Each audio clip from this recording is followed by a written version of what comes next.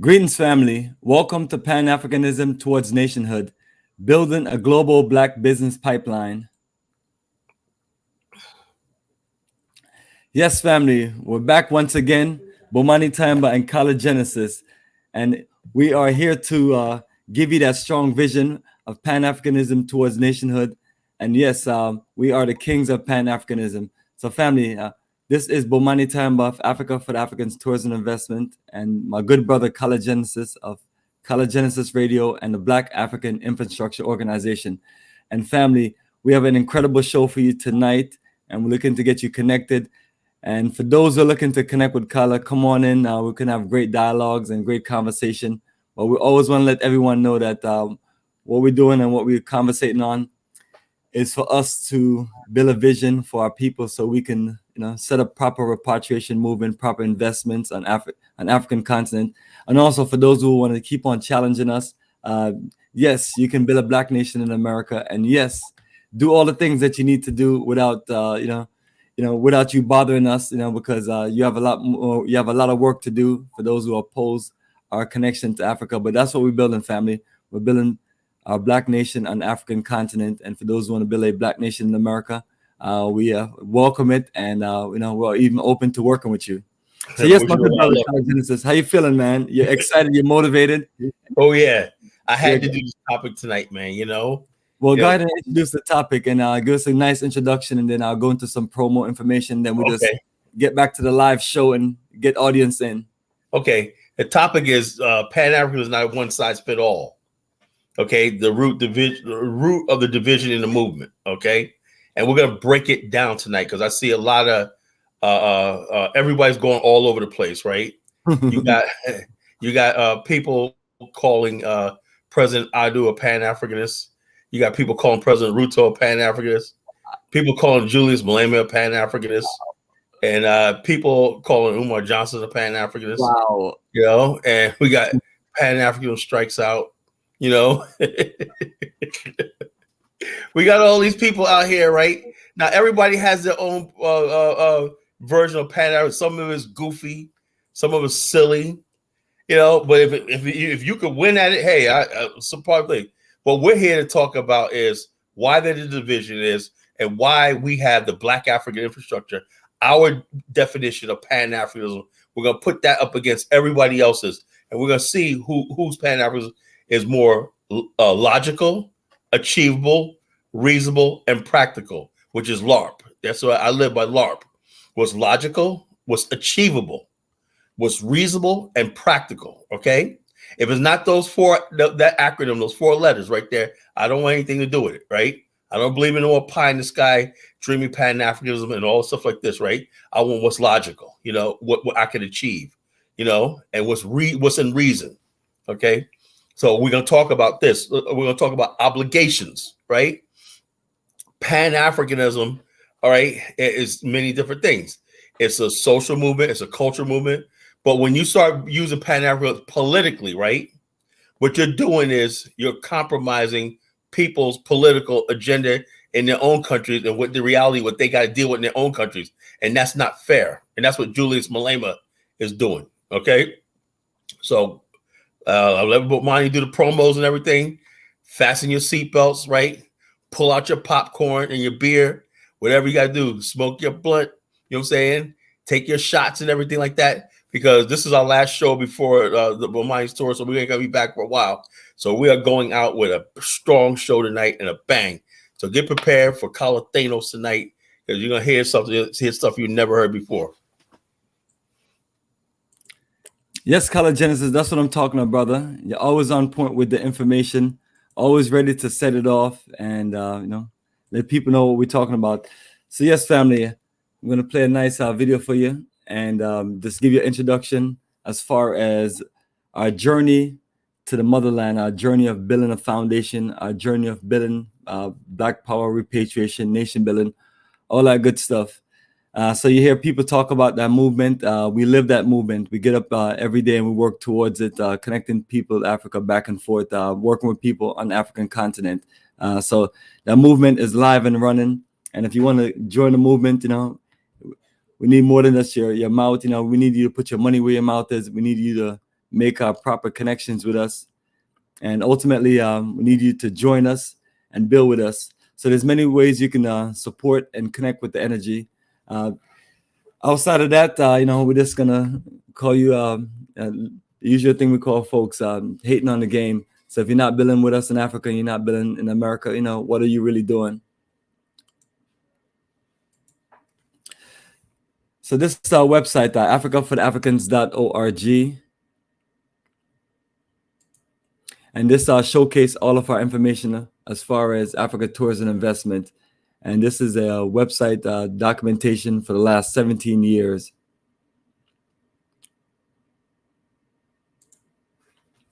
All right, so once you're on our website, africafortheafricans.org, you'll see the big banner, and you see the MP3 player on the left, nice cultural music. And then you see an incredible slideshow. And this slideshow, let's give you a nice vivid image of many different shots that we've taken across the African continent. Us, our crew, our staff, our tour members, hotels, us enjoying paradise, nightlife, shopping, networking, business, connection, land investment. The journey and the fun never ends on the journey of a lifetime.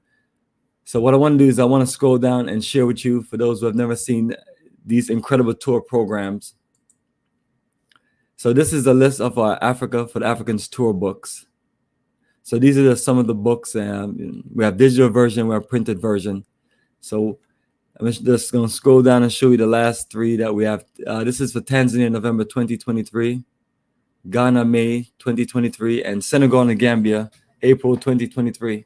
So the next journey that we have is this Tanzania journey, and that's on November 16th to the 27th. So we're literally a few days away from that journey, and this is the book that represents that journey. And also what you have is one of our group photos from the previous journeys, the Tanzania flag.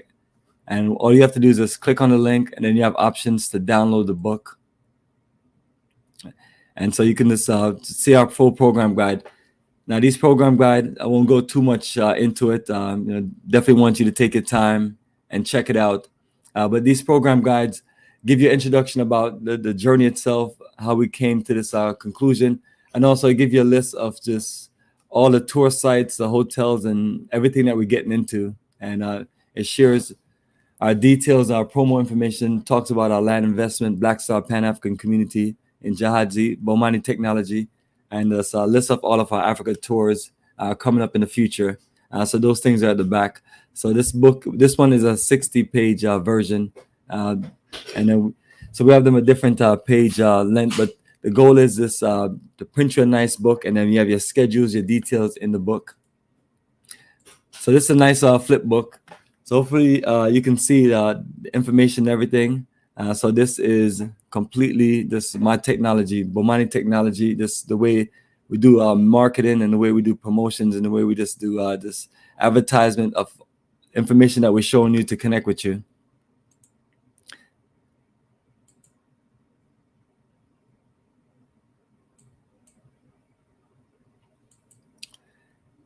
And this is what I'm talking about, 21st century technology. You just flip through.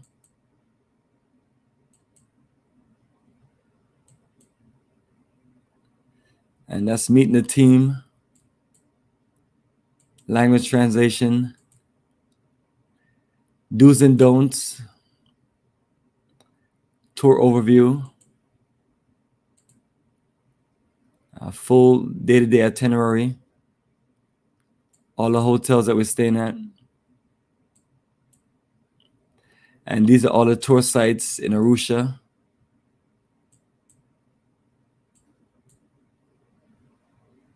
And Zanzibar introduction and Zanzibar tour sites. And that's where you have all the fun and enjoy paradise. Dar es Salaam tour sites and introduction. And then promo information in the back. Blank pages for notes. So that is our classic journey right there. So that's the kind of things that we do. And we have these incredible pens, tour bags, T-shirts, and just a fun-filled adventure. And scrolling down, these are some of the highlights of some of the other books. So if you're interested in our program, definitely check out some of these books, especially for the journey that you're interested in. We have one represent all of the countries that we're traveling to, except for Liberia and Egypt, and I'll work on those first books once these journeys take place next year. And talking about Liberia, that's the link for our Liberia Reconnection and Investment Tour coming up March 29th to April 9th, 2024. So family, looking to get more people to join us on that incredible journey, just click on the link and then all the details will pop up.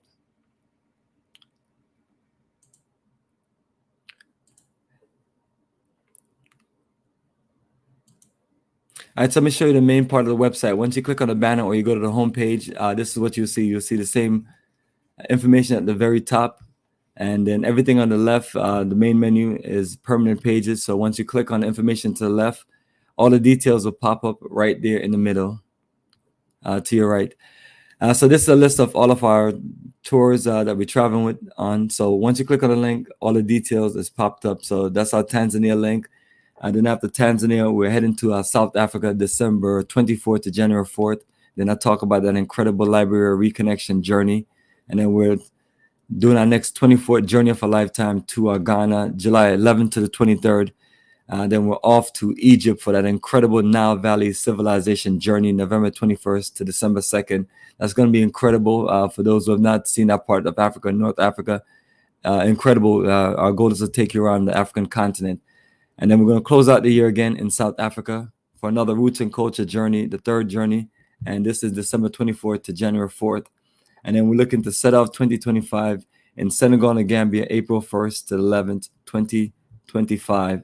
And for those who are interested in our land community investment opportunity, Black Star Pan-African Community, that's the link right there. And this is our foundation project, 4 years in. And we're working it out and building more and more ways for you to move, live, do business, and build. So it's one of those things where you just build, get things organized little by little, put things in place, and then you just build on to your results. And then, you build an energy to where you just recruit, invite more people to come on in so we can make it more dynamic and more powerful. So for those who are looking to move to the African continent, that's what we recommend. We recommend for you to be a part of an incredible organization, community that you can, put your energy together with other people of like minds and be able to live your incredible dreams and be at peace and enjoy your paradise in Africa instead of struggling and striving. And scrolling down, lots of updated information. Our next conference call is November 12th. That's tomorrow. So for those who are looking to join us on the conference call, we're going to talk about all these different countries that we are traveling to and answer all questions and go through just details for our next coming up journeys, which is Tanzania and South Africa. And as time go along, I'll update the next times that we have conference calls. So those are the details. And then below is just all of the social links that you can just view videos, pictures, and this presentation and bio details and things like that. All there for you to review for those who want to know more about what we do. And then this is the ultimate list. This is the 30 plus journeys that we've taken across the African continent for the last 17 years strong, from 2006 to 2023. So these are the last 2 journeys right there: Ghana, May, and Senegal and Gambia, April. And so you see these incredible, colorful T-shirts, and that's our brand energy to this build solidarity and this push our movement and energy strong. And all these T-shirts, they all say inspired by Marcus Garvey, one of the greatest Pan-Africans that built and organized foundation vision for us to build upon. So when you hear about me and my good brother Kala Genesis talking about Pan-Africanism and nationhood, we're talking about the reconnection to Liberia, and we're talking about vision Pan-Africanists who have laid down the foundation, and maybe they didn't get everything done in their time, but we're here to build up on that vision and keep it strong. So family, let me get us back to our regular scheduled program. My good brother Kala Genesis, and we're going to get into it. So for those who are looking to connect more with us, look out for the link, and then we're going to go to all of these things. And that's us right there in Tanzania, Zanzibar Island. swimwear and everything, all the beautiful things, you know, the beautiful aspects of life. You know, I know sometimes people be hating, but I tell people, yo, we work very hard on this. You know what I mean? Working Exactly. on good your entire summer. So when you see us in Africa, you know what I mean? You know, you're seeing the glory, you know what I mean, but you don't really know the story. The story is getting up every day, hard work, dedication, uh, keeping up, following up with people, making sure that everyone have their visas and things like that. And as a matter of fact, I just did my Tanzania visa, you know, about 10 days ago. It took me about less than an hour to get the visa. Incredible. It took me about 20 minutes to fill out the paperwork online, and bam. And you know, so yeah, it's one of those things where, you know, the African process is getting smoother. You know, I can't say for people who want to live in Tanzania on residency and also live there on citizenship. I personally feel like, you know, the time is gonna come, but I feel like that's never a priority. I'm at 17 years in, and you have never heard me say, "Kala, man, I'm not going to this country unless they're gonna give me a passport. And if I go there and we do some business there and they don't give us a passport, we're not going back." You know what I mean? What we have to learn to do is build the energy in the African continent, in different countries. The different countries have other people and other nationalities that's there trying to do things in the country. Yes, we would love for more of our countries in Africa to say, you know what, we're going to prioritize the African diaspora, but at the same time too, which is be good. But at the same time too, what we got to do, Kyle, we got to bring our A+ game and be about that life and business. And you mentioned a video to me about some dusty Kenyan that was literally trying to embarrass us and things like that. We Yeah. do understand that some of our people make moves to Africa and they run into bad situations. You know, you run into bad situations in America and wherever you go, it's what it is, you know. And that's why we're building this organized movement for repatriation and nation building. So when you're looking to, you know, connect with us, you know, whether it's in Ghana or Liberia, or especially what we talk about right now, Liberia, we're able to have things in place for you to where we can look out for you and make sure you're good.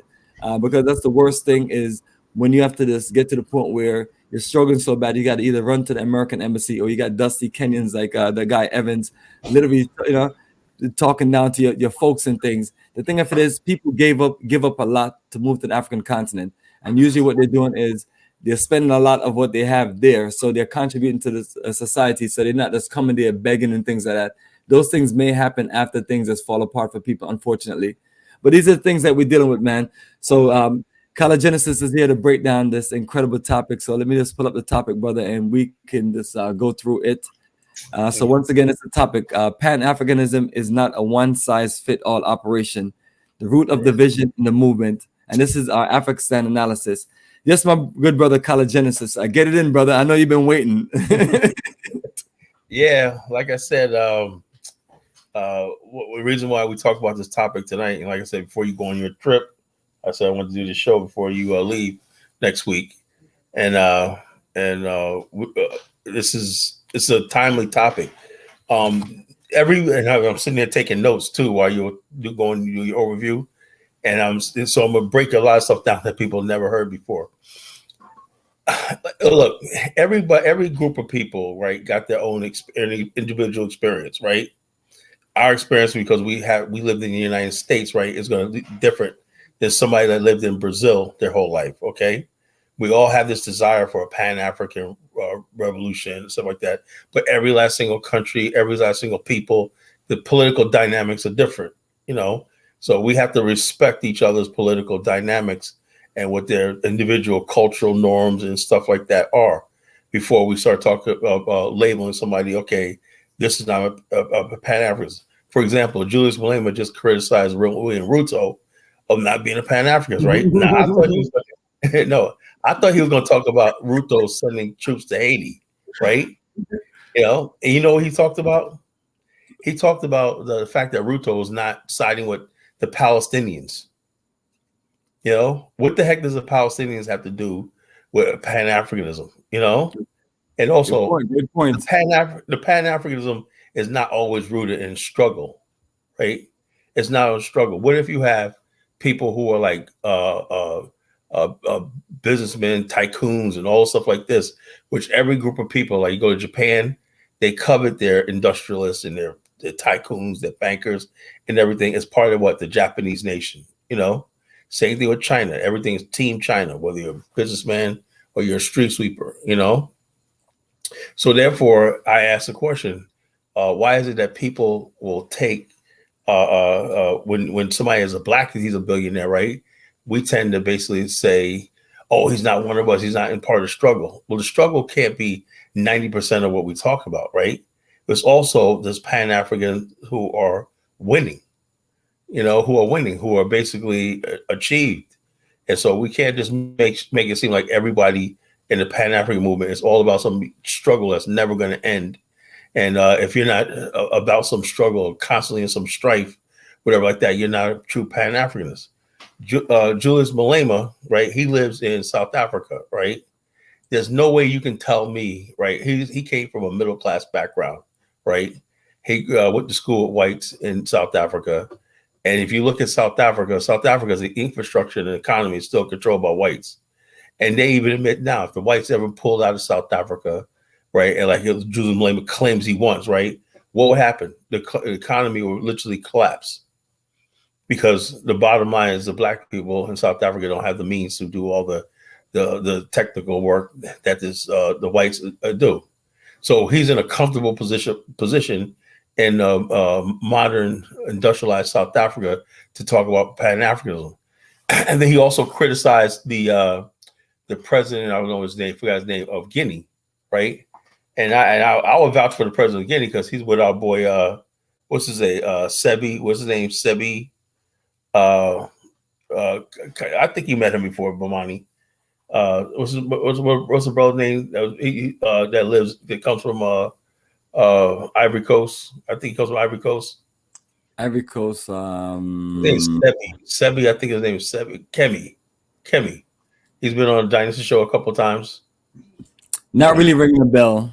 I'll find him. But anyway, he's been on Dynasty show a few times and everything. But he's with the president of Guinea right now, so I'll give him that credit.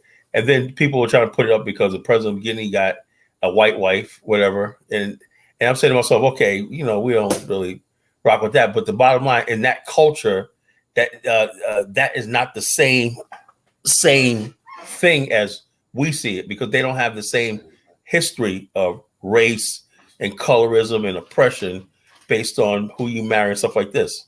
So I can't judge his Pan-Africanism against our Pan-Africanism. That's what I'm talking about. So I don't. Julius Malema did make a comment about that, but whoever stitched that one video that I played you, not this one, but the other video that I played you, right? I'm gonna play you. They're basically showing that when he's attacking the president of Guinea, he's saying, "Oh, you're still working with the French." Well, if you look, you can't just have 100 years of working with a country, right? And even if you have a revolution, right, you're still gonna have some sort of ties with that country, France. No matter what you say, it's language, everything. There's logistics and everything like this. So Julius Malema is unfairly, I don't know if Julius Malema is jealous because he's not getting the attention, because of what's going on in West Africa. But he basically is attacking the president of Guinea as not a true Pan-Africanist. And I'm like, well, where does all this come from? Didn't Julius Malema, don't the EFF have white members and people wearing the berets? Don't he have the LGBTQ in there and stuff like that? What if we say, Julius Malema, you're not a Pan-Africanist because you got the LGBT in it? We let that slide, So one size Pan-Africans don't fit all. And this is what happened because of social media right now. And what complicates things is the Negro Pan-Africans of America, right? These new Negro Pan-Africans in America, right? Who are just now getting into this, right? And they basically going by and the Africans are very, very smart. The Africans, there's a lot of Africans who call themselves Pan-Africans who don't really believe in this. Mobutu Sese Seko was not a Pan-African, right? But he used Pan-Africanism and the spirit of Pan-Africanism, also like this, for political reasons when he did the Ali Foreman fight. There's a lot of people, even people like Idi Amin, tried to reach out to Idi Amin sounded like a Pan-African and everything, but in many ways he was, but he was a brutal dictator. He invaded Tanzania, he started war, he funded wars in Kenya, and Sudan and stuff like this. So how can you call yourself a Pan-Africanist? So people have this idea of Pan-Africanism be all end all. Pan-Africanism ultimately is about building Africa and making Africa accessible to the equitable for the person. I believe every last single person born on the African continent should have the basics: electricity, running water, okay, an education, okay. I don't think those things should be paid for. I think every last single mineral, whatever it is in Africa, should be taxed to the point where everyone has a basic standard of living. Can we get to that version of Pan-Africanism? No. But what happens is now is because you have some Africans who are now Team Russia, and some Africans who are Team China, and some Africans who are Team France, and some Africans who are Team Asia, and some Africans who are Team USA, it's complicating things. It's because we as a race have not grown up. We have not matured in our worldview. I like Paul Kagame's Pan-Africanism. Why? Because he says, okay, Rwanda is all I got. Who is a Rwandan? The Hutsus and Tutsis and everything, and people who could assimilate into this vision called Rwanda. So in other words, basically, if you want to be part of Rwanda, you have to be able to contribute to this new Black society and make it easy for you. What's the ideal Pan-Africanist? That means that you believe in the idea that Africa is defined by what? Race. You cannot be a Pan-Africanist and basically say that race does not matter and stuff like that, because that's the glue that holds everybody together. And so also, before I get into it, right, I do believe that all the major projects on the continent, right, should be Pan-Africanist, right? If there's a major project, infrastructure project, or large-scale colossal project and everything, there should have been Pan-African engineering and civil engineering and sciences that are working together on the continent. I believe that doctors should be without borders. That's Pan-Africanism. There should be visas for African doctors to practice anywhere on the continent. Does that happen? No. It doesn't happen? No. So we can't talk about Pan-Africanism when the laws are not in place to facilitate real Pan-Africanism. With that, can you play that video of Julius Malema? I think it's the right one, when he calls out fake Pan-Africanism. I think that's the one you're about to play. And so 4 minutes into it, I'm going to make my point. Yes, that same video that I just put up, right? Let me make sure that's the right one. I sent you two. I want to play both of them, but there goes, I think it's the one. Yeah. Yeah, send the next one. That way I have it right up and I have it. Is it on YouTube? Yeah, it's on YouTube. Yeah, all 4 videos. I got a Umar Johnson video, Evans from Kenya. Okay, and I got another Julius Malema video. This one said Julius Malema goes viral again in Kenya as he fires at President Ruto. So this is a 17-minute one. Yeah. So, okay. No, the one. No, the one is bravely elected. The other one. It says. Let me see. Let me make sure I got this right one. Let me make sure I got it right. Yeah, brother. I'm gonna play this one, and then you can send me the opposite of this one. Okay. Yeah. Right, so family, let's hear what the brother have to say. And this one is, we can just play the whole thing. This one is 11 minutes. Yeah. But if you want me to stop, just let me know ahead of time what time frame you want me to stop at. Okay. Hey, call me Louis. This is my spot. Louis spot. I don't know if President William Ruto means it, because he said so many things and I can't locate him these days, because the things he said during election and the things he's doing now are two different things. I don't know. Because I heard him saying we need to do away with the dollar and build our own currency. But his actions are not speaking to anything of doing away with the dollar. The latest being putting a red carpet for a murderer, a person who killed the Kenyan people, coming into this country, receiving a red carpet and being saluted by our own army. This is not a Kenyan army. It's not a colonialist army. The Kenyan army is a product of the Mau Mau rebellion. And those who killed our people in the Mau Mau rebellion cannot be saluted by the same army of the children of those who were killed during Mau Mau rebellion. We have a duty to stay true to the cause. We have a duty to remind the King and Britain of what they did to us. Indeed, he shows no remorse. He says this was bad, it shouldn't have happened. But he runs short of, I apologize. I am sorry. He will never say he is sorry, for because he thinks that his race makes him superior and he's not qualified to apologize to those who are junior to him. We call upon the Kenyan government to be firm and to decide what they want to be. Do they want to be Pan-Africanist, or do they want to be proponents of neo-colonialism? You can't have it both. Only one call must be made, and that call is of Pan-Africanism.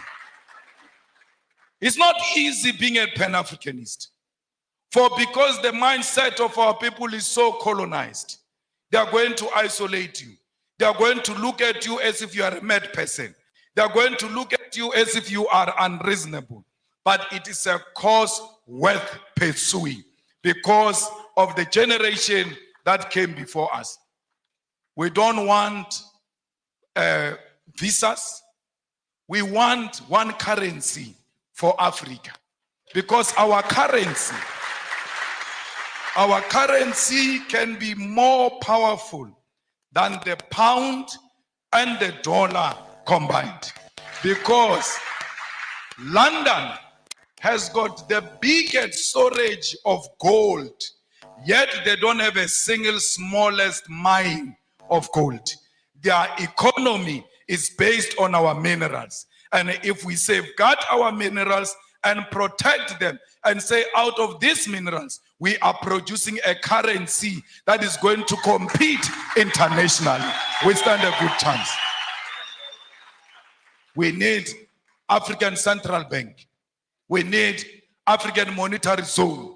We need African military combat, because these pockets of wars that are happening in Africa are not of our own making. They are sponsored wars so that those who continue to steal our resources can do so uninterrupted as we fight ourselves, amongst ourselves. So we need a military, a common defense system, the African High Command that will ensure the stability and security of Africa. We equally need a binding African court to deal with dictators who only exist in Africa to feed their friends and families.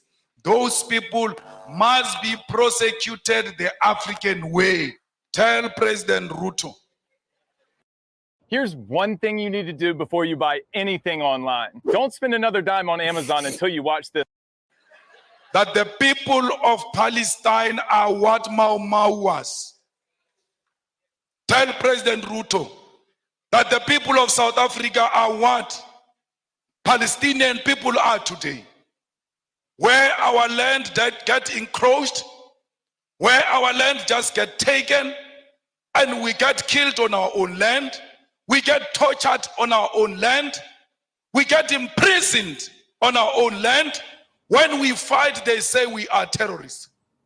This Nelson Mandela you celebrate, for 27 years, he was in prison because he was a terrorist. What crime did he commit, which the Palestinians are not committing? His crime was to fight for the liberation of the people of South Africa and the oppressed world all over, including the people of Palestine. It can't be correct that President Ruto, knowing the history of this country and the history of South Africa, comes and tells us that is with Israelites. Yeah, brother, I gotta stop on that note right there. Right. So you can break some things down, because there's a lot of things out in this millennium thing. This is what I'm talking about, right? Now, I don't have evidence, right? But why would you basically open a womb, Pan-Africanism, and the stuff we're trying to build, right? And pivot towards what the Palestinians going through. You know? he said that what the Palestinians are going through is what the apartheid. That's a disrespect. Well, I mean, do some comparison, brother, and break it down. Let me give you some time to do that. Let me break it down. Okay. First of all, the Jews were not the white people were not in South Africa 2,000 years ago, right? Second of all, the Jews and the Palestinians are the same race.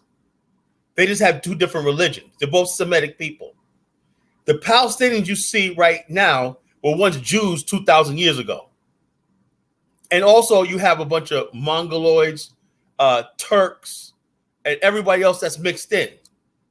And so they created this group called Palestinians. Black Africans were living in Africa, right? Europeans came and colonized and invaded South Africa and imposed themselves on South Africa. That's illegitimate. It's interlopers, right? Jews are actually returning to a land, and now the land is divided over centuries by different cultural norms, ideology, and all stuff like this. It's not the same thing. And so what has happened is when somebody, when the Palestinians, the people living in Palestine, whatever like that, are introduced to this modern way of life and they reject it, or they don't want to be part of it, or they don't want to build anything because of a difference of religion. Everything, it's not the same thing. You know, how can you basically call yourself a Pan-Africanist, right? And you just basically said that your situation is the same thing as the Palestinians. The Palestinians are not being discriminated based on race, because the Jews and the Palestinians are the same race. And the Jews have a historical tie to that land. The whites, the Boers did not have a historical tie to South Africa. They were interlopers, invaders. And so why does he put this as his thing? Why would President Ruto talk about the Palestinians? Most black people are moving to the point where it's like, look, between the Jews and the Palestinians, right? You know, and all these other stuff like this. Why do we care about this? Do you understand that the Arabs had the slave trade in the Arab world was longer than started in the Arab world, and was actually longer than and more destructive than the European slave trade? It lasted almost like to the 1960s. You know, what is Jules Malema talking about? This is when you basically are a communist and a Marxist, right? You think Pan-Africanism is all about some communist struggle of oppression. No. You know, they're Pan-Africanists who are businessmen, who are capitalists, who are middle class, who are poor, everything like that, you know, but it's all based on the fact that since we're all the same race, we can get along. We can see eye to eye. It has nothing to do with a struggle. You know, when you go to any other country around the world, right, they could be suffering and everything, right, with an enemy, wherever like that, but they'll tell you in a minute, get your black ass out of here. We'll deal with our enemy over here, but we definitely don't want you. That's the difference between black people and everybody else, right? We see other people, other races as our friends before we see each other. Now, what I would like to see is more reconciliation between black people on the continent before we start talking about the Arabs and everything. Arabs are not our friends. And when we look at both sides of the thing, is between them. Just because somebody's poor, just because somebody is look like they're on one side, we automatically assume just because Israel is advanced, a society, right? We automatically assume that they're capitalists, they're imperialists, they're colonialists, right? But what about the Arab world, right? The Arab world colonized North Africa, Egypt, all the places like this. How come Julius Malema not saying anything about that? How come Julius Malema is not talking about the way the Arabs treat the black people in places like Darfur and the Janjaweed, who are still to this day hunting down black, dark-skinned Africans in the Janjaweed in Sudan? But why is he so concerned about the Palestinians? Why? Because the Palestinians have a headline right now. And also, let's be honest with ourselves, Hamas has $1 billion. I don't know. We don't know if they pay Julius Malema off, Jules Millennium was making a calculated thing that all us black people around the world is going to rise up against the so-called look. The bottom line is this. The bottom line is we have to start worrying about our own race and ourselves. We always do that. We always want to worry about things like what I say about China and Taiwan, right? Look. China says it has legitimate rights to Taiwan. Taiwan says it will be independent. That's not my fight. We automatically see, oh, China's bullying Taiwan. We got to come out there with our tears and everything. And we always cap it for people who don't give a damn about us. Is that the Pan-Africanism? I feel so empty right now listening to Julius Malema. He's telling us we got to talk about the Palestinians when black people in the West don't have a state. We don't have a state. We don't have an Afrikstan. Nobody wants to freaking talk about Afrikstan, whatever. We have no black African infrastructure. We have nothing going on for us. When we talk about African minerals or whatnot, how about African mining companies mining the minerals themselves to start making the money? When we would be complaining about minerals and we were the ones actually making the money. Instead, African countries are talking about increasing their royalties. So nothing has changed in Africa in 500 years. 500 years. From the time Europeans were picking Africans off like fruit as slavery and selling us on a thing, to the fact of the matter is that if you come to Africa, if you want anything from a 12-year-old virgin to an elephant, you can get it. Or elephant ivory touch, you can get it. It's a place of looting and pillaging. That needs to stop. When is the African countries are going to start building their own infrastructure, their own industries and stuff like this? And you're going to talk about African currency? How are you going to build currency and you're not even committed to building to industrialization? We don't have any major industries. No heavy industries are in Black Africa. And so therefore, like I said, and they use the occasion to start talking Pan-Africanism and everything. Pan-Africanism goes what deeper than this. Pan-African was born in America among black people in the West who really believed that they could build a black world that could compete with the rest of the world. You can't have whites in your country like South Africa, right? And whites in your organization and all stuff like this, and call yourself a legitimate Pan-Africanist. It don't work like that. But the question was Malema is also using this occasion to attack Uganda about their anti-LGBTQ laws. He did that a couple of months ago. What does the LGBTQ have to do with building a black family? Our version of Pan-African is the black man, black woman, black child. You see how the thing is? So what we're saying is everybody has a different Pan-African value system. What you value. If Julius Malema is so stricken and so traumatized by the apartheid era, then not everybody went through apartheid. The people in Guinea didn't go through apartheid. So therefore, they're not going to see things the way Julius Malema did.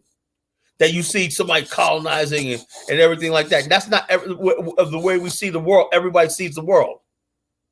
Because his version of Pan-African is always fighting some the British and all this other people like that to eternity or not, and turn a blind eye on all the stuff that Africans could have been doing themselves. So I say this, Julius Malema, he did not mention President. Now he could have said, I thought he was going to talk about President Ruto be given money to go into Haiti. He didn't say anything about that. I was sitting there waiting. Yeah, he's going to really stick into him about his working for the U.S. government to send Kenyans police and soldiers into Haiti. I thought he was going to talk about that. I said, now, man, now we're going to have some justice, man. Ruto's going to. He talks about Palestine. He talked about Palestine. It was just the same time when they had a Pan-African rally in 2011, right? And they had Minister Farrakhan out there, right? And we thought we was going to have a big Pan-African rally. And all the thing he was talking about was Gaddafi. And he talked about how Gaddafi was this and Gaddafi was that. And I guess Gaddafi promised Farrakhan some money and everything. So Farrakhan, in 2011, Farrakhan hijacked the Pan-African movement because nobody really takes the Pan-African movement. It's only done when it's to your convenience, when it's done when you can use it. Nobody said that's what we're getting sick and tired of, right? I'm getting sick and tired of people using Pan-Africanism for their little short-term games and their political purposes. So was in Harlem, right? And he was in a motorcade, whatever like that. It was about he was talking about Gaddafi. Gaddafi gives $10,000 for married couples, and Barack Obama this and Barack Obama that, and blah blah blah. NATO and I'm not against Gaddafi whatsoever, but that wasn't that was between France, NATO, and Gaddafi and the Arab Spring. That was happening all over the Arab world, So I asked a question. Now, Gaddafi did do a lot for Africa, but he was doing it for his own personal reasons. But I appreciate the money he donated to Africa. He was I'm hearing he was going to donate money to the Ducor Hotel, and he was going to put some money in Liberia. He was very generous with his money. And hey, I have nothing against what Colonel Gaddafi was going to do. But that was Gaddafi, right? But that's not the whole Pan-African movement. And then a lot of African countries basically did not back Gaddafi up in the West. But what can they actually do? What can they absolutely do? That was something that spiraled out of control. Nobody thought that the Arab Spring and all that stuff like that was going to happen in Libya. And then what happened right now, Libya has African slave markets in there. Nobody, including Julius Malema, has mentioned that. You have slave trading of Africans, of Black Africans. It's like we went back 200 years in time. You got slave trading in the Arab world, right? Of African girls going to places like Dubai and everything and find themselves with their passport seized and everything like that. Why is it not Julius Malema talking about that? These are the same Palestinians and the same people that could come into this country in America. I see them all the time. And they can be just regular ass white citizens walking around white. So what the hell has they got to do with us? As far as I'm concerned, you got Jews and you got Arabs and everything. That's not our fight. And so therefore, I want to steer the Pan-African moral back to land infrastructure nation, building Black African infrastructure and everything. If it doesn't fall into those categories and everything, then I don't want anything to do with it, right? That's not our fight. That's not our struggle. Absolutely, brother. He loud and clear. Also, there's some feedback coming from like paper being moved or something. Who? There's some feedback from your background. Okay, I don't hear anything. Okay, that was my broiler. It went off. Can you hear anything now? It was like scratchy. Yes. No, nothing right now. I was getting excited. I was moving my computer. Yeah, exactly. So that's what the feedback was. Okay. The mic is very sensitive, so you have to. Yeah, I was getting. So. Absolutely, a great point. You broke the situation down because what's being used is the word the word apartheid, and so apartheid mean people can look at it as an apartheid situation, but I think you hit the nail on the head when you mentioned that you're talking about the same people. Some converted, some didn't, but they were all they're all on that same land. So It wasn't like a foreign entity came and colonize them or impose their own laws on them. So that was a great point, brother. Really appreciate it because I'm not coming at Julius Malema or anything, but it's like a lot of times he says a lot of ignorant stuff. He's and the things he say, he knows how. As a matter of fact, he has that energy of talking to where he can just get people excited. And that's what he does. He get people excited, but then there's nothing after that. They're just excited. That's why they've been running that government in South Africa for so long, and they're not in charge of the country, and they don't really have much of a voice. But at the same note, this is a comment from Baruti Kantembo. Let me just read it off. Kala, let's discuss Malema in a positive light. His overall focus is on the uplift of Africans of all stripes. His taught speech at Lukenyan University was heavy, including a great synopsis of slavery and African Americans. My point is this: I'm sick and tired of like this Evans in Africa. I'm sick of look. Let me tell you something, folks. We African Americans, we got us. And it just shows me more that Africans on the continent don't understand us whatsoever. They don't understand us whatsoever. Or else, when we go to Africa, we wouldn't be getting screwed over like we do. So I wish they would stop like they're concerned about us. We know we know what Black America needs. I know what Black America needs. I know the thought process of my own people, right? Everybody wants to do is this. They want to basically, and what's disrespectful is is that although South Africa went through apartheid, right, they didn't go through the trauma of, and Minister Farrakhan said that years ago too, at his Savior's Day post-Million Man March, right, the following year, right, he said, look, you know, you can't compare 24 years in prison to people who've been chained to the neck for 400 years in the West. We were taken out of our ancestral country. We're in captivity, okay? We're surrounded in America. We have to act a certain way. You know, we have to fit into this society and survive into this society because there's no other alternative, right? And Africa has, I'm going to break it down to you tonight, right? Be honest with you. Africa has never given a fuck about Black America, and it still doesn't. Even when we go to the continent, right, and say, yo, there's African Americans that will reach out to and everything like that. So many people go over there, lose everything they have, get broken, everything, even sit down with president, and nothing comes out of it. So there's no real serious Pan-African movement between the Black world and everything like that. Let's stop that nonsense. Tonight, the feel-good Pan-Africanism ends. Tonight is what's logical, achievable, reasonable, and practical, right?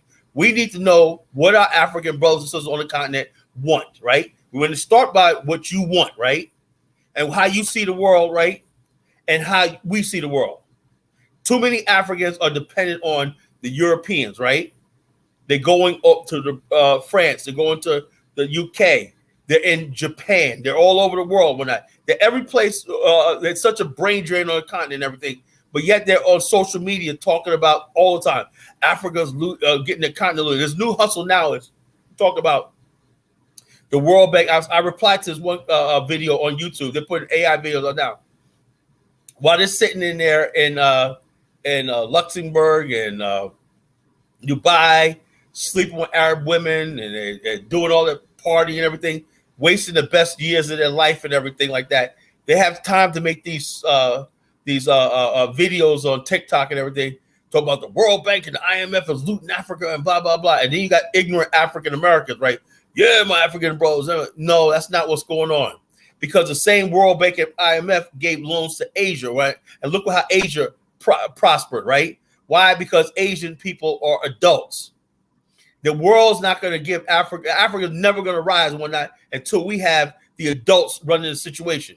And Africa was prematurely given democracy, right? Which means people like Malema and people who are demagoguery and tribalists and people can play on tribal. I'm seeing it right now in Liberia, right? Where you got an outright criminal, Nathaniel McGill, right? Got elected as a district. He was under sanctions. He has an arrest warrant from the United States government for corruption and looting American funds and everything like that. And Ambassador McCarthy put sanctions on him one night. So what he did was he ran for senator or congressman in Liberia and won on the CDC thing. I saw a thing up there when I was in Liberia. I said, "There's no way this fool gonna win." And guess what? He won. So they're playing this game. And when it comes down to it, right, what happens is if finally he'll appeal to African Americans. I'm being persecuted because, you know, I'm a Pan-Africanist. Everybody always, when they get caught doing something, when they get caught wrong, suddenly there's some super Pan-Africanist. They start saying things that they know you want to hear. The white man is taking the money. The white man is looting our country. Blah, blah, blah, blah, blah, blah, blah. And you know, you sitting here as an African-American, want to help build Africa. You want something. You don't even know what you want out of the continent. You know, Africa is two different things. You can be interested in something. That means you're just a fan. You're just a spectator. Everything. That means you're interested, right? But Bomani and I, and the BAIO, we want to have an interest in Africa. That means we have territory, we have land, we have infrastructure and stuff like this, and we want to basically set the new course. How can you want to talk about stuff like that when you're basically still going by the borders set by the Berlin Conference? Africans are too scared to look at the borders of Africa and say, let's redraw these borders and create new states and territories and everything to give the Black people who were displaced a chance to come home and build and everything like this. No, they don't want to see no sovereignty of the territory. Kenya is an artificially made country, deliberately created to create division, and they know they can never unify as a nation and everything because that's the way the British said. Same thing with Uganda. They overlap territories and kingdoms and everything, so they can always be at friction with each other. So we as Africans, Black people, we are going by the same borders, like that whole big country called the DR Congo. which was Belgium, a derelict country, right? Doesn't even have a national language. French and Dutch are the two languages used there. And it was a derelict kingdom and whatnot of idiots and whatnot. They basically got Wall Street bankers to go over there, invade and rape the country. And the bottom line is this, nobody ever said, the Congo could be like 30 states right there in the Congo itself. If you start creating new states and territories and everything like that, wouldn't that be easy for the diaspora to transition to the continent? Of course it would. You know? Baby Rodriguez said, meanwhile, Nigeria is preparing to Saudi for investment, separate and apart from the Saudi investment summit, you know? Yeah, everybody's doing every country is doing their own thing. The Pan-African world where we speak for a unified voice is a farce. It's gone out the door. Nigeria is doing its own Pan-African thing, right? Whatever that is, we're not, you know, you got this one, that one. Because of social media, there's like a million different Pan-African groups. You think all the millions of social WhatsApp groups, social networks, social Facebook, everything, everybody got their thing and nobody's on the same page because no one, if everyone came on, if the black people from the diaspora said, we believe in this idea of an Afrikstan as a central part of us building in Africa. If that was your case or not, then we have something to, we come as a force to be reckoned with on a continent. And then we'll say either put up or shut up. If you want to talk about Pan-African and whatnot, then we have to redraw these borders and whatnot. We're still letting the Europeans dictate what is theirs. We got Portuguese Africa still. You got French Africa still. You got English Africa. You got all these other places. You got Spanish Africa. All these things in place and everything as a way thing. And how you gonna build a Pan-Africanism when you got other obligations? For example, people don't realize this, that the Kwame Nkrumah and Tolbert and all these other people were working behind the scenes. They had like 3 different conferences of the OAU, right? And they basically sided on the last conference was in 1979, Monrovia, Liberia. Now that conference is mysteriously has been erased from history. In that conference, it was decided that they were going to have the Lagos plan of a real Pan-Africanist conference, right? They were going to have the Lagos plan of action of industrialization of Africa, right? A West African power pool of electricity, right? Building African, a unified African currency, one railway system, one railway gauge line, highway system. In other words, basically, instead of you driving on the left in Sierra Leone and driving on the right in Liberia, we're going to come up with a way to phase out that so all Africa could drive anywhere in the continent. All these basic infrastructure things were put in place. African Development Bank, right? Which was supposed to be in Monrovia, but ended up going to the Ivory Coast after the 1980 coup in Liberia. And also a Pan-African Development Defense Force, right? Peacekeeping force, right? Peacekeeping force, you know? So a Pan-African peacekeeping force for the continent, right? All these things fell apart, right? And also the OAU was going to be the preemptive organization for the continent, the fur continent thing. That means some African countries were going to cede sovereignty over things like ports, airports, a unified African air system and whatnot, you know, telecommunications for the continent, you know, naval, you know, and all logistics and everything. So that means that people from engineers and technicians could work from Tanzania to Ghana and everything like that. You know, that's Pan-Africanism, what the OAU was thing. Now, when the OAU fell apart at that 1980 coup, because President Tolbert of Liberia was the president, and also President Tolbert said that I will never let Europeans build a base. The Europeans and Americans wanted Tolbert to help them build a base in Africa, a base. He said, you'll never have that base in Africa. You'll never, as long as I'm headed to OAU. And that's why they got rid of him. And they made it seem like it was some coup about the natives rising up. And so when people talk about Pan-Africanism and they don't understand what the real story was about Liberia, that Liberia was the birthplace of the Pan-African movement in Africa, and that spread to the whole continent, that brokered the Lancaster Agreement and thing, and also brokered peace in the Congo with George Padmore, you know, also the freedom of the petition to give Southwest Africa, Namibia independence, right? Which 10 years later happened in 1990 and everything. So we're not even educated on. Well, we're going by the white people's narratives on what history happened in Africa and we're going to talk about Pan-Africanism. So I'm ready tonight, folks. That people want to call in. We're going to play with some more videos before we let people call in. You know. Absolutely, color. Great breakdown. Let me just continue the rest of the video, unless you want us to move to something else. No, you can play the rest of that video. I want to hear the rest of it. You know, he was cringeworthy. It's not on Jewish people. Our war is not on pregnant women, Jewish pregnant women. Our war is not on Jewish children. Our war is against a Zionist apartheid state of Israel, and that's what we are fighting. So if he got money from some Jewish person, we are not fighting that funder of his. We are fighting the state of Israel.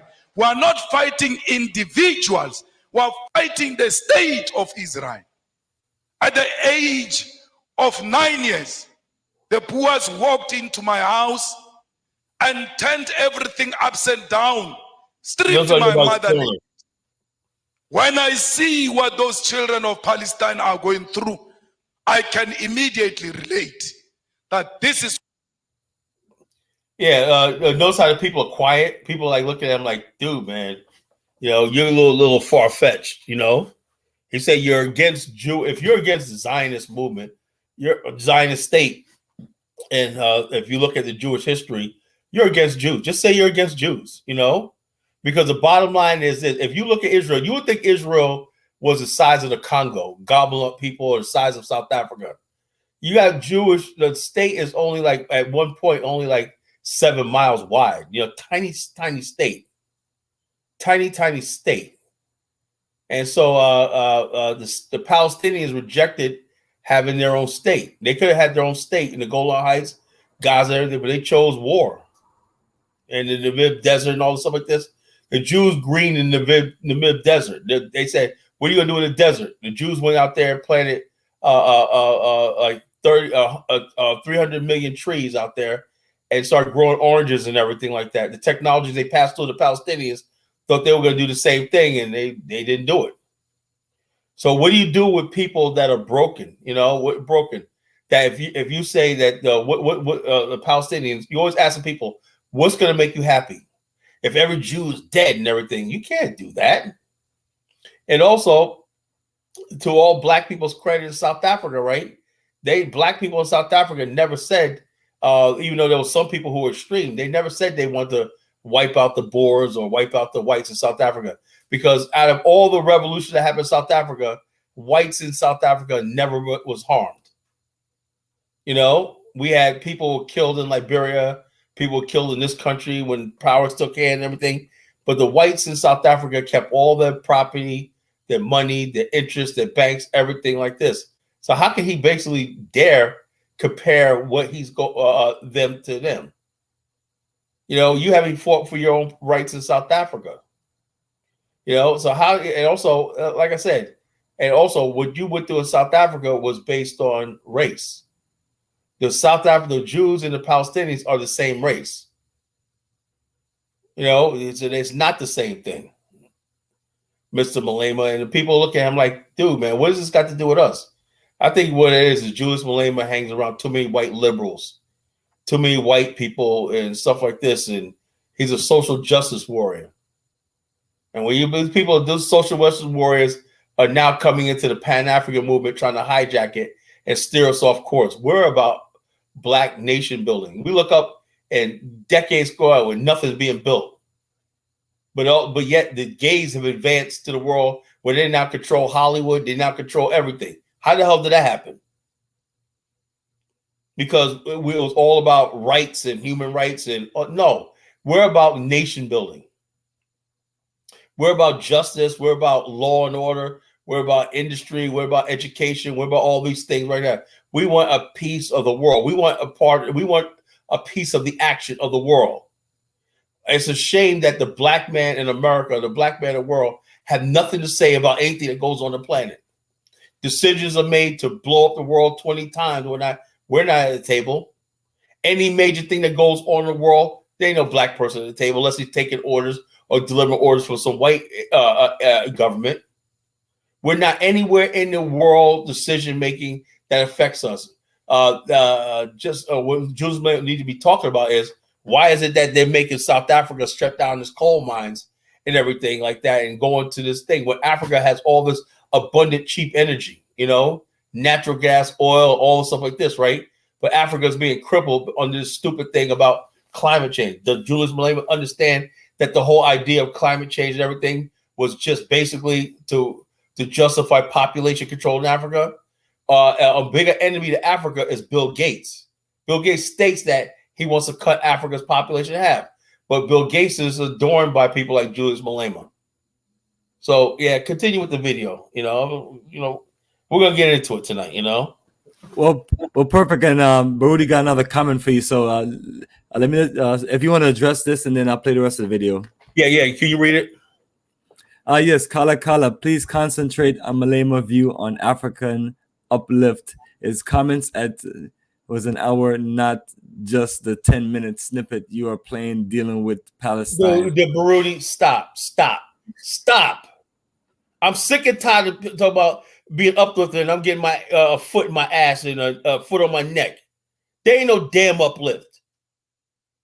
I'm sick and tired of hearing about some damn African uplift. I've been heard this all my freaking life. What do I tell you about this, Bomani? How long have we been hearing this shit? We've been hearing this shit for decades now. Everybody's saying the same goddamn thing. And not a damn thing ever changes. Not a damn thing. Just more fucking talk. Excuse my language. I don't want to hear it. This thing about Palestine where they killed anything he was about to say. Don't want to hear it. I can speak for myself. I can speak for Black America. We don't have any land in Africa. We have no interest. We're ready to build a nation on our own and bring the diaspora with us to build this freaking nation the world has never seen before. And no one's talking about that. They want to hold on to that. Oh no, you can't do that. Fuck your laws on the continent. Create new ones. Give us space. Give us access to the oil blocks. Why is my ancestors come from the area of Angola, Equatorial Guinea, Cabinda, and all that? How come we don't have a fucking oil block on the coast, or one of the richest oil blocks in the world? How come we don't have an oil block there that we own, that we can start us off to finance our interests in Africa? But I guess what? The Chinese do. The Arabs do. So tell me about what the hell somebody like Julius Malema have to say. When it comes down to it, these guys are doing the same old.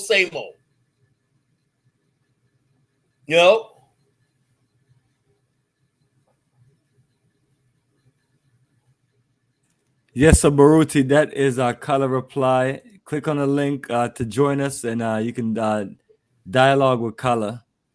So we'll be waiting for you to join us, brother. And Kala, we only have a few more minutes of the video, so let me just play this and close out, and then we just move to the next one. This is what apartheid looks like. We cannot be Pan-Africanist if we can't associate with the oppressed nation. Our Pan-Africanism is based on the basis that we are an oppressed nation ourselves. And everywhere else where we see an oppressed person, that person is our sister, that person is our mother, that person is our father, because we are not free until the whole world is free from imperialism and colonialism. Damn that. Damn that. I don't know if you'll regret disagree with that. I strongly disagree. Sorry, Bomani. I strongly disagree. That's what I'm talking about right there. Every time somebody says somebody's oppressed, sometimes some people are oppressed because they want to be oppressed. We watched how people at one time we kept, remember the Vietnamese people? We said, oh man, no Vietnamese ever called me nigga. Now these same Vietnamese people are the most racist people who are working against us right now. Once people get their little money and their little come up and everything, they forgot they're oppressed. People don't dwell in oppression forever. That's a problem with these Pan-African movements, what we're talking about tonight, Everything's based on oppression, right? And that's why we can never get out of this situation. because we think everything's about fighting the pressure. So anybody's oppressor is our freaking ally. No, it's not. No, it's not. I rebuke that. Everybody oppressed is not our friend. You got people will cut your freaking throat and will not call themselves oppressed. You know what I'm saying? You go to jail when we're all in jail. No, you go to jail, survival. Sometimes other people oppressors trying to oppress you or trying to cut you down even more than the people you think is oppressing you. Oppression starts in the mind. If we as a race reject science, technology, nation building, and infrastructure, all stuff like this and everything, we're always going to be freaking oppressed. That means everybody's our damn friend now. The gays are oppressed, according to Malema, so they got to join with us. This is what I'm talking about by these people who are misusing Pan-Africanism. Go ahead, Bomani. I mean to interrupt. Go ahead, bro.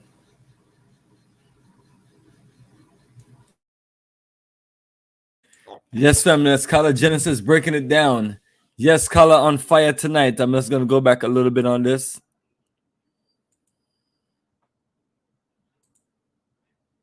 Then that person is our sister, that person is our mother, that person is our father, because we are not free until the whole world is free from imperialism and colonialism. I don't know if you'll regret inviting me after this. But my problem is that I tell my truth as is, and I say it to authorities without fear or favor. Till today, no one has ever sued me legally successful. Till today, no one has imprisoned me, because you can't imprison or sue the truth. The truth will always prevail. Comrades, we must make sure that as we live here, our sympathy is with the oppressed people. Look at Cuba. Its crime was to choose a different economic system to what America has chosen. And then they are under more than 60 years of economic embargo. What crime did the people of Western Sahara commit against Morocco? We are at the center of speaking the truth as a Pan-Africanist institute, because we've got the ear of the continent and the diaspora and the whole world. And this organization we are launching today, Prof, will live forever and ever, because you only speak the truth yourself to power. And you always make us politicians to want to check if indeed we are still on the right track. So an institution established by a person like you, we are guaranteed that it will live for long and it will live for generations to come. That's why we are proud to be here. I was not brought by a plane here. I was not brought by a car here. I was driven by the spirits of those people who were dumped in the oceans. And when they were dumping them in the oceans, their cries are still crying loud till today. They did not dump them in the ocean only. They dumped them chained on their hands and their feet, and they could not fight. When the sharks were eating them in those oceans, they could not fight. Even if you know that today I'm going to die, but it is always good to die fighting. That you must hold the shark even when you know it's going to swallow me. I must die fighting. Those people who died in the ocean said to me, you ought to arrive there. Because what you guys are going to start there is that which is going to seek reparations for us. As you leave this place and going back to your home, remember the people who died in the plantation, beaten, treated like dogs, Remember all of those slaves that asked for help and they never found help. But you must say to them in spirit, the help has arrived. And that help we declare today that will fight the battles of the heroes and heroines of Mau Mau, of Mbambata Rebellion, of the slaves. This Pan-Africanist Institute must be at the center of demanding reparations for all the suffering Africans have gone through because of colonialism. We must teach our people that we are not beggars. When we ask for reparation, we are not asking for donation. We are asking for what was stolen from us to be returned so that we can prosper and become a better nation. Thank you very much. He didn't get a lot of applause there. And the problem is, Malema, is this: the white people are never. As long as you're how are you going to be dependent on Europeans for loans, investments, tourism? South Africa's money is made through tourism. Mostly white people come to South Africa and tour and spend money in the economy and everything like that. So South Africa's like, okay, this sounds good and everything, but we got mouths to feed and everything. That's the reality. And we have the Pan-Africanism in the future has to be based on reality, the reality situation. And also, it just irks me when people compare colonialism with the slave trade. We were not colonized, right? We were taken into captivity. That's two different things, Johnson. This is another one to pivot to this topic, right? Umar Johnson is now blaming Black America. He takes a shot at Black America for Sexy Red. He says that Sexy Red is a product of Black America now, So we've been condemning Sexy Red, and he was out there with Suki Kama, whatever her name is. And now it's basically time to bash on Black people for Sexy Red. That's our fault now, Where's Umar the white man now, So it's a very sad situation. My thing is about the Pan-African movement, right? He said anybody's oppressed. I'm sorry. Even with the Nigerians see themselves as oppressed?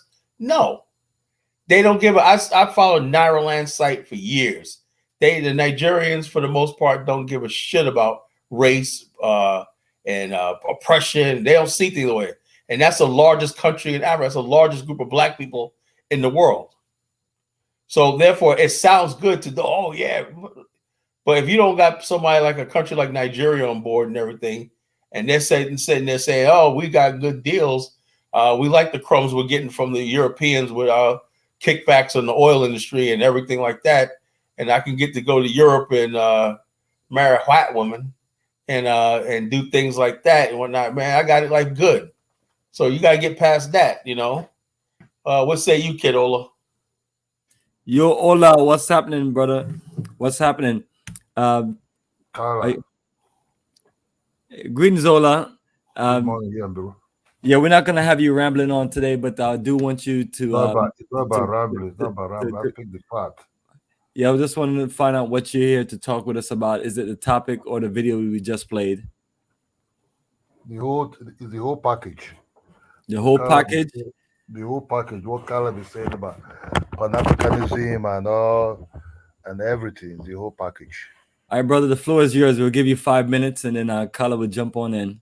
Okay, I got you.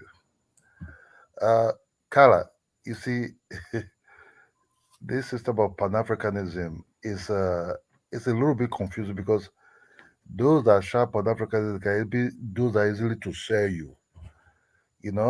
I'll give an example. I'll come to Nigeria on aspect. You see the president of Ghana, who is speaking about Pan-Africanism, going everywhere. South America, Barbados, tell people to come back home, and all those things. But he's not sincere himself. You see what he did? When he started to get money from IMF loan, he that speak Africa need to be producing things. Africans are not beggars. Don't beg, don't do. But what did he do? He did something that was surprising to everybody without a big voice. he was selling Burkina Faso Yeah. to people he think he will borrow $3 billion from. You understand? Exactly. So what happened? This will tell you how slave trade happened in Africa. It's the same kind of mindset. You know, this is a typical way I say I love you, let be Pan-Africanism, but go in the bag, they'll catch you and sell you to the boat. They say what Ghana man displayed, and since then make me lose respect is actually for these people that shout blah blah blah blah blah. You understand me? If he can sue his own neighbor, not too close, he just very, very close to him there, just for $3 billion loan to say, oh, I'm not with them. That's I'm how with much you. he got. I just heard he got a bunch of Jeeps. Okay, yeah. Then that's a typical way. For example, why when somebody shout Pan-Africanism, I'm a little bit skeptical about this Pan-Africanism because so people doing it to get money. Malema, not too long ago, he was dancing with the business people. He was shouting, yes, but was very, very rich. He was Say that again. he was a rich in himself. Say it again. You With know? what people? I say Malema that is shouting now, whatever is Pan-Africanism shouting. Malema is not a poor man. Malema was enriching himself heavily Yeah, I know. during ANC time. You understand? So shout now, you know, there's in Nigeria we have people who will come out and say, let's protest, they'll be in the front line. But these people are the ones who they already been bought. They receive millions of naira, and some of them will now discover they even have mansions and powerful cars. They have no job, but this is their job, how to control the crowd. There will be no come and say, let's protest and let's go like this. So it's the same thing. Look, black people sometimes, extend some of these talks, but they can be bought with $50. That's this South Africa. This is a little bit. If you check internet, those are shot B1, B2. If you check internet, they're the one taking big donations. I'm producing this, I'm producing that, I'm producing something else, but they're not really giving it to they even take it for their own people. You understand me? So there's no difference between what is going on in the continent and what's also going on in what they call the so-called diaspora territory. So you just about to really get this true Pan-Africanism, it will be very, very difficult. You talk about Nigeria. Nigeria aspect is this. Uh, the same people or descendants who sometimes some of their family members were involved in some certain things long way, they're still doing still there. You understand me? Some of these titles you see in Nigeria are being created by the British. You understand me? And some of them were middlemen in slave trade. Mm-hmm. So all these so-called kings that is in especially the zone of the slave trade traffic. I was telling Bomani about this afternoon. A lot of people don't even know this. All this so-called slave trade traffic, all the way from Igbo land to the Gulf of Guinea. Some of these kings there were like middlemen in slave trades. I'm telling you now, what people call what they call Igwes to all the way to the Jaja of Opobos. These are men who were like, so they were evil, and they were being compensated by giving them kingship so that they were able to control the crowd and the population. You understand? So these people are still the one dealing with, and some of them forge the history. They not rewrite the history. Like they will tell you, oh, we'll fight the white man. But when you go deep, because our history is not being recorded down or being written down, you will see that these so-called kings that say we fought the white man, that he was even eating with a spoon and fork with the white man on top of the dining table. So it's a little bit confusing, very, very confusing. That's why I said a person will deal with you individually, but not as you come and call meet me as a collective. Collective, that will take a very long way to believe some of these people. You know, that's why I respect the man of Botswana. You understand me? He's a king, but you can see what he did to his own people. He freed, even though he was married to a British white woman, but at least he was honest. Look at his children. You know, look at his own children. Some of them ruled one time and they left. And they create a powerful system to stop corruption. But this is a children of the white lady that the help people, the corrupt people in that time wanted to kick out. So what I'm trying to tell you is that Pan-Africanism will take a very long time. We have to do what called soul searching on who we are. Let you cut it, Kala. We appreciate you, Ola. Thank you for your time on sharing this. You keep on saying about Pan-Africanism is going to take a long time. Pan-Africanism starts now. It's not something in the future. You know, it definitely have its foundation in the past, but we can't just like have a movement that was founded in the past and left all kind of different resources and just, you know, a foundation to where you can build from. Whether mistakes were made or whatever we saw was good, we have something to build from. So it's irresponsible for you to come on here and talk to us and tell us about this is going to take long. Who are you really working for? Who are you really down with us as a people coming together and competing with the rest of the world? Or you know, or you can refer to these comments that people are making of you, not people, but baby.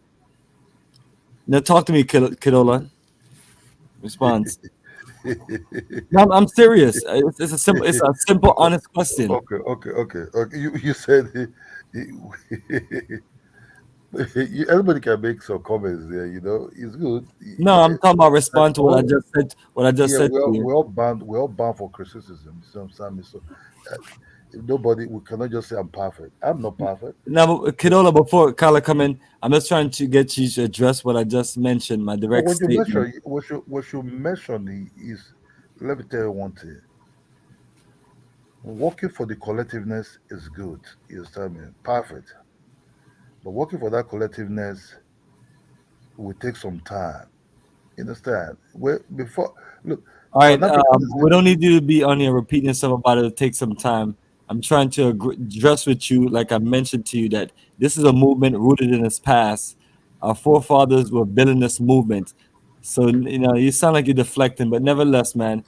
Let me tell you, the Pan-Africanism. Let me let you see some of these comments. The Pan-Africanism you see now, the Africa's never really. African Pan-Africanism was based on the colonization of Africa. That's what some of this Julius Nyerere, the Zambian man, Kandi, and some of all these guys, that's how they came together to free themselves. It was based on freely themselves. That's what we call Pan-Africanism. You understand me? They came together, they sit in that assembly, in that UN, that even when they were killing them, but they will say insist that no, they didn't really free South Africa by taking gun or whatever to go to South Africa and fight, but they were doing boycotting, walking off, and everything. That's what they were doing at that time. I can call that a real Pan-Africanism, but not somebody sitting somewhere and shout Pan-Africanism for back is collecting dollars, for back is doing all these things. Forget those are just playing game.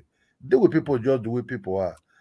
Hey, Ola, you're on the platform of Pan-Africanism towards nationhood. You're talking about Bomani and Kala. We're active people in this movement of working from America to Africa. So we're not talking about those losers and this clown. I hate when people come up on here and talk with us, and then they're talking about all those other people that don't fit the bill. You know what I mean? Let me just read this comment off to you, and then I know Kala got a lot to say to you because you put your foot in your mouth as usual. Kidola, you are a descendant of slave trafficking traitors, so stop Nigerian. And this is the other comment that baby made of you is Kidola, Kidola. Hold on, this is the hate. Hold on, let me finish this one. Kidola, you Nigerian are the most disloyal cretin on earth, selling yourself and your people are common. You people don't believe in no Pan-Africanism. Malcolm X found out. So, Kidola, can you respond to those two comments? Hold on. You see, when you make all this, that guy that's making that so-called comment, who is him to make all this comment? You see, this is what we call this is what cause some people hate. You know what Africans sort of don't believe some of all these things that came out of somewhere and say, oh, you hate us, or you people are this, you people are that. You know, I'm not really interested. Somebody say, people I've never had that. My family sold slaves. You know, I don't even know nothing about the slave trade. You understand me? So I'm not even an expert on the slave trade. The little I learned about the slave trade, sometimes that's what comes out of my mouth. So for instance, oh, you're descendant. Do you think all Africans are descendants of slave trades? Do you know if my people descendants will be caught? Do you watch YouTubes? That I'm asking that guy now, that a lady found himself causes in Nigeria. Do you think those causes, those people she found as causes in Nigeria, their sisters or their brother will not be stolen?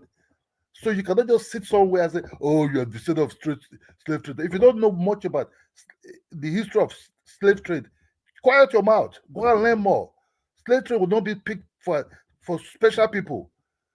They will raid your territory by some group of men. It will not like a village attacking the other village by raiding them. Let me catch this tribe now. No. It's just like what you people have in the United States there. Traitors among you people there too. That's just what happened. Inside your village, they will raid you. People that are you the same tribe with you. If they want your land, they will raid you. They will catch you. If they want your land is so fertile, they will catch you. So don't just say, oh, you are descendant of trade. This is what Africans don't really damn with you people in America. Because you people don't know nothing. You cannot come there accusing me, oh, you're descendant of a trade trader. For what? You don't know me. Sit your ass down there and think about what to do.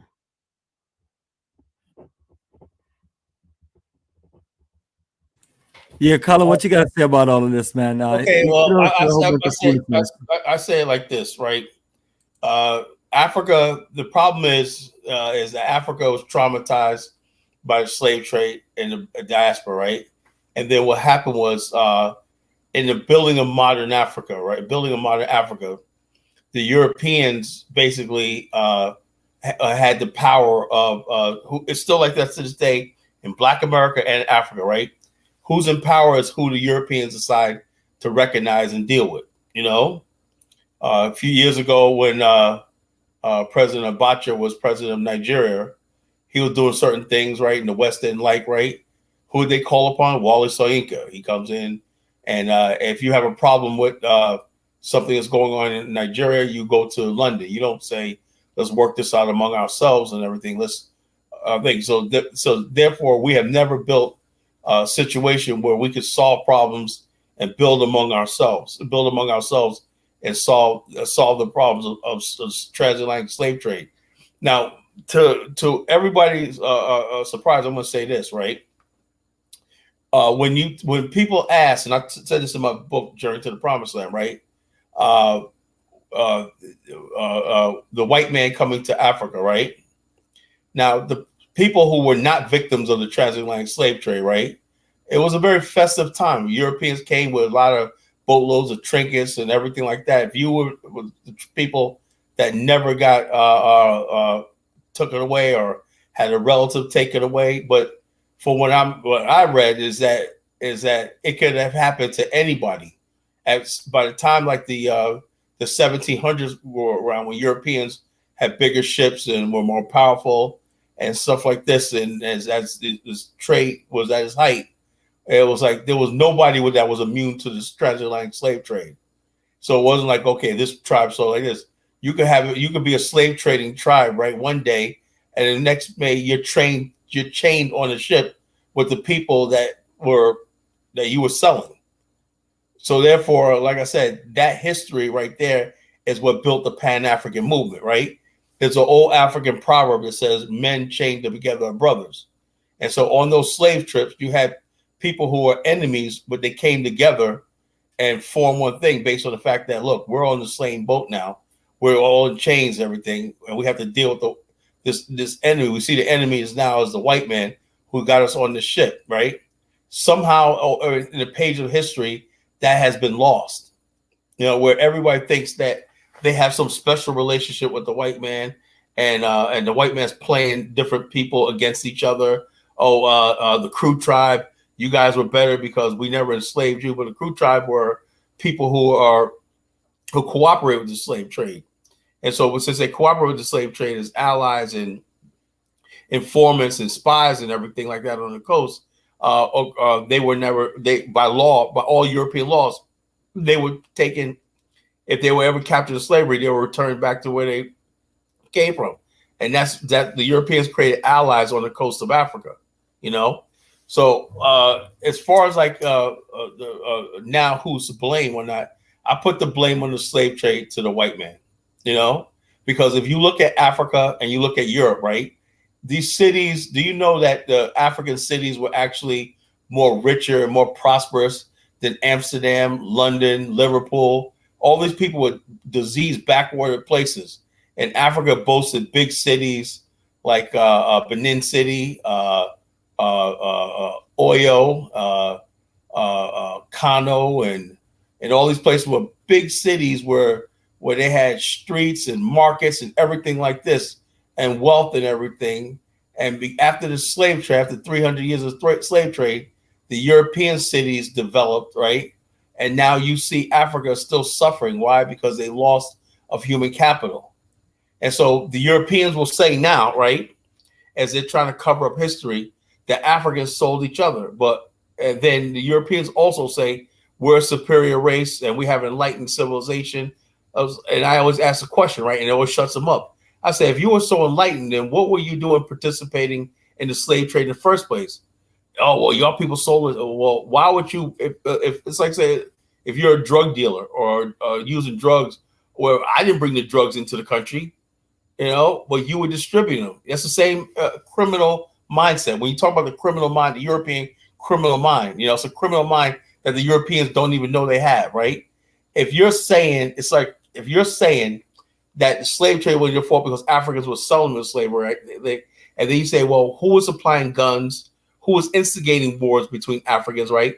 And who basically had ready-made ships and financed all this huge operation? It was the Europeans.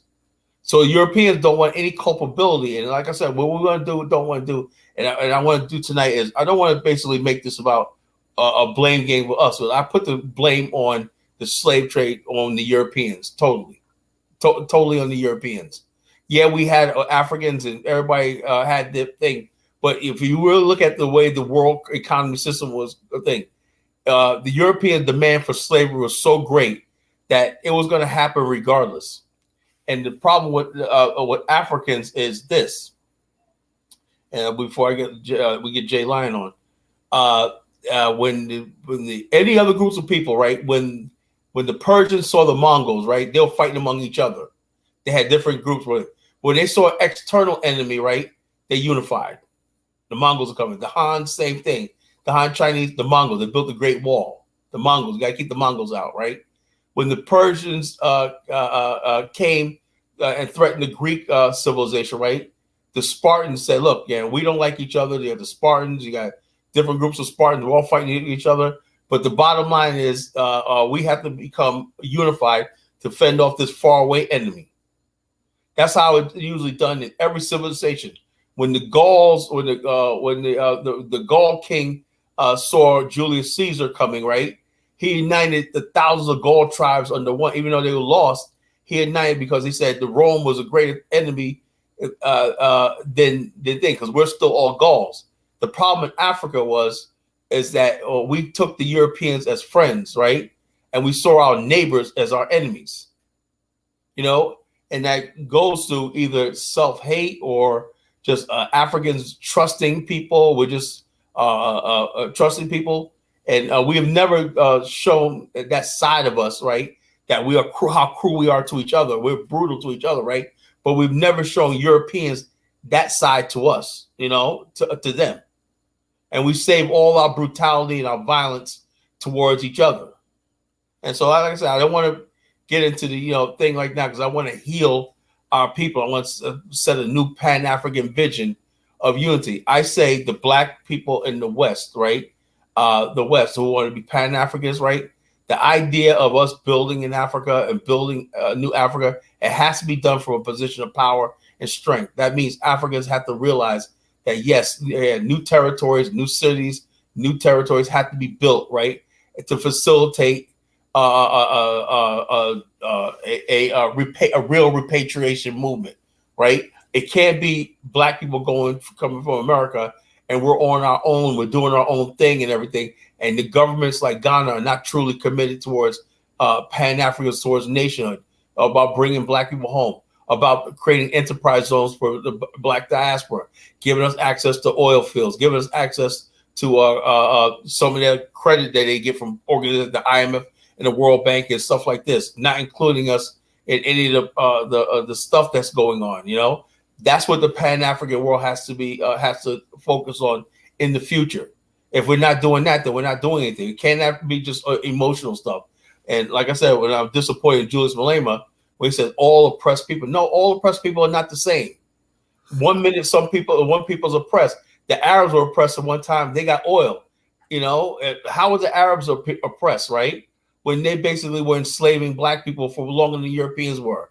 Malema didn't talk about that, you know? And so I can't look at before you keep on. Absolutely, and well said. I just want to give you a break and let Jalian comes in and hear what's on his mind. Jalian, do you have you just heard Carla loud and clear. Do you have any response directly to what he was saying? Yeah, I mean, I agree. And I think that the problem is people of African descent. I think that they trust way too many outsiders, huh? You know what I'm saying? And this brain, what do you call it? Like you were saying, they don't have this smoke for outside people outside the. Can you speak up a little bit, bro? I don't know. I think maybe that puts some bass in your voice, bro. I don't know. I think the volume could be messed up, man. Hello? Could be. Yeah, it's a little louder, but it's hard, bro. Yeah, go ahead and talk more into the mic. Can you hear me now? Going on. Go ahead. Can you hear me? What I'm saying is that I think that the problem is, like, I think we trust too many people from the outside, right?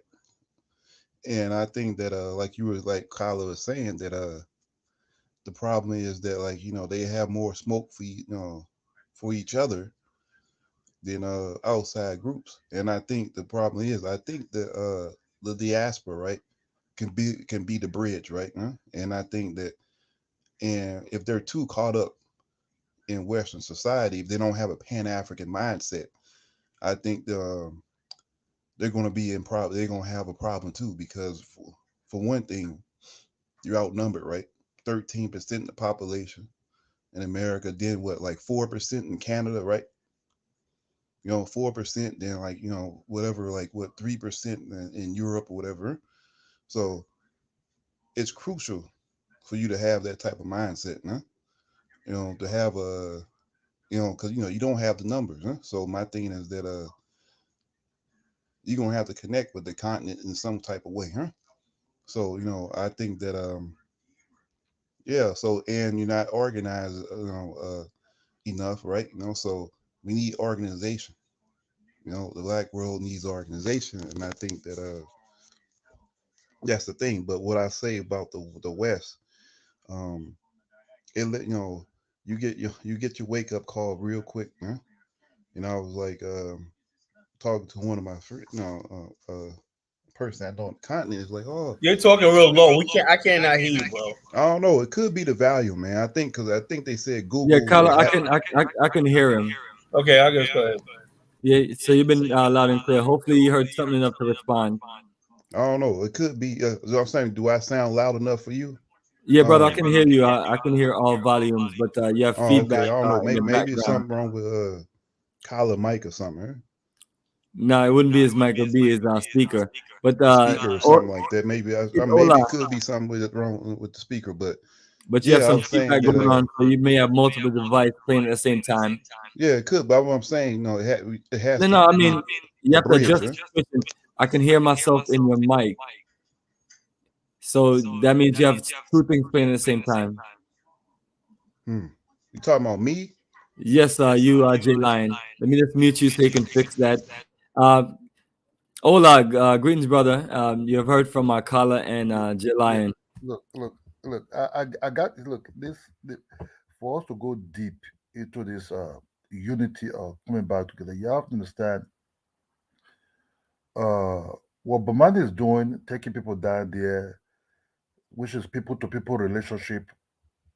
I guess that's what he's trying to build. He's not trying to build on the institutional level, but he's trying to build on the people to people. But if you take people down there, they meet the people on the ground, real people, right? I'm not talking about government people. They can exchange. Who are you? Why are you here? So these are like people to people building. The same way also go into what we call inter relationships, like uh, how war be stopped by tribal people in Nigeria is by this people to people relationship. Only in Nigeria, what they do, which as I see it is going on now, is by marrying to each other. By marrying to each other, they start seeing themselves as not as enemy, but as a family member. That will happen. My tribe was not fighting the other tribe. Even when they fought each other way, way back. But when they start marrying among themselves, I'm married for your tribe, you married for my tribe. I'm not going to kill my cousin the other side. You understand? So it's through this people to people relationship, this Pan-Africanism can be built up. I want to know you. What is your problem? I'll give us an example. There's a guy that came from America, I think it's a black American, that came to marry in my own village. At first they were confused. Who is him? Because there, he is now sitting now with the tribal men, to marry their daughter. It's not the father anymore that they met United States. The father of that guy brought this guy to the village. Now to sit by negotiation of these marriages and everything. They were asking, where is he from? They said, oh, it's an American. Okay. Which tribe is he from? Which area? Oh, yeah. Before they start explaining, that we can also be, we don't know nothing sometimes about all these things. Before they start explaining to the, yeah, oh, really? This things happen? Okay. Then their mentality started changing. Whoa, this really happened. At the end of the day, the marriage was perfect. They did the marriage, but they didn't say, oh, because it doesn't come from, it's not from here, you cannot marry our daughter. No. Immediately they start seeing him, oh, you look like us. Okay, what happened? We don't know, but it's bad. That's our relationship. They should build it up. Not by someone sitting for that side, you are a slave descender. You're an African, you're dusty, you have ashy skin. It's not going to work like that. Because these people to people relationship, what some of these guys in America are doing by picking people from America down to Kala, you married there. You could tell that the first time you came there to your wife territory, they might not even know you. So you have to introduce yourself. You have to do a lot of introduction. They have to start looking at you, not then as a foreigner, but now as a family member. You understand me? Your wife might pick it up because it's love that is involved. You might but say, Liberian culture is so much like ours. It was like real easy, We didn't have the tribal thing, so it's like. I think Liberia say have tribes. Yeah, but the bottom line, the tribes, you understand something. The beauty about Liberia is like the tribalism does not really, it's not it's like yin energy, yin and yang.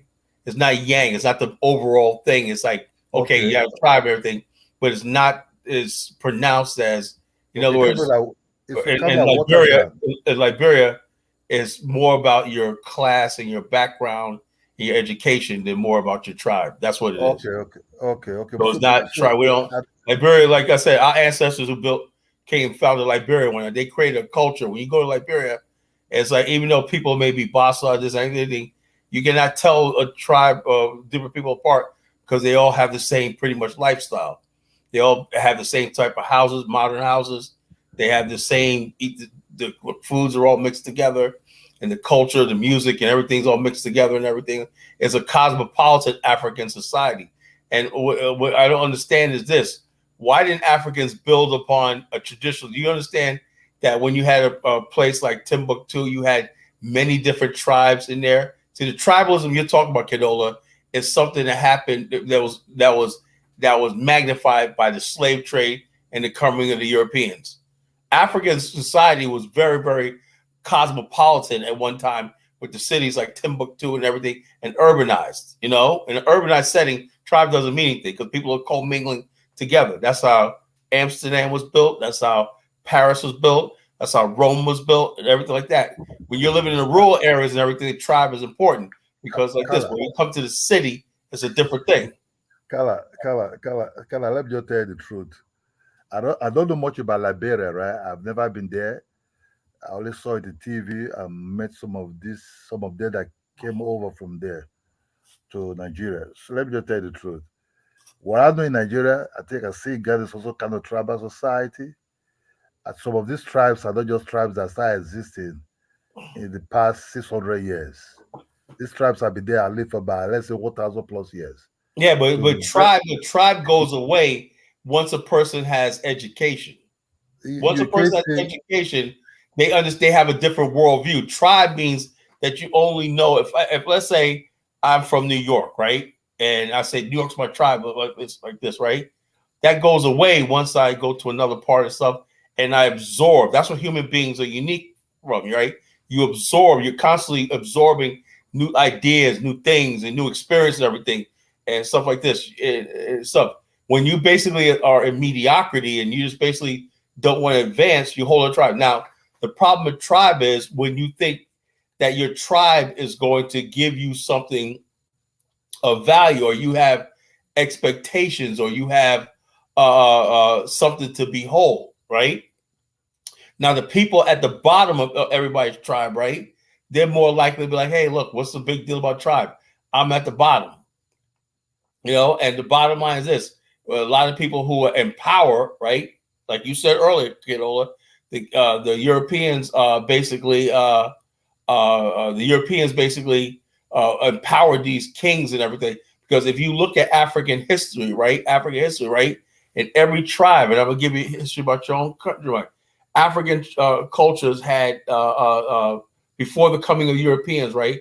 Had councils called the Macy.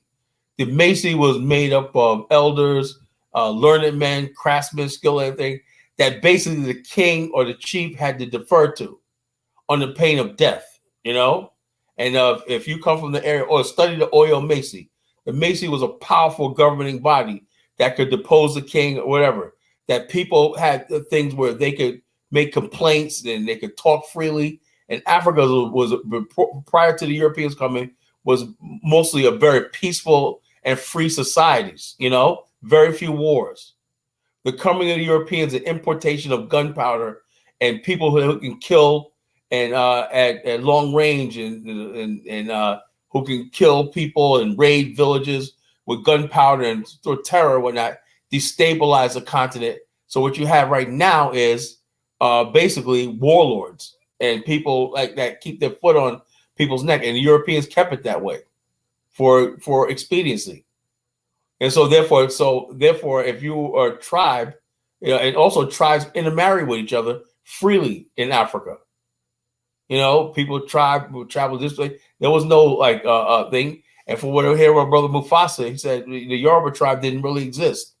Most of these tribes you see in Africa were named by Europeans. There was no real. The Europeans just created Igbo, Yoruba, Hausa. There's several hundreds of ethnic groups, right? And Europeans just label them and stuff like that. And you guys are coming into the modern world, carrying on what Europeans have given you.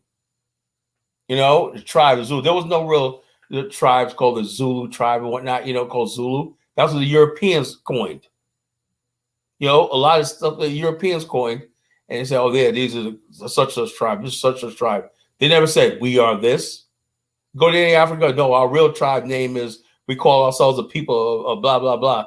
But the Europeans popularly wrote down that this, and when we got our education, we found out we were this tribe that the European books said we were.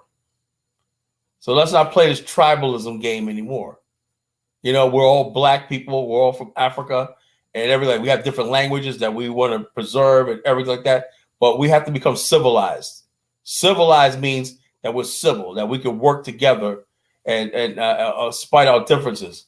If Africans can work so well with Europeans and everything, and Asians and everything, they can damn sure work with each other.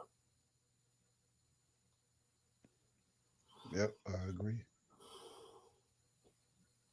Yeah, and I think that, like you were saying, a lot of these countries didn't exist either. A lot of these borders, like, you know, oh, you got to get a visa to go to this country and all this nonsense. Yeah. You know, and a lot of these these borders did not exist until like what do you call it, the Berlin Conference, you know. Yeah, and stuff like that, and people acting like, oh, you know, this might like, you know, like you said, they're living off European concepts, constructs and stuff like that. And yeah, man, it's like, you know, and so even though, like you said, even a lot of people on the continent don't even know the history, or like the newer generation and stuff like that. The newer generations, they don't know nothing, man. It's like, it's almost like yeah, man,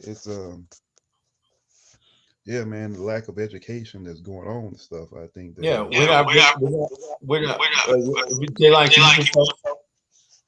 okay. Yeah, what you say? He mute yourself. Yeah, you got to get the system right, brother. You need to make sure that you don't have multiple devices playing, please. Kala, there's always tribes. Yeah, see, the bottom line is this. Hold on, the bottom line, your Chinola, see, that's a problem, right? Tribes is what's holding you back. I understand. I stay here. There's always tribe. You talk but about you're never going to elevate, Chinola. You talk about the Yorubas or whatever the Yoruba names for a group of people in the Southwest. Yes, the Yoruba, that Yoruba word came, but Yorubas have tribes inside the Yorubas. Yeah, there were never any such people. Let me just tell the truth. The Europeans came. The Egba people, the Ekiti people, the Oyo people, which refer to as the Alafis. These people. Yes, they might have similar, closer languages, but their language is also different. You said they have their kings and their chiefs and their council of elders. So it was always there. But sometimes they fought each other, sometimes they intermarry each other, but it was like unfinished business. How come about the Oyo people are more called the Yorubas anyway? They are laughing. You understand me? You know, so I think, you know, the people from Yoruba, you know, I'm from Edo State. I'm from the Benin. You understand? So I understand even inside the Benin, we have what called sub-tribes. You understand me? Sub-tribes that speak similar languages but try to hold on to you know what fixed that? You know what fixed that? A modern education system. Do you know the Europeans had the same thing, different tribes, everything like that, 1,500 years ago, but they basically became educated through urbanization, education, intermarriage, everything, and they basically have to work on the fact that we're going to become one society. We can't have all these tribes. Kala, that's when they agree for one single body to take over the land. I would not want somebody to come and take over my ancestral land. You have to say land is involved. Hold on. Let me ask you a question, right? Are you? This is what I'm talking about when we're talking about Pan-African, right? Are you the federal? Why even have a country called Nigeria? Just get rid of it and just basically whatever, you know, become a UN protectorate. Then you can have your tribes, you know. But if you have a republic, a nation state, and everything, the allegiance and it becomes the state and the law is the supreme body of government. Your tribe and all that does not exist. Why Africa can't develop itself? When Nigeria was formed, this so-called Republic of Nigeria was never really formed in the way to be. Nigeria but that's 60 years ago. Hold on. Nigeria was being formed like the British, whereby the Scottish, the Wales, and the English and the Irish have their own different territory. You understand? So that's where Nigeria is being formed. Nigeria will never be formed by by an authority somewhere, just like the Chinese communists taking over the lands and start giving rules. That would be a disaster, like in Nigeria. So Nigeria will be formed that nation states come together to form Nigeria. The Hausas, the Yorubas, the Igbos, and the other tribes, just like the way Ghana has also been formed. So in these territories, the lands and everything still belong to the tribes in every territory. If the government wants a land, he have to ask for. You understand? And then the tribes. The lands belong to the tribes, or does it belong to, or do you have an actual government? The land belongs to the tribes, not to the government. That's where your problem is. That's why you have corruption. You got people doing their own thing and everything like that. The land should belong to the state. The state, and get rid of the tribe. You get rid of the tribes, get rid of all these chiefs and everything, and Nigeria will be as powerful as China, Japan, or any of these other countries. Back in the days, that Japan had the shogun and the samurai. They controlled dynamos, different parts of Japan, right? The Japanese, for 200 years during the Tokugawa period, said that if we ever going to become, they studied what was going on in the West. They say we have to get rid of this and get rid of feudalism. What you're talking about is Nigeria's still feudalism, with different groups of people own land and stuff like that, and this territory and everything. That's feudalism. That's backwards. Europe came out of feudalism, right, and built modern Europe, right? Japan came out of feudal Japan and became modern Japan. But you want to hold on to feudalism because you're only thinking short-sighted. Kala, the British tried it didn't work. The British tried what you're saying. You guys should have been the ones that did that, not the British. You guys should have rose up and said, something, we're going to become a republic. That's what Nami Azikiwe wanted to do. He said we want to create a republic, a nation state, whatever like that. Get rid of all this stuff like this, and you guys have rejected it. You can't change something that been existing for thousands of years. They don't care. It does not matter. They don't care. You got to understand something, Kidola. I don't care if it's a million years. What you're doing is absolutely wrong. It's not getting you any place. And this was holding the whole entire freaking race back. We've been doing it for thousands of years. Thousands of years from having nothing. Kala, I care because that's my identity. I care, that's my identity. This is what I'm not going to get confused that one day I wake up. Let me just tell you one thing. If you attack my tribe, no matter anywhere I'm living, I will carry my bags and go and defend my tribes and die in my land of my tribes. I will never allow me to be confused because somebody came to invade my territory and want to take over the territory of my land of my ancestors. That will say, "Oh, let me leave." I'll be like. So let me ask you a question, Kidola. Let me ask you a question, Kidola. Right? I have nowhere to land. Let me ask you a question, Kidola. Right? You try to put it like that. That I should let me ask you a question. All right. Let's break. Let's get down tonight. Let's get down. We got time, right? Let's get down, right? Let's get down to business, right? What is your exact city and tribe that you identify with? Give me the exact coordinates. I'm gonna look it up. On the map. Okay, I'm from Edo. I'm from the Edo people. Is it Edo State? Yes. Okay, Edo State. Okay. And this is what I'm talking about as far as like Africa, why Africa cannot develop. Okay. Kidola on trial tonight. Edo State. And the paramount king there is the Oba of Benin. Okay, Edo State. Yeah. Okay. Founded in 1991. Okay. Yeah. Is officially known as Edo State, a state located in south-south geopolitical zone of the Federal Republic of Nigeria. As of 2006, the National Population Census state was like the 24th population state in Nigeria, expected to be 4.7 million people in 2022. Okay, which tribe owns Edo State? Edo State is a diverse state that's predominantly inhabited by Edoid people. Are you Edoid? I'm from I'm from the Idu people. It said the Idoi people are the dominant people. We are from the same we are from the same Idu people. That's where we're from. I'm from the Idu type of the Beninese. Okay, you have another group called the Benis. The Benis, okay. You're the Beni people, okay? And you got the San, Ora, Oko, Edo, Owan, Afenai people. The most common Idoi language spoken is Edo language, which is commonly spoken in Benin City. Yeah. Okay. Now, what gets me is this, though. Okay, you have a geopolitical entity. It's a recognized geopolitical entity. You know what I'm saying? Now, this is what I understand something, right? You have a geopolitical entity, right? Something that your tribe, your group, and everything, something African Americans don't have. You have a geopolitical entity, right?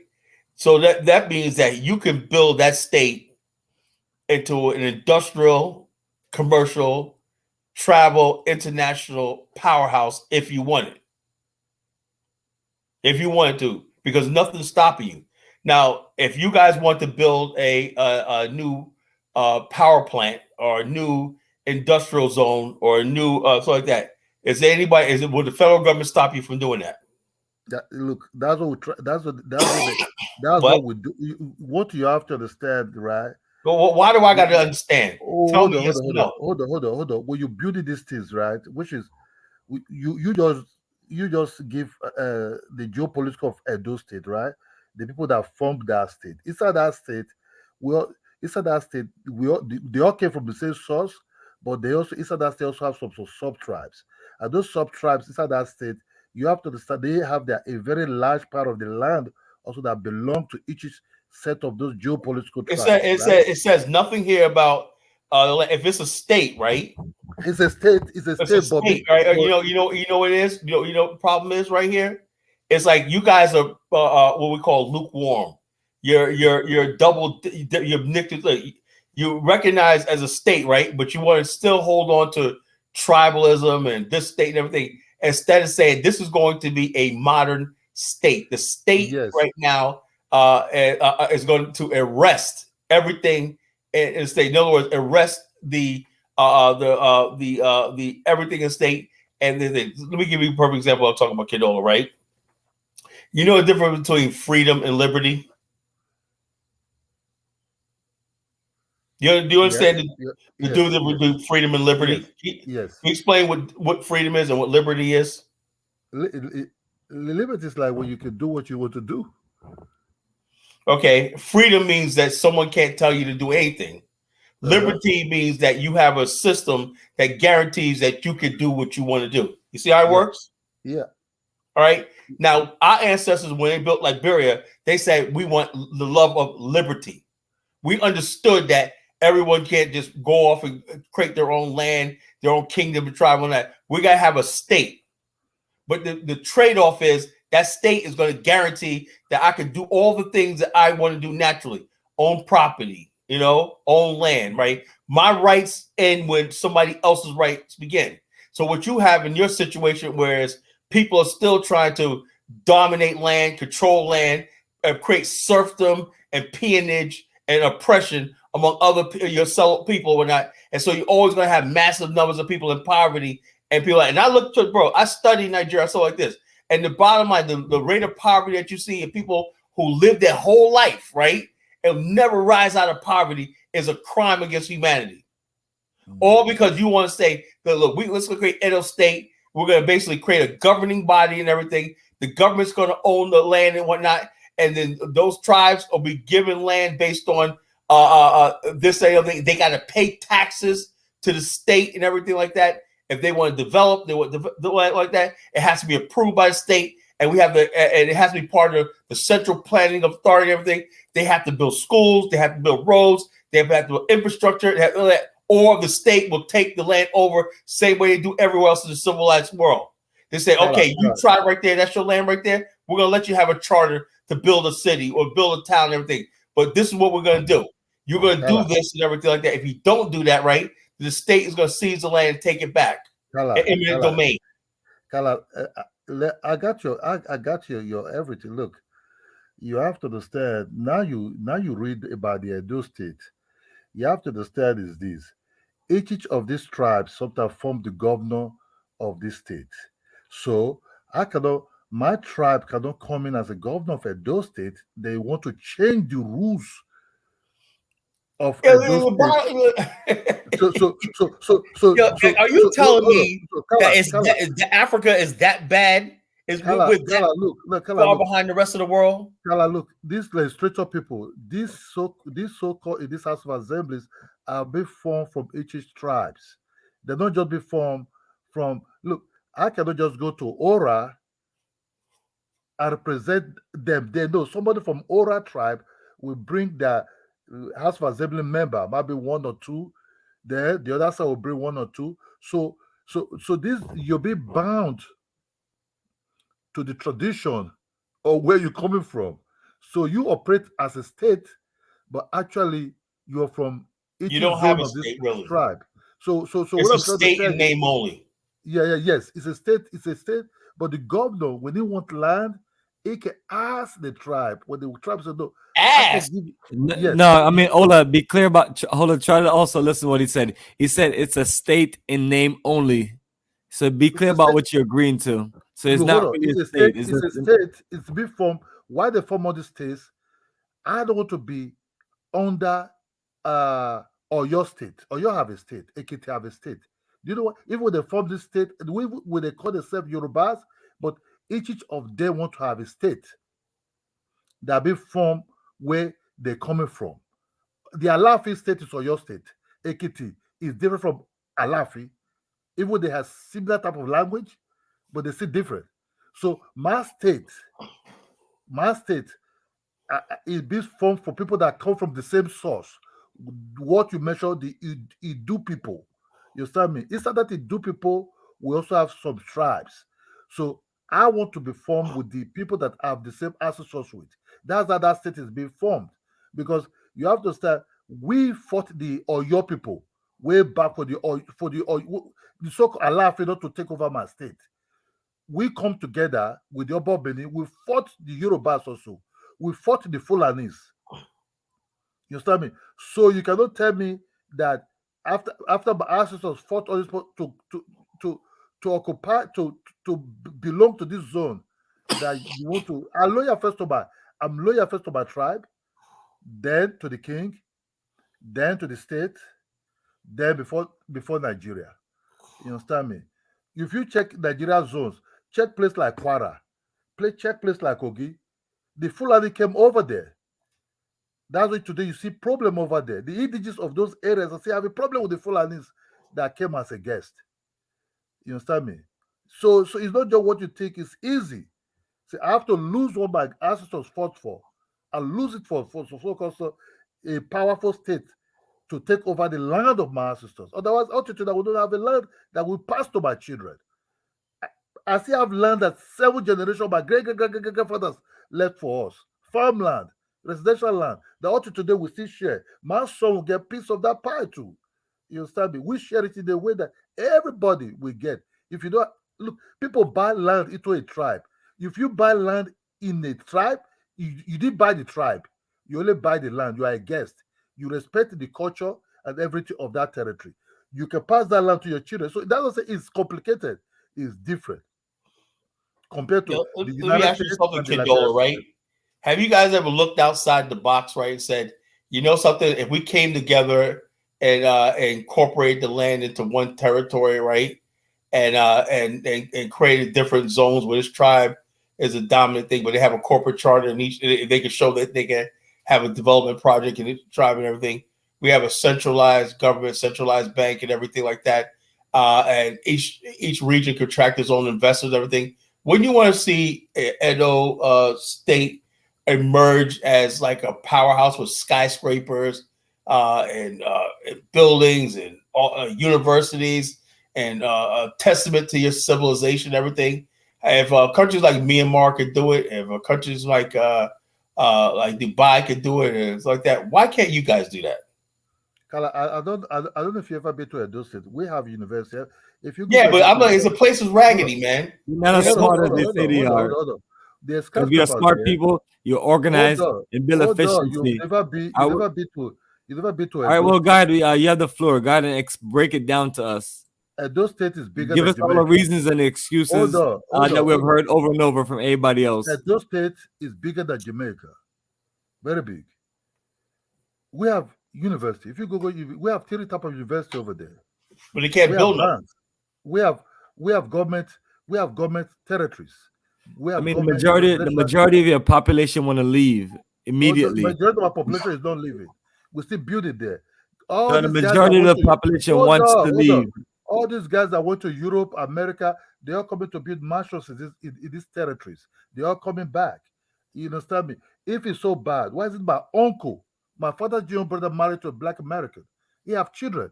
Why is it the woman says, oh, change it when his children is inheriting lands in those territories? When her children is being given portion of land.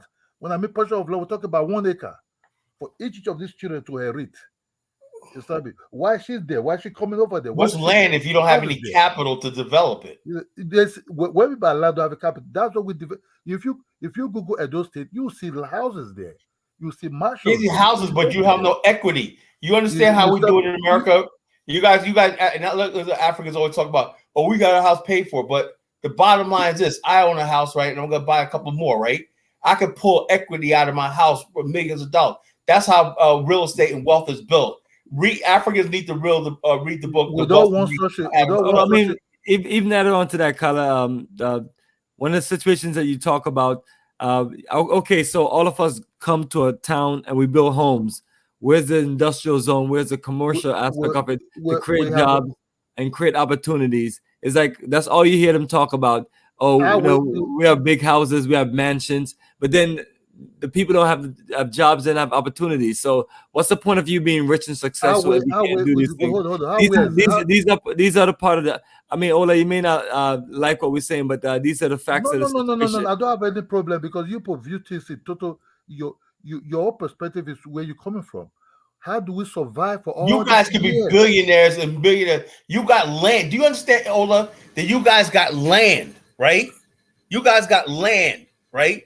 You got a geopolitical entity, right? If you guys basically modernize your system and told the tribes, whatever like that, this is the way it's going to be. Just the same way the Japanese did with the samurai. You don't control that land. You don't take no taxes, no tributary and everything. This is part of the government of Japan. You have to become a regular citizen, whatever like that, And then Japan overnight, people were getting land, property, have a regular deed title system, right? Banks were coming in from all over the world, right?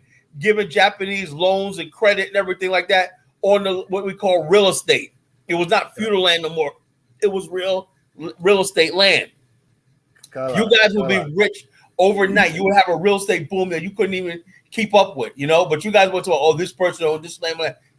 Forget all that. Have one centralized state where you have eminent domain. You don't have eminent domain. That means you have nothing. You have a state in name only. Right here in Virginia, right? The state of Virginia has eminent domain over the territory. You can have your land so long as you're paying your taxes to the land and everything, and you're paying your property taxes. Your land is yours, and it won't be seized by the state. Kala, Ola, you got to hear what he's saying. I mean, what he's saying makes a lot of sense. Kala, what you say? No, there's a language. Kala, what you have to understand. First of all, let me give you one. We don't want to start having a system that you be taxed. Then you need to pay this tax in this home. Your property will be taken away from you. We don't want that. 2, if land is not so important, why are Black Americans asking for land as part of the reparation? Why did Native Americans have their own zone of land? And so, okay, this is our land. Even when it's dusty, they didn't develop it yet, but at least they kept it there for their generation of the citizens to come and develop and they have a base. If you take away this system, the Japanese did, you have to start, then I will lose my language. Why people say, oh, keep that language, record that language, teach your children that languages. Well, Ola, one thing you got to understand, Ola, and when you're trying to build a nation It's more than just you, the individual. It's about the collective ability of the nation. So what you have to do is listen to Kala point and think about what Kala's saying. Don't be ready to talk, because I know the whole time Kala was explaining some important facts to you, you kept on saying Kala, like you just want to ready cut him off. Yeah, because what Ola, cool down. Because what you do, Ola, you literally give reasons and excuses of why the people can't progress. If you were to just say, you know what, they're corrupted, they're bad-minded, they have savage mentality, they don't have a unified mentality, and things like that, you know, we can definitely understand. But what you're saying is you're deflecting from the fact that Kala explained an organized system that works efficiently, that can make the country more productive and efficient. And then you're opposing to that because my land this, my land that. You sound just like that guy from Sierra Leone that's always talk about his kingdom. Amara. I mean, what's wrong with you guys? Don't you guys understand that's the issue with the mindset that we have on the continent.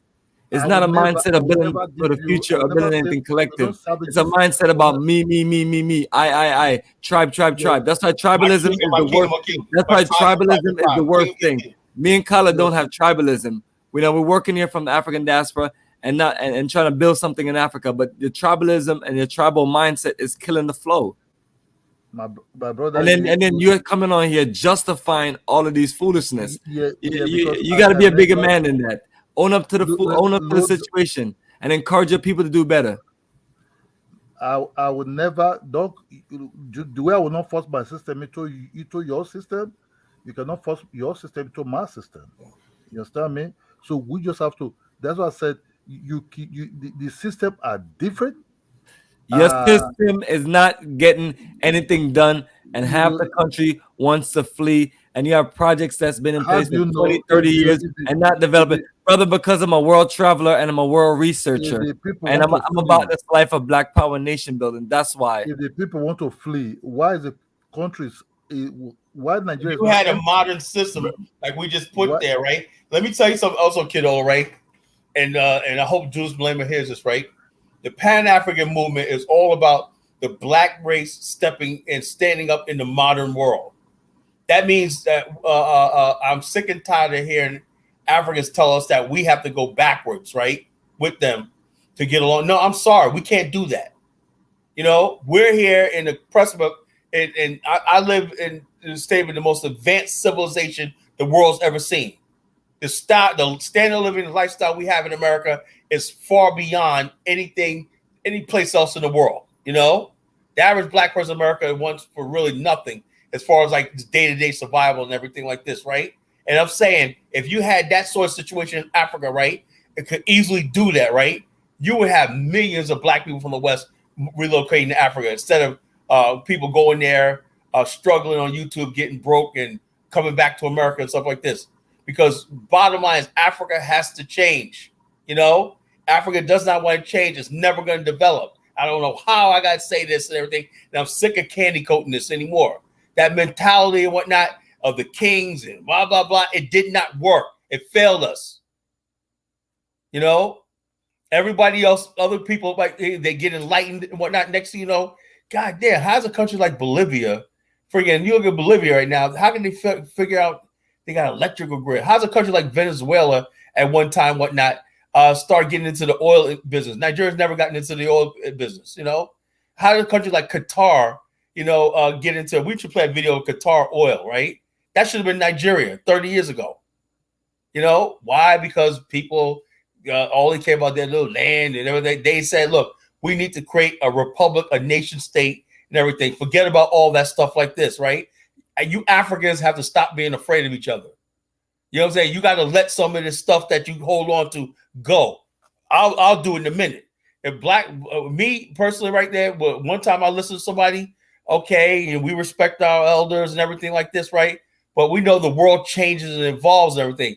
What Malcolm X Garvey may have said back then, we respect everything, but we have to constantly keep changing and adapting for the modern world because we see the world as a thing. You guys are sitting in Africa comfortable, you know, living in mediocrity and everything like that. You don't want to change. But the bottom line is this, you're going to be forced to change sooner or later because these Indians, Chinese, everybody else is coming. you know, and you don't want to be a slave on your own continent. You can't sit there and watch the Indians and everybody else start building all the industries and everything and talk about, oh, well, what's going on, you know? Well, you have a chance right now. You have the population, you have the good climate, good weather. Africa has not in any earthquake zones, natural disaster zones, everything. You guys could build West Africa up to the point where you got shining cities and whatnot, modern shining cities. Modern Benin should have skyscrapers right now, you know? Same thing with Kano. All this other shit have skyscrapers, their own airports and airlines, a high-speed rail, monorail train systems and everything like that. Where's the vision at? You know? That's what I mean by Pan-Africanism, us building Africa to the best thing where we can have something, you know? There's like 2 billion black people on the planet, and we're sitting at the bottom of the world because you guys don't want to step up. God, sometimes you know I'm telling the truth. No. You can tell that truth might be where you're coming from. No, it's the truth. It's the truth, bro. You think all these big time skyscrapers, all this will make you an yeah, it does mean something, bro. This has made as sand. You understand me? It's deeper than that, bro. We have skyscraper in our state. You understand? Hey, dude, man, come on. I'm looking at the picture of the state, man. That state looks. We have roads. We have roads in our state. But I'm not going to change my culture just because I want to have. Like I said, man, the bottom line is this, and this, like I said, Africans always say, "Oh, we civilized the world. We gave the world," but I can't. The modernization, any sort of modernization, is a threat to your civilization. Why can't you change and adapt? Japanese are the most indigenous culture in the world, but yes, they're the most modern. How come you guys can't be like the Japanese? Japanese have their own language, everything like that. They all speak Japanese, everything, and they all have their own Shinto shrine, everything like that. They're completely Japanese. They saved their culture, but yet Japan has everything modern. It has the most industrialized country in the world. Carl, if you go to Arab territory, they also have tribes. Qatar, Dubai, they're all from the same tribe like Saudi Arabia. But at least they're sub-tribes. Yeah, but tribes turn into nations. Yeah, absolutely. What you have to understand, just like Kyle talked about, they operate as a nation. What he's also trying to say is that Nigeria doesn't operate like that. And I mean, you keep on deflecting. That's why sometimes it's very difficult to talk with you. But this is what we're going to do. Kyle wanted us to play a Qatar video. This one's called The Rise of Qatar, How It Became a Rich Country. So just like Qatar build what they build, now you're going to explain to us why Nigeria can't do the same. It's a short video.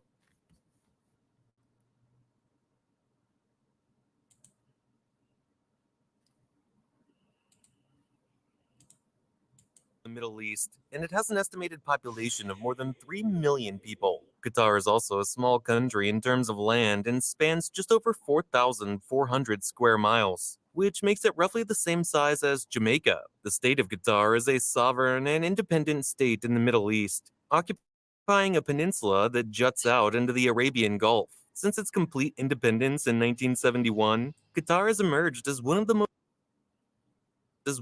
most important producers of oil and gas. The country shares an 87-kilometer land border with Saudi Arabia to the south. Bahrain, the United Arab Emirates, and Iran are also nearby. One of the smallest but mightiest countries in the Persian Gulf, it is one of the wealthiest countries in the world, and was the first Arab country to host the FIFA World Cup in 2022. Employment in its large natural gas industry attracts many young men. On the flip side, the state has one of the lowest numbers of female residents in the world, with women accounting for just 25% of the population. Before World War II, Qatar was one of the world's poorest and smallest nations. Its main source of revenue came from pearling and fishing. But as oil reserves were discovered and developed in the 1940s, the country and its high per capita incomes became more and more attractive to expatriates. Today, Qatar has one of the world's largest reserves of oil and natural gas and is one of the richest countries in the world. Most people believe that the cause of their economic success was the discovery of oil and natural gas. Although oil and natural gas had indeed played a big part in transforming Qatar into one of the luxurious economies. So, how has this tiny country that is smaller than California been able to transform itself into a global economic power? Qatar has been named the 4th richest country globally. Also, it is the first ever Arab nation to be among the top 4 wealthiest nations. The latest report from Global Finance ranks other Arab countries, like the UAE, Bahrain, Saudi Arabia, Kuwait, and Oman, positioned after Qatar. The study also coincides with the World Bank's assessment that sees Qatar as the fastest growing global economy. According to the data, Qatar's real GDP is expected to rise by 4.9% this year and grow steadily at 4.5% and 4.4% in 2023 and 2024, respectively. Qatar is 4th after countries like Luxembourg, Switzerland, and Singapore, and has a distinct advantage over the 3 countries that are ranked higher. Unlike these countries that are very small and benefit mainly from foreign investment, Qatar has massive reserves of hydrocarbons or other natural resources. The first oil fields were discovered in the 1940s, but it didn't transform Qatar into a luxurious country. Demand for oil and natural gas has increased over several decades. It has benefited Qatar to become the richest economy in the Middle East. There is no doubt that Qatar won't be as rich as it is today without oil and natural gas. In the 1970s, it found the biggest asset in this country, the North Field, which is the largest gas field in the world. Qatar has the cheapest cost of extraction and liquefaction than any other country in the world, which allows them to make a profit even at low prices. Most of its natural gas goes to Asian economies like Japan, South Korea, and China. Qatar has been able to export its natural gas to the rest of the world, which made Qatar one of the most prosperous economies in the Middle East. Qatar exports more liquefied natural gas than any other country. Its energy resources have made the royal family among the world's richest. As soon as the scale and worth of Qatar's natural gas and oil supplies were released, the country got busy partnering with the world's largest energy suppliers, including America's ExxonMobil. Qatar welcomed the industry's expertise and started to work with the pros to build tankers and distribution pipelines. This profitable partnership continues to this very day. The Observatory of Economic Complexity reports that Qatar exported $22.2 billion worth of petroleum gas in 2020. With so much money to spend, Qatar saw the benefits of developing its financial services industry. The Qatar Financial Center was founded in 2005 at a cost of $5 billion, the equivalent of over $7.6 billion today. The QFC is charged with encouraging foreign businesses to invest in the country and acts as a base for organizations that are looking to expand into and from the Middle East. It recorded a 66% year-on-year increase in new firms being licensed in 2017, and has reportedly helped more than 1,200 companies start operating in Qatar since its 2005 formation. Qatar knew that oil revenue is highly volatile, so it began saving money it received from oil revenue and investing them around the world. Qatar's Investment Authority is a fund launched by the government in 2005. As a sovereign wealth fund, it invests the money it receives from oil revenues to make its economy more resilient and reduce the dependence on oil in the long term. Freedom. Freedom is why I love doing apartment. Wealth Fund invests funds internationally to diversify and grow its economy's assets around the world. As of 2022, the Qatar Investment Fund was worth $360 billion. It is invested globally in many asset classes such as real estate, public companies, and currencies. The goal of the Sovereign Wealth Fund is to produce good returns and eliminate the dependence on oil and natural gas. That is the difference between Qatar and other poor economies blessed with natural resources. A relatively smaller population of just 3 million also favors Qatar's numbers. According to the reports, the per capita GDP of a Qatari citizen is also high at $97,846. Dipping slightly in 2014 from $143,222. The government has also attempted to modernize the fishing and agriculture sectors by offering interest-free loans. Yet food production continues to generate only a tiny fraction of gross domestic products. The government considers industry to be an integral part of its plan to diversify the economy and maximize its huge natural gas reserves, which serve as the primary feedstock for the sector. In 2007, the manufacturing sector made the third largest contribution to GDP among non-oil and gas sectors, equivalent to about 7.5% of GDP. Industry in Qatar is regulated by the Ministry of Business and Trade. Qatar has sought to diversify its economy through industrialization. Most of the manufacturing sector comprises large firms of mixed state and foreign private ownership. Machinery and transport equipment, manufactured goods, and food and live animals are Qatar's major imports. LNG, crude petroleum, and refined petroleum account for the bulk of the value of exports. Top import sources for Qatar include the United States, China, Germany, Japan, and the United Arab Emirates. South Korea and India are among Qatar's most important export destinations. Japan and South Korea receive the largest proportion of Qatar's exports, largely in the form of petroleum and petroleum products. There is no doubt that the Qatari economy is one of the fastest growing economies in the Middle East, and indeed, the world. High growth rates have been maintained due to the high cost of hydrocarbons on the world's commodities markets. These prices look set to remain reasonably stable while Qatar's exports of gas continue to increase. Over the years, Qatar created projects that helped boost more of its independence. The Hamad port, which has aimed to be a powerful port in the region, is an example of this. The oil and natural gas sector is still a key driver in its economic growth. But Qatar is taking steps to shift from an oil-dependent to a more stable service and tourism-based economy. It is trying to develop its financial sector, which may become a financial center of the Middle East. Qatar had gone from a backward desert nation to the wealthiest economy in the Middle East.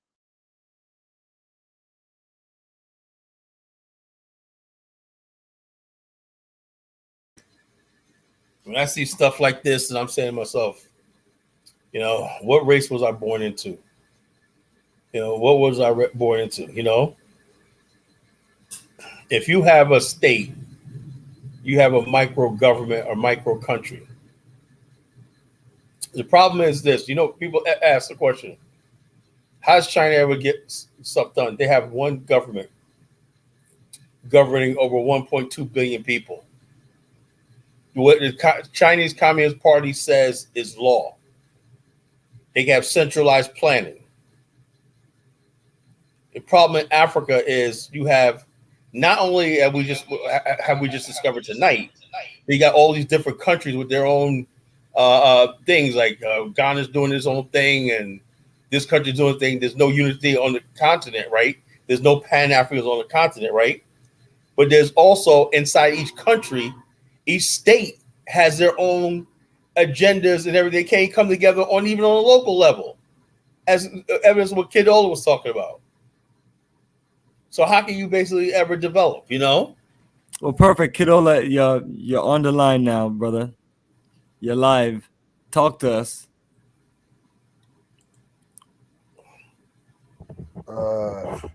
You see, what Qatar is doing, that is for Qatar. You understand? I'm not going to look into Qatar way of life.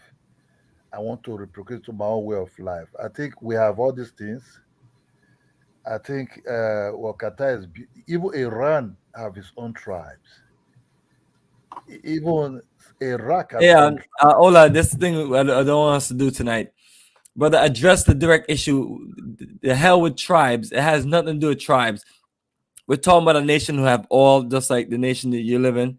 And we're talking about a nation that, so those are the things. That's what we were talking about in the video. The video didn't say anything about tribes. So stop deflecting and talk directly to what we're talking about. Hold on. Inside 70s, even after the Civil War, we were living like this.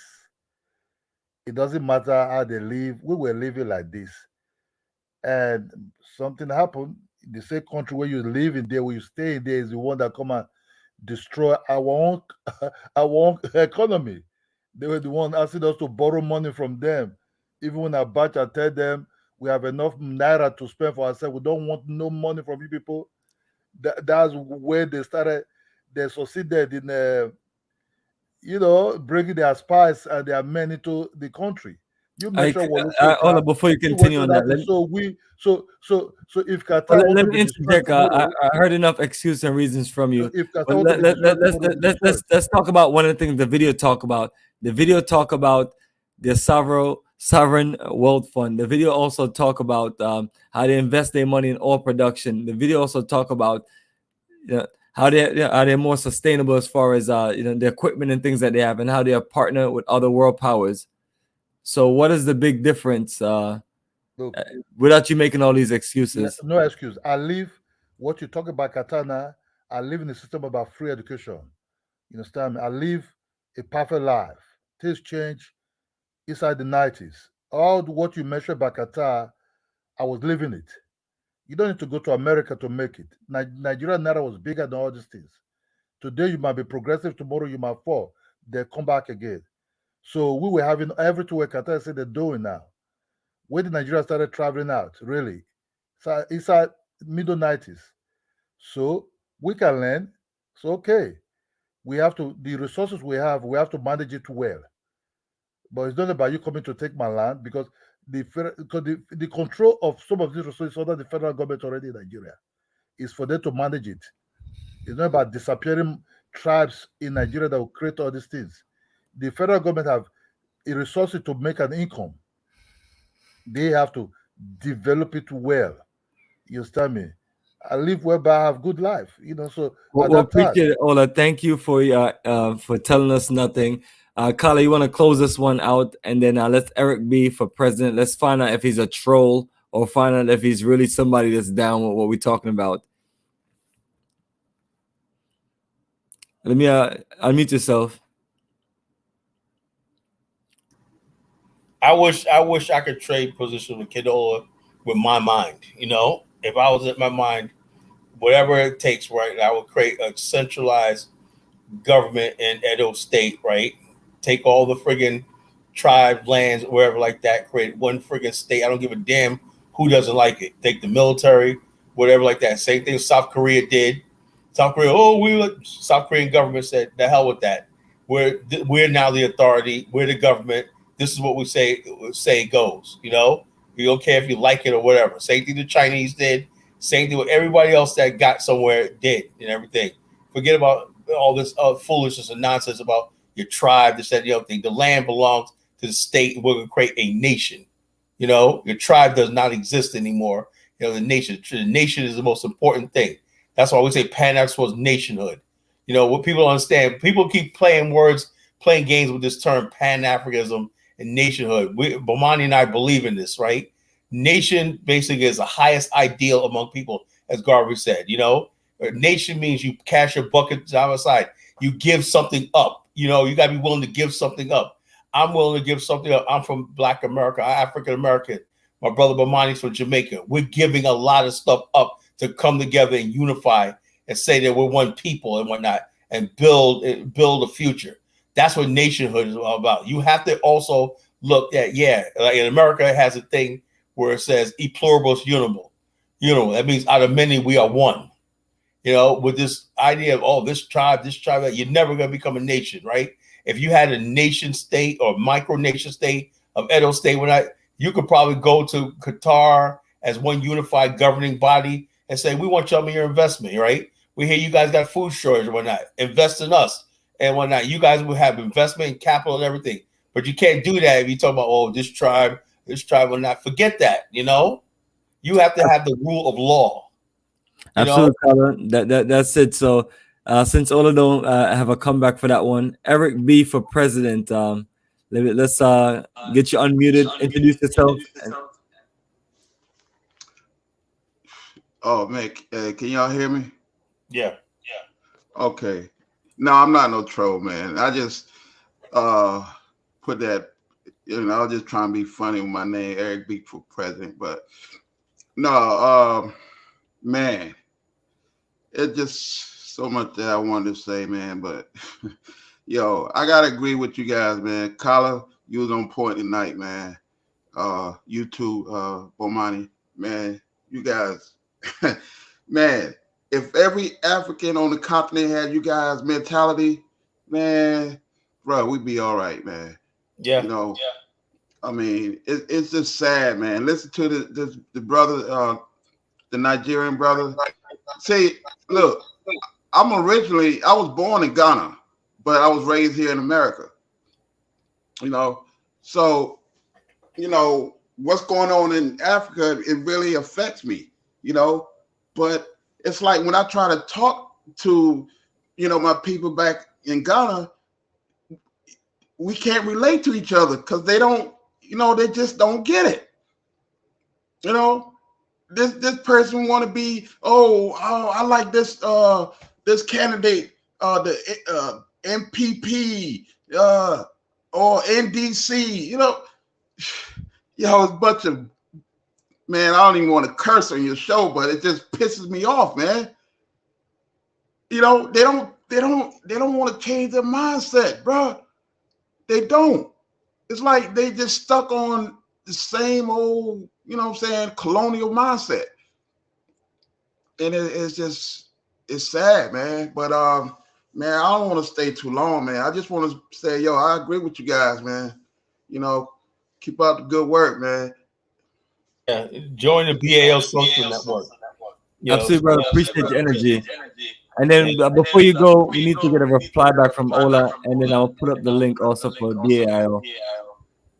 All right. Ola, what's your reply back? Our brother said a lot of good stuff about. Yeah, I want to know where is it coming from in Ghana.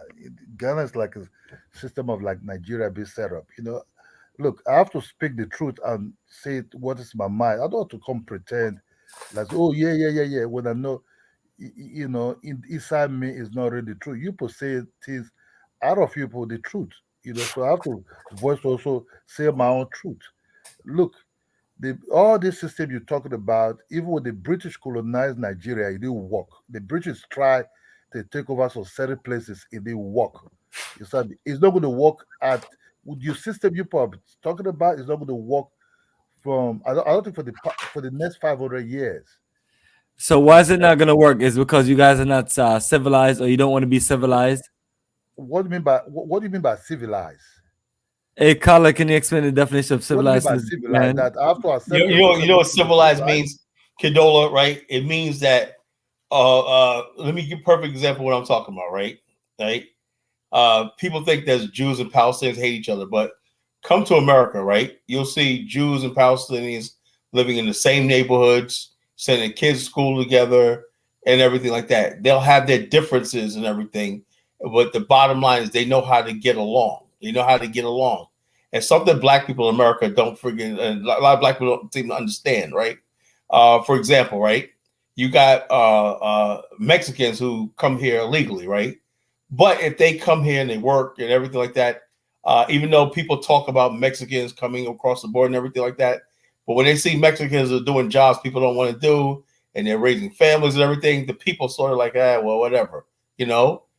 We have our differences and everything like that, but if the courts and everything, the laws, everything, so what? No one's going to go out there and say, you know something, I'm going to start killing Mexicans because I don't want them living here. That's what being civilized means. Civilized means being civil, you know, and let's think about a higher purpose. You know, what do we have in common, right? Every group of people should know that your neighbor wants the best for his children and your children. So if we're both civilized, right? We both want clean streets. We both want running water. We both want police. We want a fire department. We want education. And we want a quality of life and everything. So we could build upon that when our differences will become sort of like, you know, something, hey, we got differences and everything, but we're living in a civilized world. Now, certain times tensions flare up. Oh, yeah, whatever like that. And then it goes back to thing. We trade with each other. We do business with each other and everything. That's what civilization means. That's why you think the Indians could go around the world and everything like that and set up shop. Why? Because they don't get involved with people's politics and everything. They come here to do business and everything, and people are like, hey, well, they're making their mark in the world and everything. So what? It's like there's no bother. But the bottom line with Black people is like the tribe and my identity is a line in the sand. Before you can agree that we need to build a road, or we need to build a highway, and we need to build this, we're sitting there arguing over something frivolous like a tribe or foolishness and everything, you know? And that's why I say I don't agree with Jules Malema. Africa's not ready for that thing yet. And like I said, and tonight, I always knew that because you don't have any sort of Africa have never succeeded any sovereignty as far as like things that matter on the continent, like an African peacekeeping force, African development force on the continent and everything, an African disaster relief force on the continent that everybody participates in everything. We can't, or African monetary zone or stuff like this, and we can't succeed on that level right there.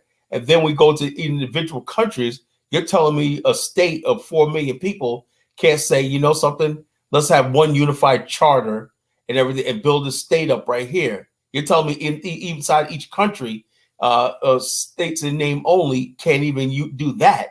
I'm really shocked and disappointed tonight. You know, I thought I was going to hear something different tonight, but the bottom line is, how can we build? And the bottom line is, and those people think that Pan-Africanism doesn't matter. Well, it does matter, right? Because look at who Qatar is trading with, right? Asia, right? The Middle East, all these countries like this, right? There was did you see any African country mentioned as a trading partner, Bomani? None, never. You never hear any of these countries. You never hear. You never hear. You know. But the main point of the situation is Nigeria have similar asset and similar situation Way as more. Qatar. And look at the outcome. Look at the difference. And that's because you're dealing with a group of people that are very tribal, and for the most part probably hate each other and refuse to work in the essence of nation building so they can be as industrial and productive as Qatar. What you're gonna hear always is the reasons and excuses, and everything is like this white monkey on your back and things like that.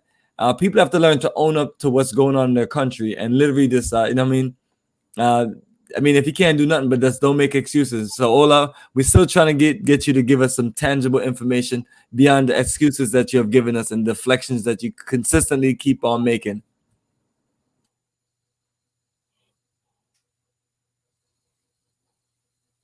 Brother, I've never given excuse that white people disturbing me at all. When Nigeria will find its own path, I think every nation come up. Look, I still hold on to what I still believe, what made me who am I, and that just it is. Why is the Maroon in Jamaica complaining that the federal government in Jamaica is taking over their land? If land is not so important, things will come up. Things want to come up as long as you still have the resources. Your country is still your country. Nobody's taking over. That's just the way it is. So Saddam Hussein was building Iraq like this when America came to destroy it. So you have to understand that sometimes people come and disturb your progression. What do you mean by civilization? Civilization, I don't want to acquire your type of civilization. I want to acquire my own type of civilization. You understand me? That's why. If it was like that, why is Russia fighting back the West? Because everybody wants to keep his own culture. I don't want to start having your own culture in my face continuously. You understand? So yeah, but the whole thing is, let me tell you something, Kidola, right? Look how the West works, right? There's also a culture of learning. There's a culture of diplomacy. There's a culture of peacemaking. There's a culture of friendship. There's a culture of trade and business. All those are cultures too, right? For example, China and Japan may dislike each other, right? But they created a middle culture of business where they're doing $400 billion a year worth of business with each other. Is Qatar and Japan the same culture? No, but your car is making billions of dollars off Japan. Same thing with South Korea. You see how they create a culture that comes through education and comes through thinking on a higher level. And also they got into the oil industry as opposed to just basically letting foreign companies give them royalties for what they take out of the ground. That's a problem in Africa right now. I like the new president of Burkina Faso, Ibrahim Traore, but he's saying that he's a young man. He's only 36 years old, right? And he's doing the best he can. I mean, a lot of people and they're being misguided by these Pan-Africans who think that they're doing something and they're really not, right? If you basically say we want better royalties from our industry, from our mineral resources, right? And you're not saying that we're going to learn how to mine this stuff and produce this stuff ourselves, and then add value to it ourselves and everything, and sell it and distribute and manufacture and get into the game like everybody else. So we have nothing to say. You're not doing anything.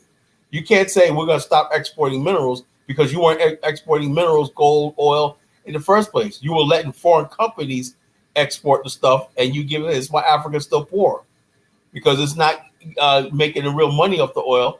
They're just getting royalties and kickbacks and stuff like this. So that's what has to change. And like I said, Africa, and for that to change is you have to have a Pan-African vision, right? Burkina Faso could go around to the rest of the continent, right, or the diaspora and everything, and say, I'm going to put together a global team of engineers, right, to learn how to do the mining of whatever they're mining, gold, whatever like this. We're going to learn the gold in business right here. We're going to do it here, right, in this country, right?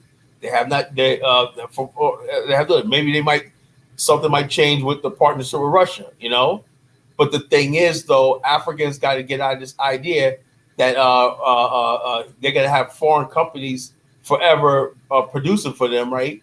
And they think they have a hand to bargain with, right? The West is being merciful on Africa. They understand Africa, this uprising of Pan-Africa right now, right? That said, it's a many faces of Pan-Africanism right now. The one that you see right now is just a reactionary to a lot of black people on YouTube and everything, talk about the French, talk about the Europeans and everything.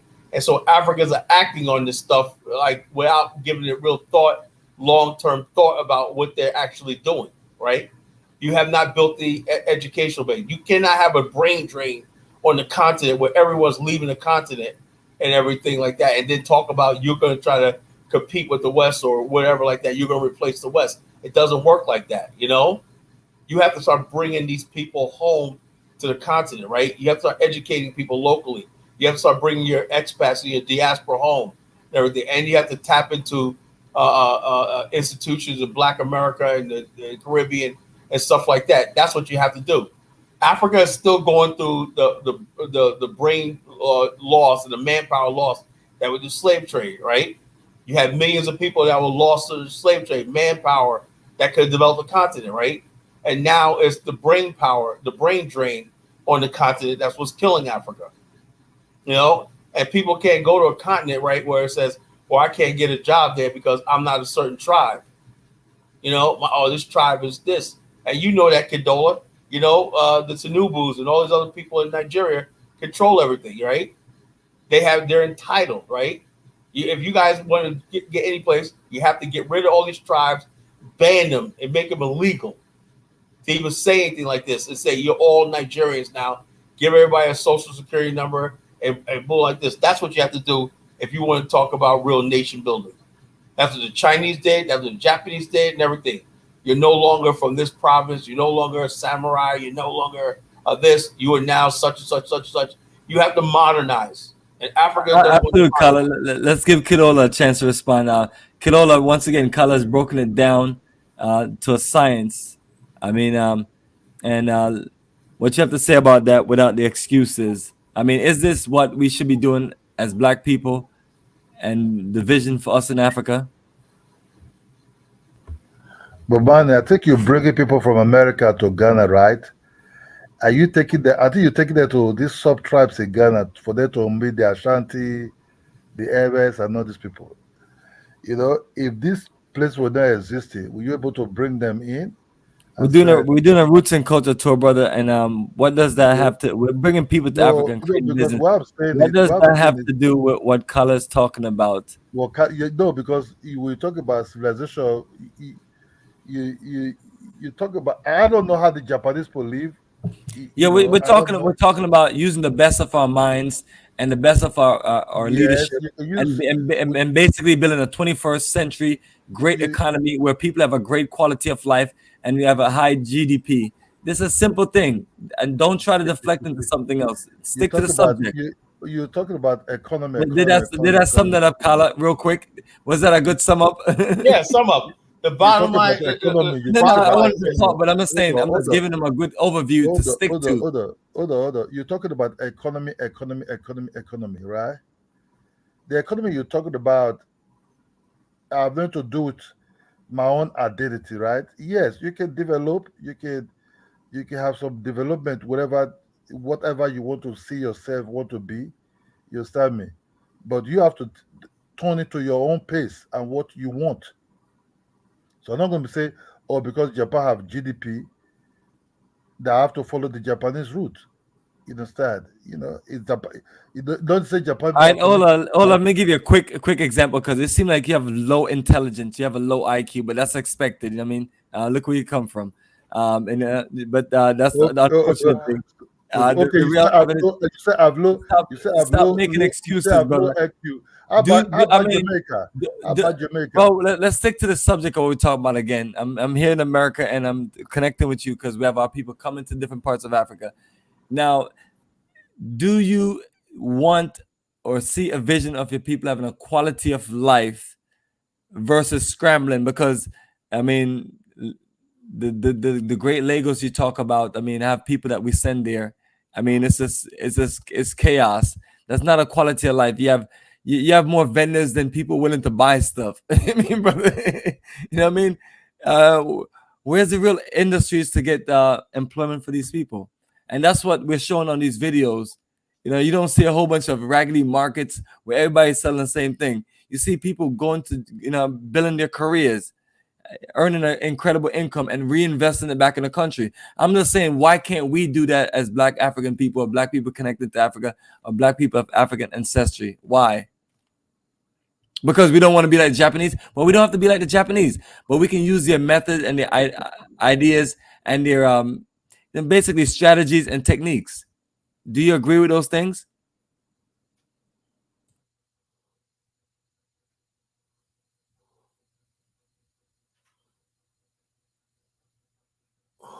Crickets. Yeah, all I know, your brain tend to probably operate slow, but I mean, we've been clear unless you don't understand our English. Let me tell you one thing. If tribe does not really exist, why is the United States there? It's still a tribal society still between the white. Listen here, you village. So it's not about who is really developing.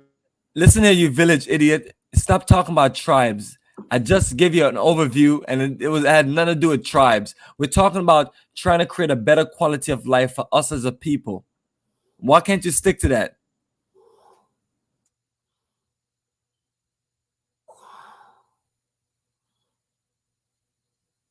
Why can't we look at what other people are doing and other nations are doing that's successful and do the same thing too? So I'm trying to make it as simple for you. You know what I mean? In layman's terms. Now people always talk about people like myself as technical, but I tell them I try to keep it simple because I know, you know, most people have a very low IQ and people like yourself are not very intelligent. So I don't want to be technical. Hold on. I want to know, you talk about low IQ. What do you mean by low IQ? You speaking like what you learn without knowing, you apply your own system. What you learn from the white man.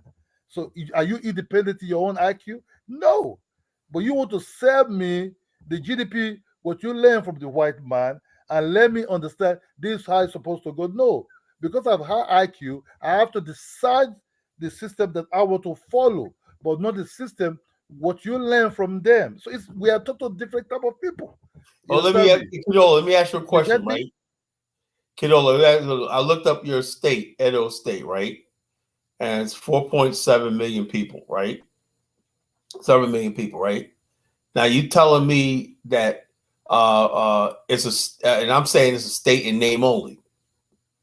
So it's almost like, to be honest with you, right?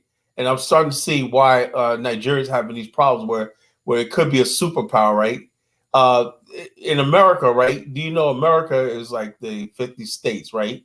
Each state is almost like its own country. California is California, New York is New York, Florida is Florida, and all the states are responsible. The federal government just oversight, but it's tasked with the state to build the roads, the cities, and everything like that, and the local governments and everything, and making sure the power base is always local, you know? And that's how this society, this state, this country functions, right? There's no, we have Indian reserve land or whatever, a reservation somewhere here and there in America. But for the most part, there's not one group of people that has this control, this territory. No, it belongs to the system. It belongs to the state and everything. And the state is tasked with developing itself to the fullest point to give everyone a high standard of living and access to roads and ease of travel and safety and everything like this, you know?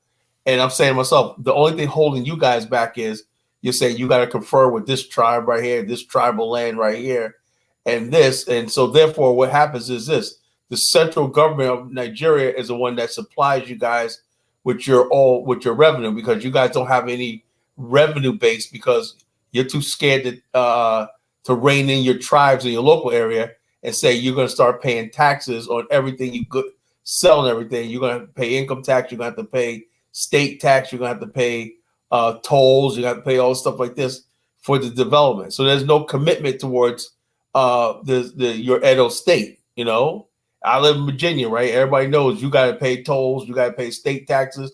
We have to pay local city taxes, everything like that on your car, everything like this, because everybody has a responsibility, black, white, everything, that we need money. The state needs money to develop everything, and so we can enjoy our high standard of living. So, and the more we do that, right?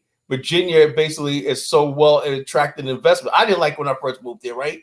Because everybody said, man, they tax you on everything here. They tax you on 9% of your meals. You buy a burger, 9% of that cost is taxes, right? But over the years I lived here, I'm saying to myself, Virginia has a $6 billion surplus in our budget, you know, and the roads and infrastructure and everything here is perfect. I didn't like it when I first moved here too. I was like, man, the state's always taxes us, but now everybody see now that we got roads, we got infrastructure, we got all these stuff coming up and everything. And I'm saying like this just for the fact of the matter is we pay taxes and everything like that, you know? And so I'm saying to myself, if you guys did that same thing in your state, wherever, and said, look, we have a centralized authority, we have a revenue authority, and this is the government and everything.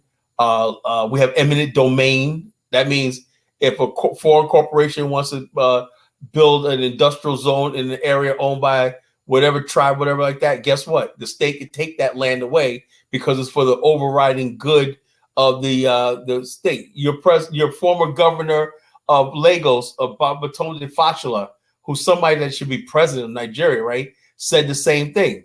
You had people out there clogging up roads and everything like that, and he had to friggin' take property in Lagos away from people because they had to build new roads and everything. He says always Fashola is highly educated. He's a lawyer. He's unlike any politician I've ever seen in Africa.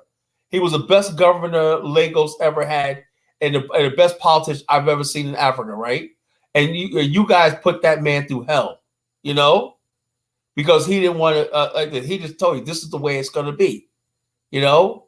And people try to always use that tribal Trump card. Oh, this blah, blah, blah. He just did. He saw what he did with those markets, right? He bulled those things right through there and said, you get the hell out of the way. We're building a rail line through here. We're building a road through here and whatnot. We don't give a damn if you like it or not. It's for the overriding good of the state of Lagos. You understand what I'm talking about, Kedola? And what do you think? What's your opinion of Governor Babatunde Fashola? Look, that is how that said. If you listen to, you say they don't collect tax. Nigeria still contribute money to the federal government. All the states have taxes they collect down from the local government. We have local government, you know. We don't have just only the state. We have local government in some of these areas. They collect the market tax. They collect tax in your businesses. If you have boutique, transport businesses, taxes. They pay taxes. You understand? So when I say, oh, it's a state but full of people, but you don't have to to interfere into my land. But doesn't mean that the government does not collect tax. The government still have ways of collecting taxes for businesses to run the state and also to contribute money to the federal government. You understand me? But didn't Fashola take over land in Lagos? Fashola, look, there's some land that if you build on the road belongs to the government. You know, if you go and be building houses, some dubious agents started selling you land properties that are supposed to be.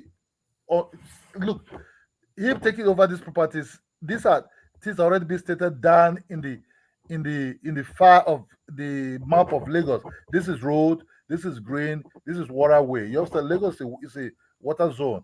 So people, years past, they started selling some of this land to people. So these are the lands that he came to reclaim from these people. He was just taking people's land just like that. No. So if you build on the government way, waterway, roads, and everything, yeah, your property will be destroyed.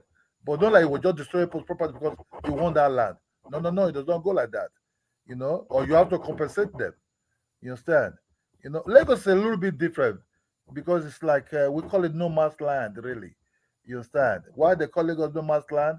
Because it's still they have indigenous there, the Yorubas and the Jasi people, everything there. You understand me? Still, the Igbos cannot even say, "Oh, let me come and control Lagos." That's why the Igbo man would never be a governor of Lagos State. It's a perfect example of tribalism. So when I explain tribalism to you, you don't mention Lagos. Lagos is a perfect example that during that last Igbo man, a Yoruba man can never be Igbo, governor in the east, which is the Igbo land. So Yoruba will always be the governor of Lagos State. So that's a perfect tribalism I've tried to explain to you ever since. But things will be done, but my people lands, my people's land. That's just all. So you mentioned Lagos. Now I'm giving you an example of Lagos State. Lagos State belongs to the Yorubas. No, actually doesn't belong to Yoruba.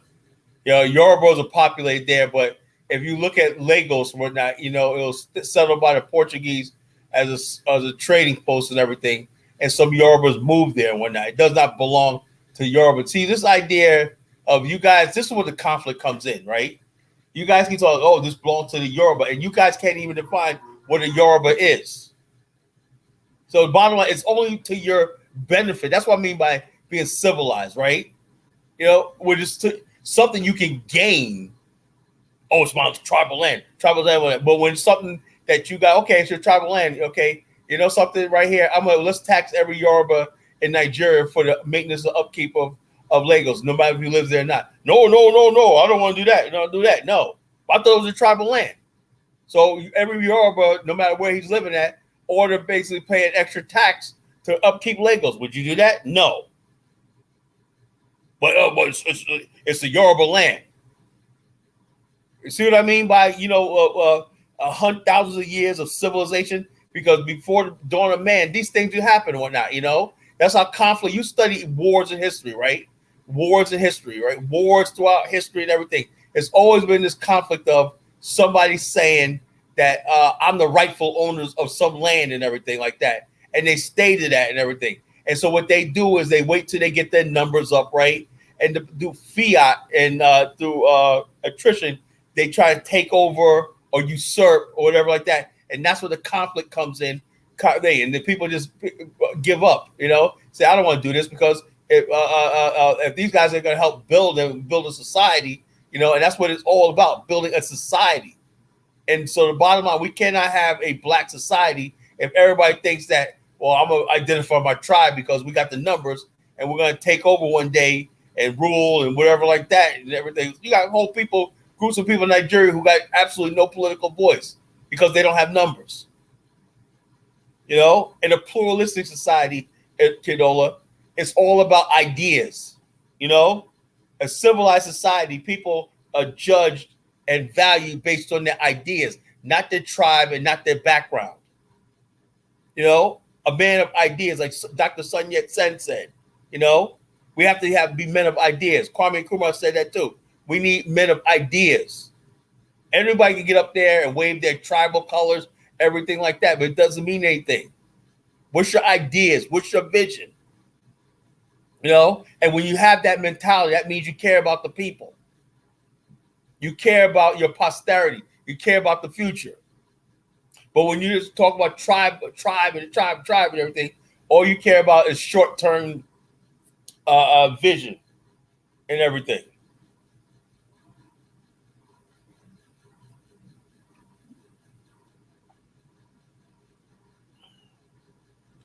Ola, please tell me you have a good comeback for this one.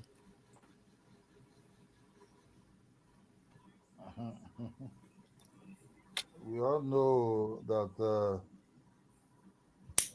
And also speak up with some Kala, bass in your voice, like you got some confidence. Cause right now Kala's smoking you.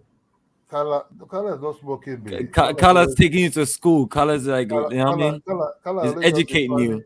Call me Professor Collar. Professor Kala on you, man. Kala is only talking about the American system where he grew up. I have my own system where I grew up. So you don't have a system. Hey, let's say, Ola, stop talking about all these systems and everything. Yeah. We're talking about ways how you can build an economy and be successful and make sure your country and the people in your country have a better quality of life. Stop making it seem like you got to give up your, whatever you do in Nigeria as far as what you call Nigerian culture. You know what I mean, when we talk about business and finance and taking care of people and running an economy and running a nation, those things are, are synonymous to all nations. It's not just a situation where it's just the Japanese, this and things like that. Because you keep on deflecting to those points. Or maybe I'm just hearing things, Kala.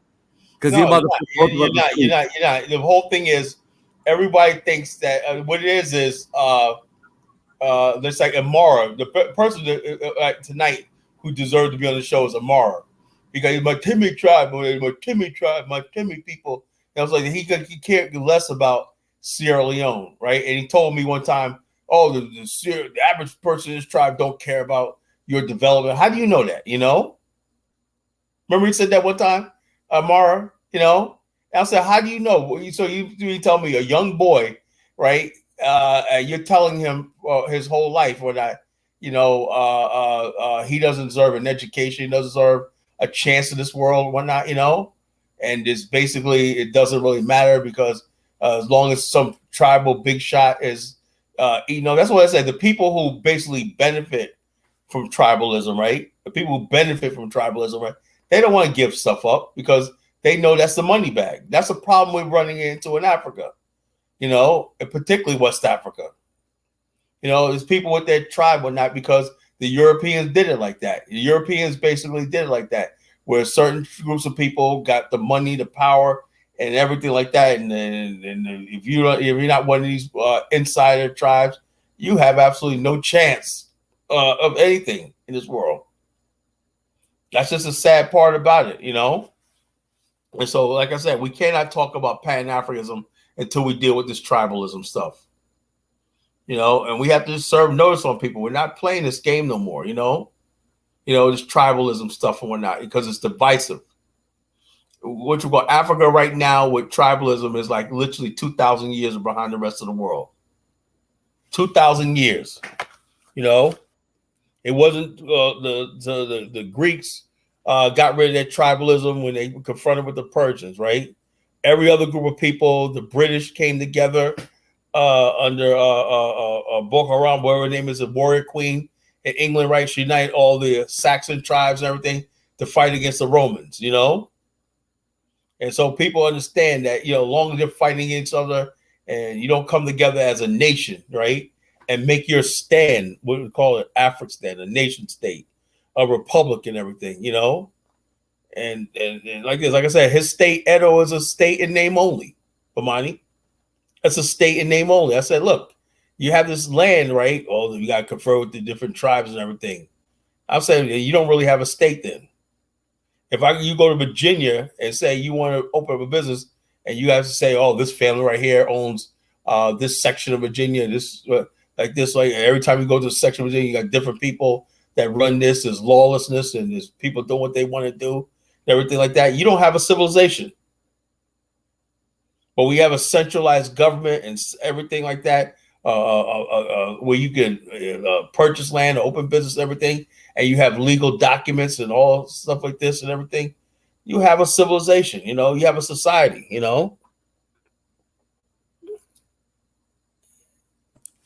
Yes, absolutely, brother. You ran Ola off, man. Ola is gone. Yeah, so sure, he was stayed hung there for a while, but this conversation is just too strong for somebody like him, I mean, he had no comeback at all. Yeah, no comeback, family, none at all. And somebody say, George said, French, British, German. Those are not tribes; those are nations. Do people even understand? Have basic education? Those are nations, not tribes. Tribalism is the most dangerous people, thing threatening black people. You're talking about people with low IQ, man. People don't do no reading, no studying. They never read a book in their life. They want to come on here and challenge us and have a conversation or a debate. I mean, Ola, man, you got to get your weight up, man, before you come back, man. Brother, you had many chances, and you just embarrass the nation. You're just an embarrassment. I mean, that white woman got you messed up. That's why it's not good to be sleeping with these white devils. Literally just corrupt your mind. Yeah, anyway, white people love tribalism in Africa. You know, I learned that years ago. White people love when they go to Africa, right? This is what they do in South Africa. What Lema should be concentrating on, right?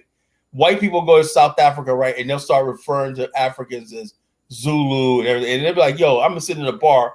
You sit with a bunch of brothers in a bar one night, and Africans, white people come up and try, oh, I think you're a Kosa. You're Zulu. And they're saying, we're sitting here having a black conversation, everything like that. Let that happen to us in Liberia. See when people get stomped, you know? It's going to be an altercation with money, right?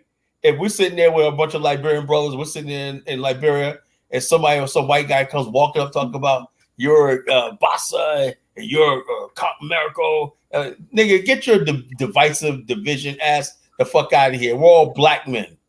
That's what this is all about. This is about black men, black unity, and black power. If you don't like that, then you can't roll with us and whatnot, you know? Whether you're Bassa or you're Yoruba, you're black first, you know? That's how we see the world. Yes, brother, man. College Genesis on fire tonight, man. So, family, the link is in the chat. You can join us. And so, Kala, this is the other video that you wanted to talk about as I pop up our subject. Yeah. Let's have some fun. Let's have some fun. Play Dr. Umar. You had this rapper. Her name is Sexy Red. She came back and gave back to the school, and she caught a little flack about it. What, in your opinion, would you let her come to your school and give back to the students? How did she give back? What exactly did she do? Well, what she did was she gave bundles to the girls, and I believe she bought the boys shoes and outfits and things like that. So, upkeep things in the schools. I mean, that was the best way, that may have been the best way she felt she could give back. I would have preferred more, maybe she buy some books, some black books, some conscious books, get them some books, maybe some computer programs that focus on academics.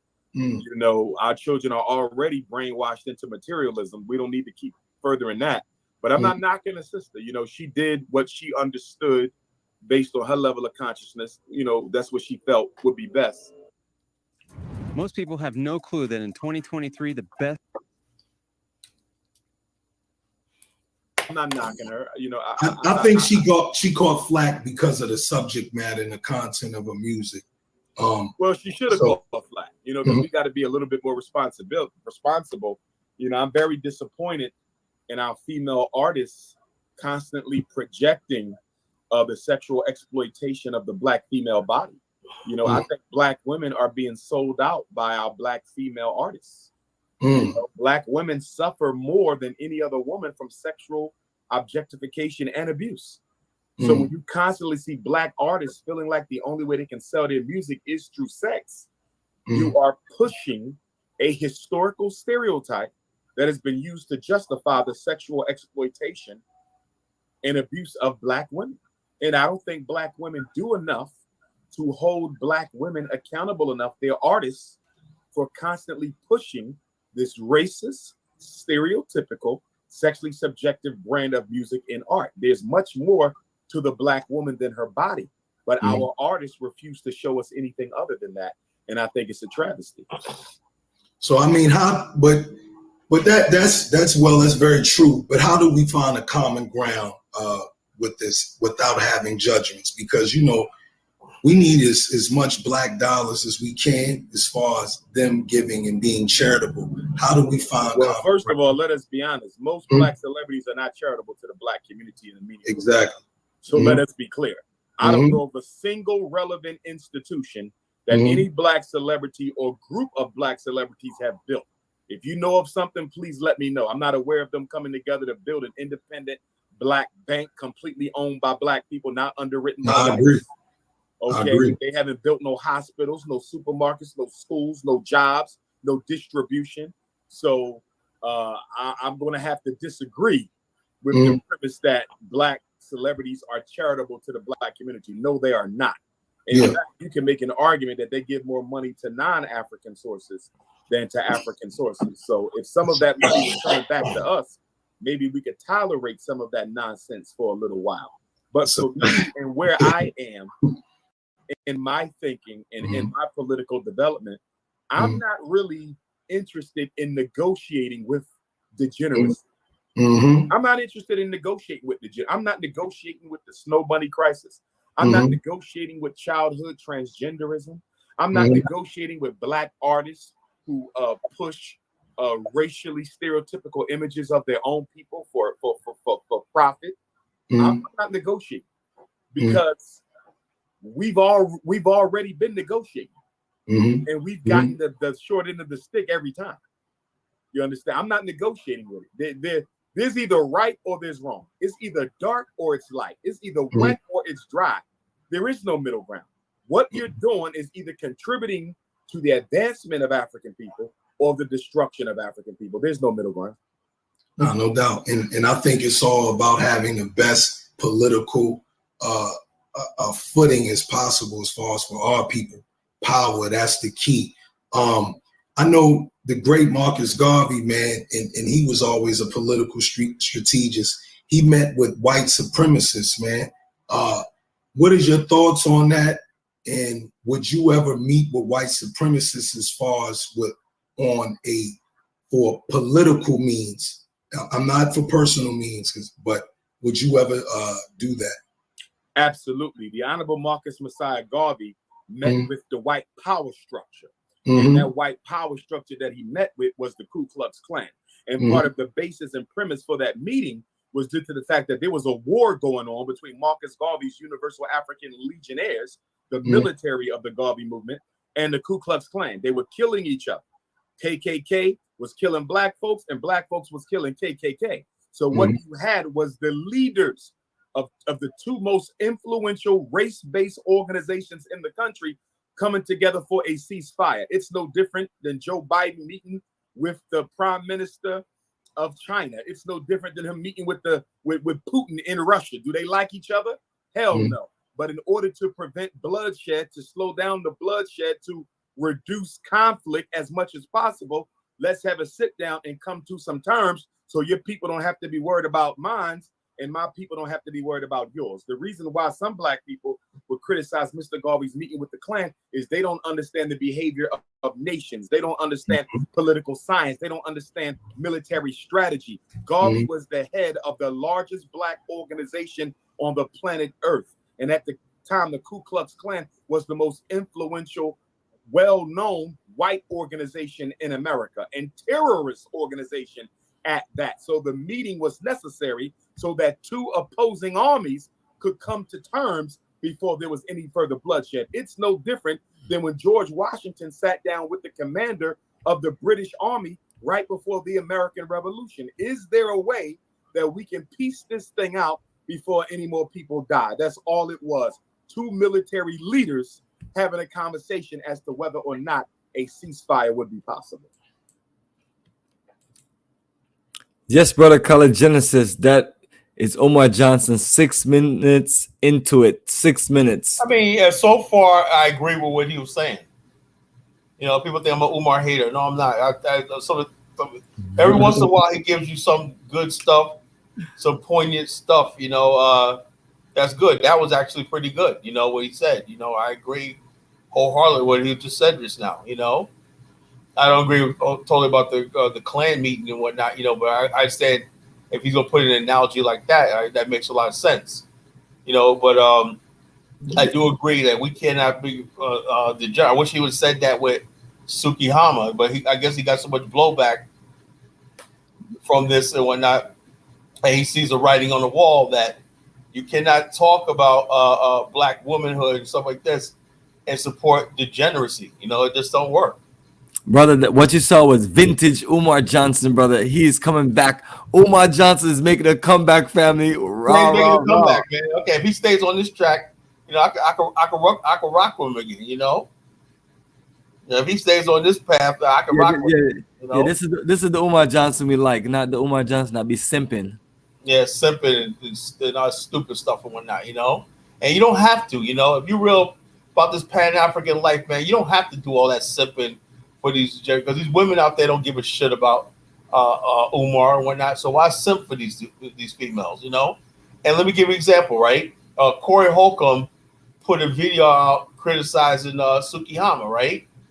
And I'll show you how deep this stuff goes, brother, right? Corey Holcomb put out a video talking about he put out a video talking about she looks like Tsukihama looks like Danny Glover in the first Lethal Weapon when he was getting beaten. And then when he put the face and said, hey, they do look alike, man, Danny Glover. All these females are coming up talking about, why is he talking about Tsukihama and whatnot? You know, females coming out of nowhere and talk about, yeah, I can't wait till his heart gives out, man. He's fat. He's going to die of a heart attack and all that.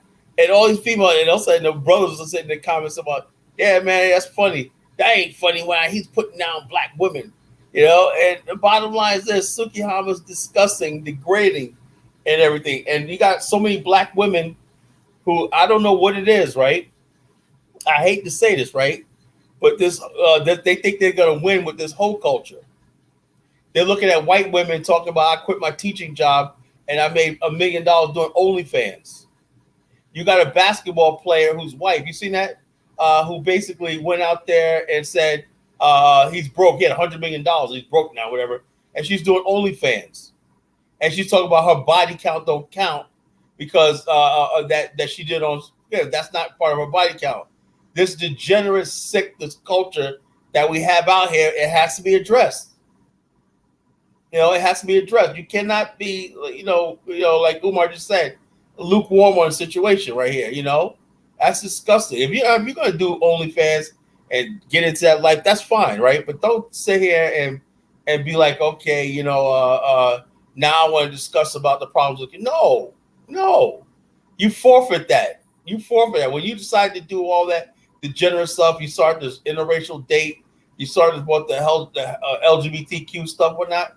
You know, yeah, you know, you could be part of the community, but you know, you lose your voice, you lose any sort of credibility with the intelligentsia.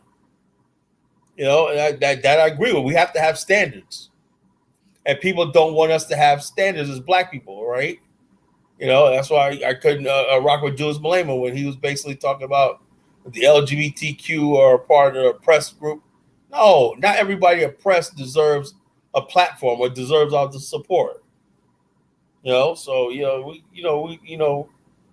gotta keep doing what we're doing. You know, so we gotta keep doing what we're doing. Yes, Color Genesis dropping fire tonight. Somebody named Jamala is mad. So these guys will only get 43 people. We're on a Friday night show, a Saturday night show. It's 2:46 in the morning, and also we deal with real stuff. Yeah. So now we're talking about Pan-Africanism and nationhood. Most of y'all not down with building nothing. So we're gonna lose about 99% of y'all. So it's all good though. We know it's all good. Like I said, we have people that are looking to build this nation, looking to do this stuff. So if you're down with this, brother, don't worry about the numbers because it's only going to be in a few chosen people. Exactly. You know, we're the minority. I never said that we're the majority. Where if you want to listen to a bunch of foolishness and buck dancing and gossip and everything like that, yeah. And we had a show and we had like Fresh and Fit, we had females calling in and stupid shit. Yeah, we have like 500 people watching right now. You know, but we're talking about stuff that people don't want to hear.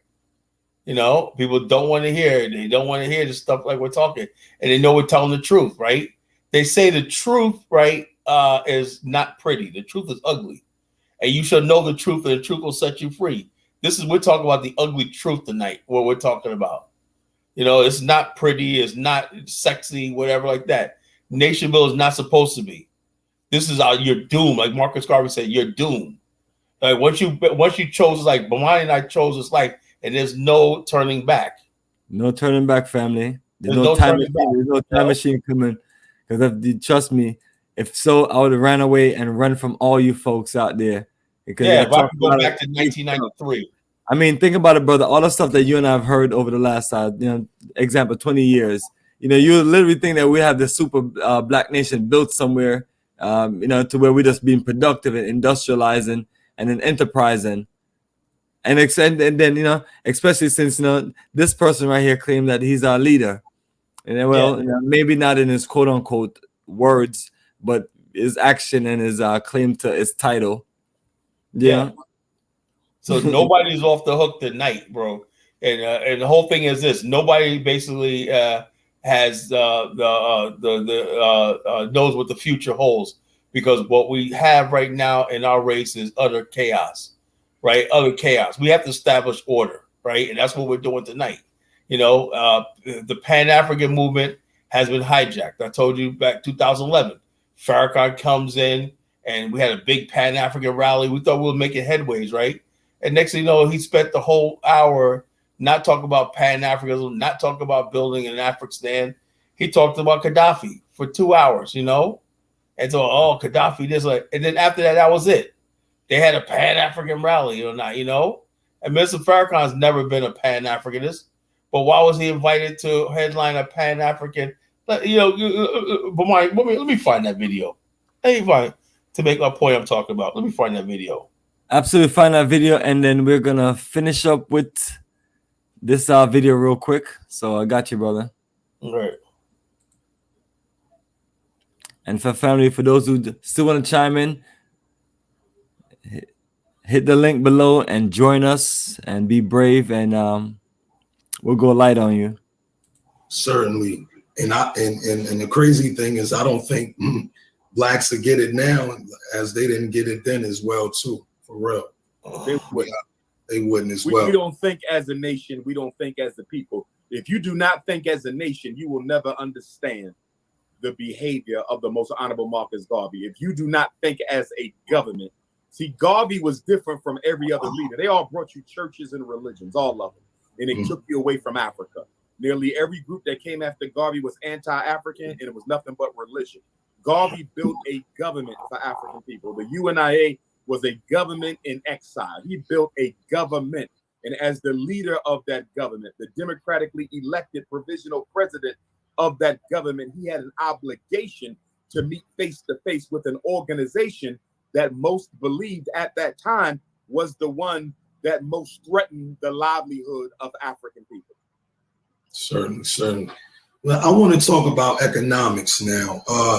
Farrakhan, he recently said, the Honorable Minister Farrakhan, he recently just said that every race comes to America and they get the American dream off the blacks of black people.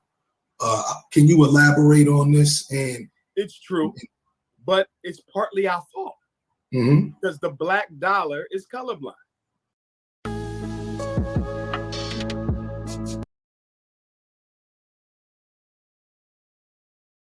The black dollar is the easiest dollar to get in the United States of America. It's the easiest dollar to get. It is hard to get that Jewish dollar. That Jewish dollar is loyal to the Jew. That Arab dollar is loyal to the Arab. That Italian dollar is loyal to the Italian. Black dollar is not loyal to black people. Think about that now. Your number one weapon, your money, is not loyal to you. The black dollar seeks out anybody who will want it. And until we discipline the black dollar, we will never have black power. Black power is a joke and it is a fantasy, because in order to build black power, you got to have an organized black dollar. And black people are not there. We are ready to march. We are ready to vote. We are ready to pray. We are not ready to organize, and we are not ready to mobilize our money, and we are not ready to build institutions. Those are the three conversations we never talk about. Scroll through your black YouTube. Scroll through your black Twitter. How many people do you see having a serious conversation about organizing black people, weaponizing the black dollar, and building institutions? Everything we talk about should be about those three things. Most black people are talking about something else. They want to talk about history, religion, you know, some entertainment, sports. We are an escapist people because we are an irresponsible people. People who do not want responsibility for solving their problems will always find an excuse to do something else. Right? Church is an excuse. Masjid is an excuse.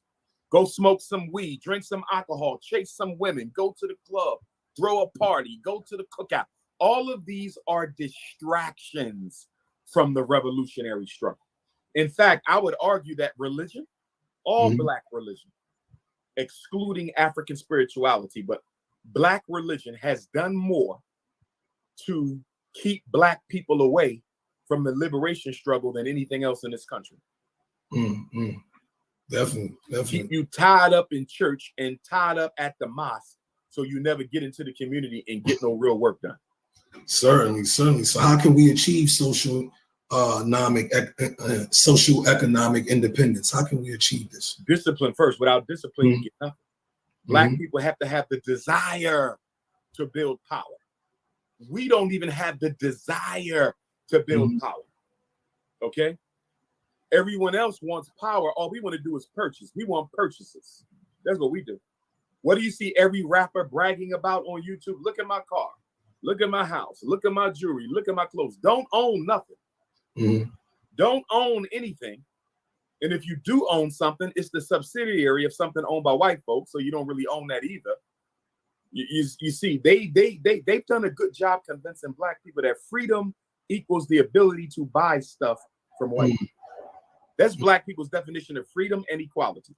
Freedom, justice, and equality for the politically uneducated Negropean is the ability to take my hard-earned money to a non-white person and buy some useless junk that makes me feel like I'm more important than other black people. So what are some of the answers, man? How can we work together? The answer is not a secret. You have to do what every other group has done. Organize, institutionalize, and weaponize your money.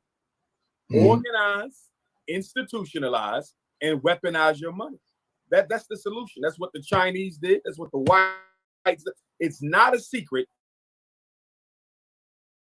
on how you build up a strong, independent people. It is not a secret. We've done it before. We don't have the psychological interest or commitment into doing it. Black people are comfortable being on the bottom, my brother. Black people are comfortable being on the bottom. We are okay with the police killing a black person every day. That is our black tax, and we are willing to pay it. So what? They killed another unarmed, defenseless black person. If that's the tax I gotta pay to call myself an American, I will pay it. Internalized racism, internalized oppression, internalized self-hate. The Negro of today is the worst Negro America has ever seen, because we're the first Negroes who are willing to die without fighting back. So do you think some of these black billionaires are afraid to give substantial help? I'm talking about substantial, because you always speak about help that is meaningful, you know, non-symbolic, substantial. You know, we talk about, you know, economic empowerment. Are they afraid to do so? Yes, they are afraid. Most of them got rich through the power structure. Even though it was their hard work, they did it because white folks let them into their system. You understand me? LeBron James is a phenomenal story. Phenomenal story. To go into the league straight from high school, black wife, black children, and never get into any scandals or trouble. Yeah. I tip my hat off to LeBron. He worked hard to get where he at, but guess what? He did it through the NBA. That's a white institution. And because he made his money through them, he's not going to betray them. Jay-Z's story, to go from drug dealer to billionaire, from Marcy Projects to the richest rapper in history. Phenomenal. But you did it through the white man's music industry. Oprah Winfrey, phenomenal. But you did it through the white man's media system. You see that? Yeah. So they're not going to bite the hand that fed them. No way, shape, form, or fashion. And I want to say this in defense of the black billionaires, in respect to Jay-Z and LeBron and Oprah and Tyler Perry and Sean Combs and Rihanna and Kanye, respect to all of them. But let us be honest for a minute. Why are we giving them more responsibility than the rest of us? If you take the $2 trillion that Black America has collectively, that's more money than all our billionaires put together. The people have more money than the billionaires. So why do we keep bringing up the billionaires when the people have more money? It's because the people are always looking for somebody else to solve their problems for them. And I'm tired of it. Every time we have a meeting, a conversation, Negroes want to talk about who can we find to fix our problems for us. Nobody's fixing your problems for you. In church, we want Jesus to fix the problems. Voting box, we want the president to fix the problems.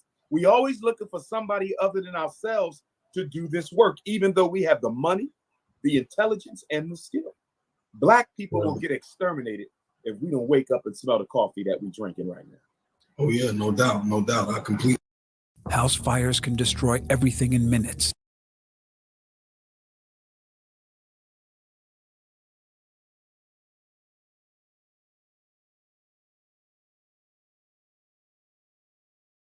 I mean, it makes a lot of sense, but when you start saying, "Oh, they made it through the white man's system and everything like that," okay, Umar, let's lead by example. Why don't you make your money through a Black-owned streaming services? You're on YouTube. All the stuff that you use is Instagram, all this other stuff like that. GoFundMe. Aren't those white institutions that how you raised your money, Umar? Is that the same thing? You're using the same white man's infrastructure as you're accusing LeBron and all of doing. So everybody always want to point this finger at what somebody else is doing and whatnot. And the bottom line is we're all under the same freaking yoke,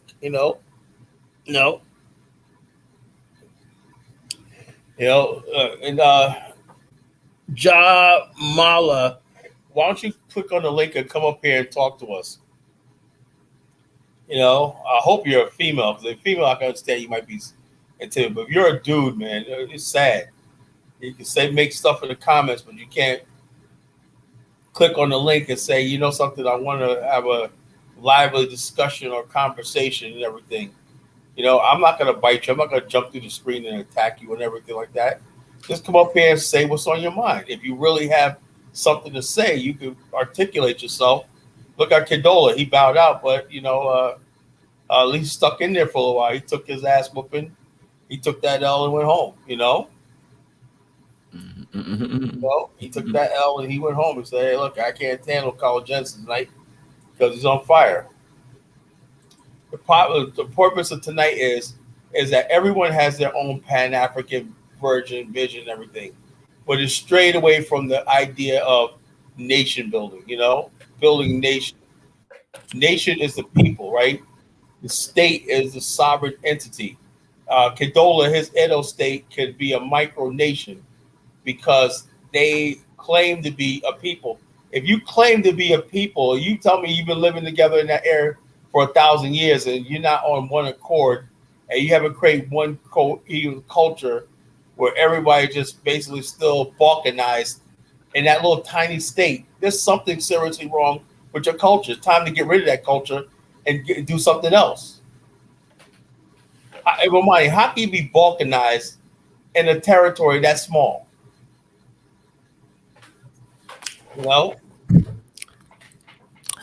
Yeah, Kedola, I don't know, man. It's a great disappointment, brother. That's it.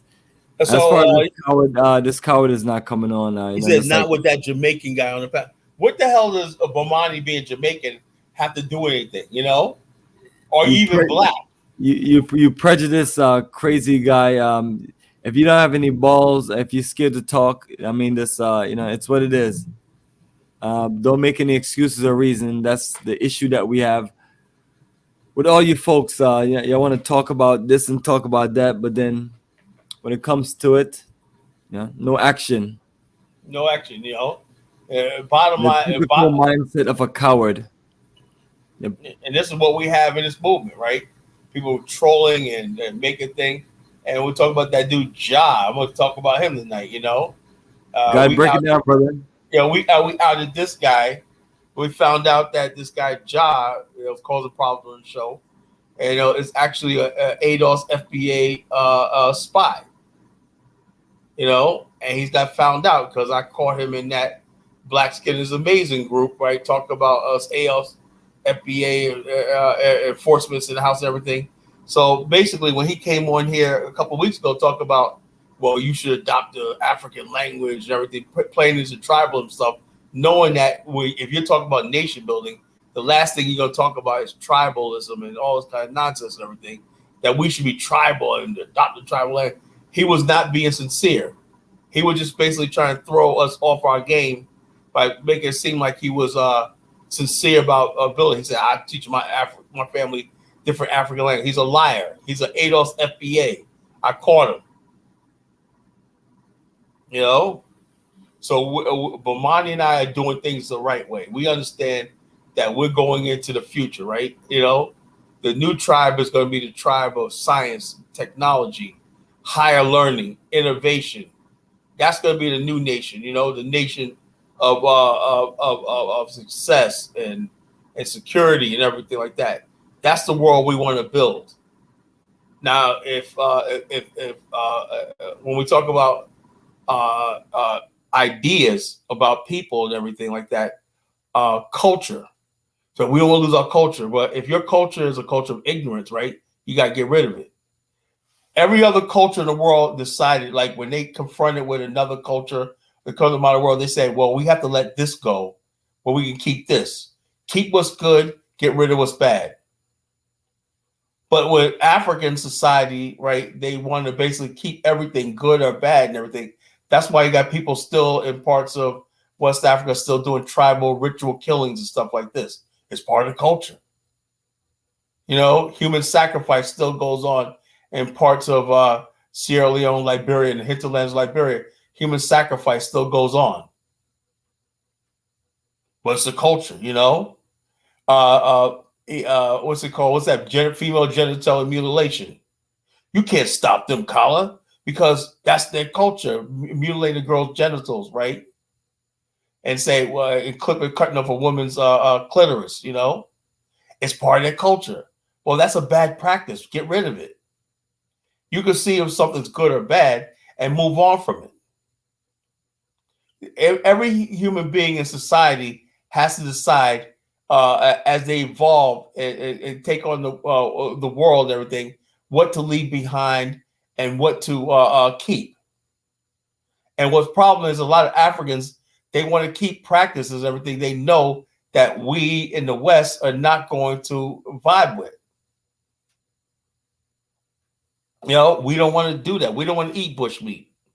I don't want to eat rats. I don't want to eat friggin' stuff off a roadside. So I don't want to do that just to call myself part of your tribe now. It doesn't work like that. We have a different way of doing things and everything. So let's see if we can meet in the middle and see what works out for both of us. And that's what it's about tribalism. You think your tribe, whatever your way of life has to go, no matter how backward it is and how redundant it is. I would tell anybody, never go to a place like what Kidola was talking about. You'll never advance. Never go to that part of Nigeria. It'll never advance. So you want to play some of that video? Yes, Kala, introduce the video and why you wanted us to play it, man. Give us some good stuff. Okay, this guy Evans, I think he needs to come to America. He has this idea. He's obsessed. Everyone has been about Black Americans coming to Africa. First of all, let's be honest with ourselves. Black people of America who are leaving America, the last place on the list is Africa. That's just the truth. Why? Because Africa, and you look at Kidola tonight, you realize, right, that Africa is not serious about developing.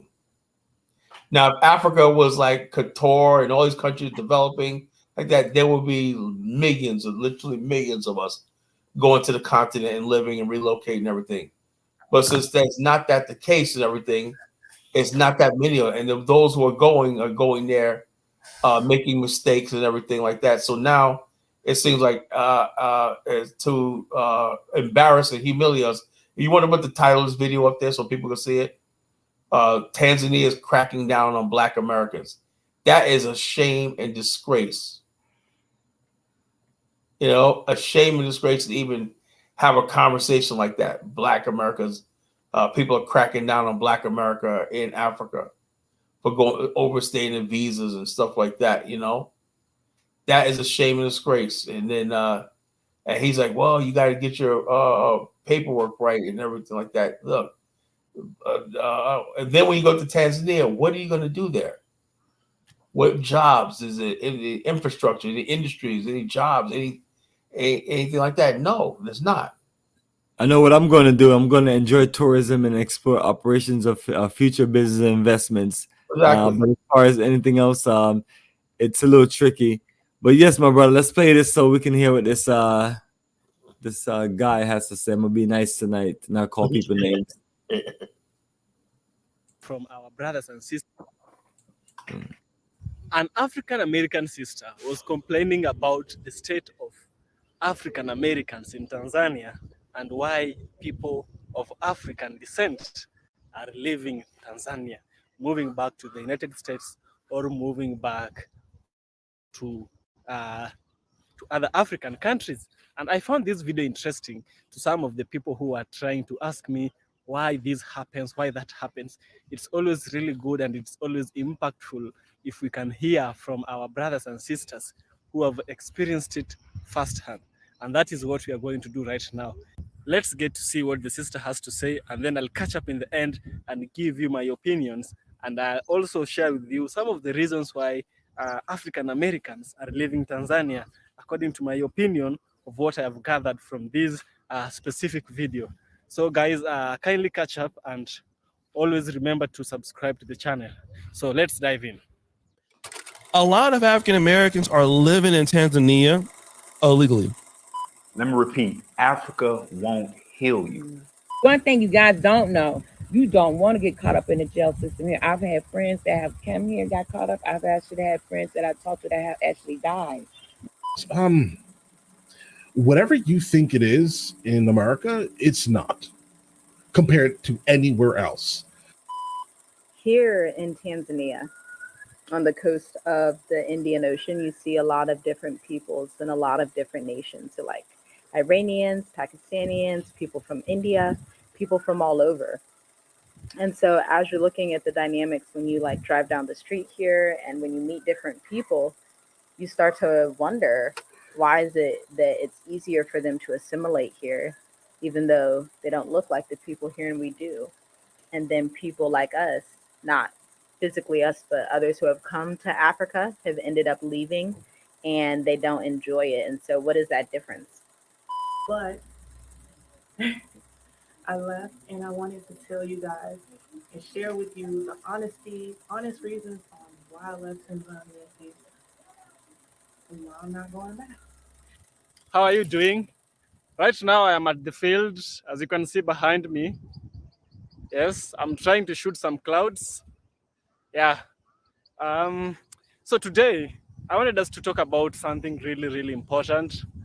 Something that people need to know.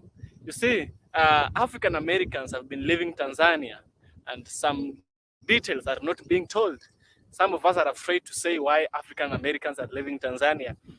Maybe they're leaving Tanzania, going back to USA. Maybe they're leaving Tanzania, moving to Ghana, Kenya, or any other country. You see, something changed. Something really changed when the former president, John Pombe Magufuli, passed away. When he passed on, a lot of things changed in Tanzania.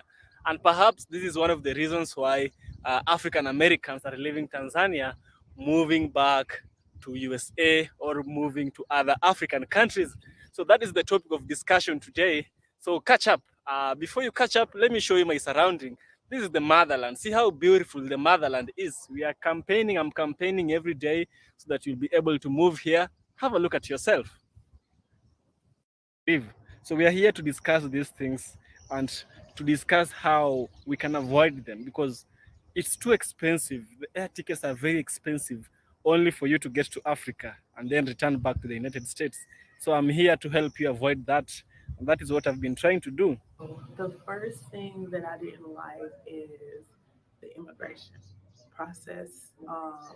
When I went to Tanzania, I already imprinted it in my brain that you're allowed to, from the research that I've done, that you're allowed to have 3 months there and then get extensions, which is a 30-day extension. It's supposed to be 2 30-day extensions for free.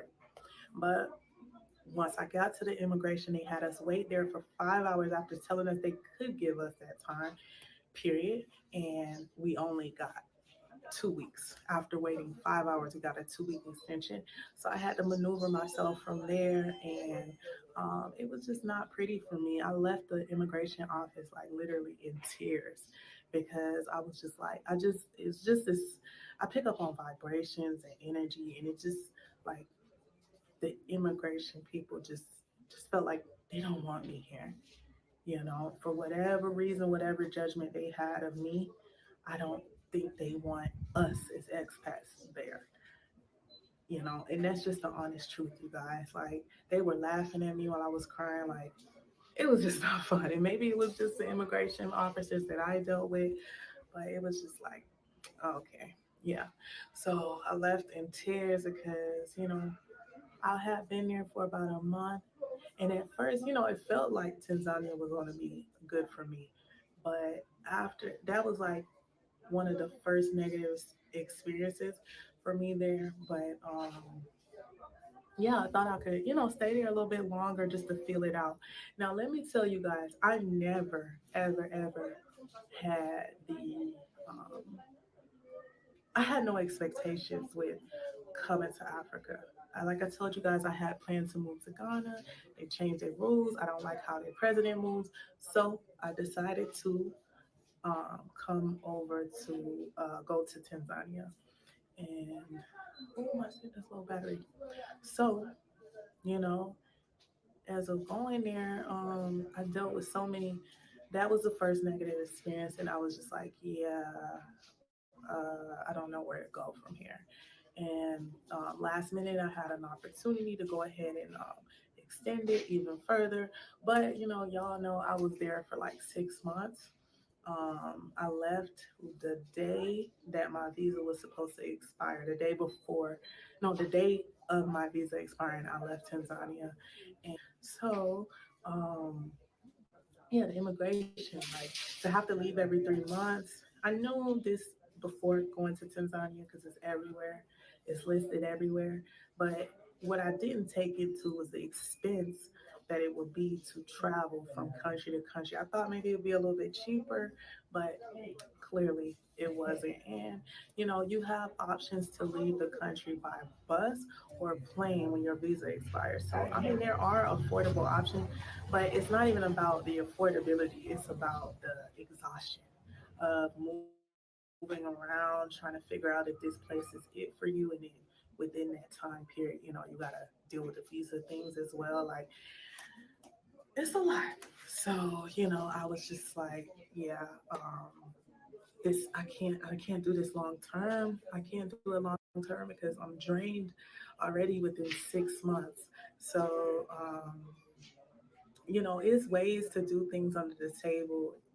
People are aware of this, but I don't want to lie. I don't want my conscience. I don't want those, you know, my conscience. I'm traveling with my.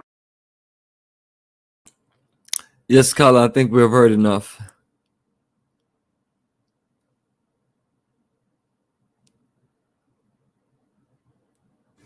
Yeah, man. So, like I said, the whole thing is transitioning to the continent is not easy. You know, people are learning that, you know, people didn't want to listen to what we're talking about.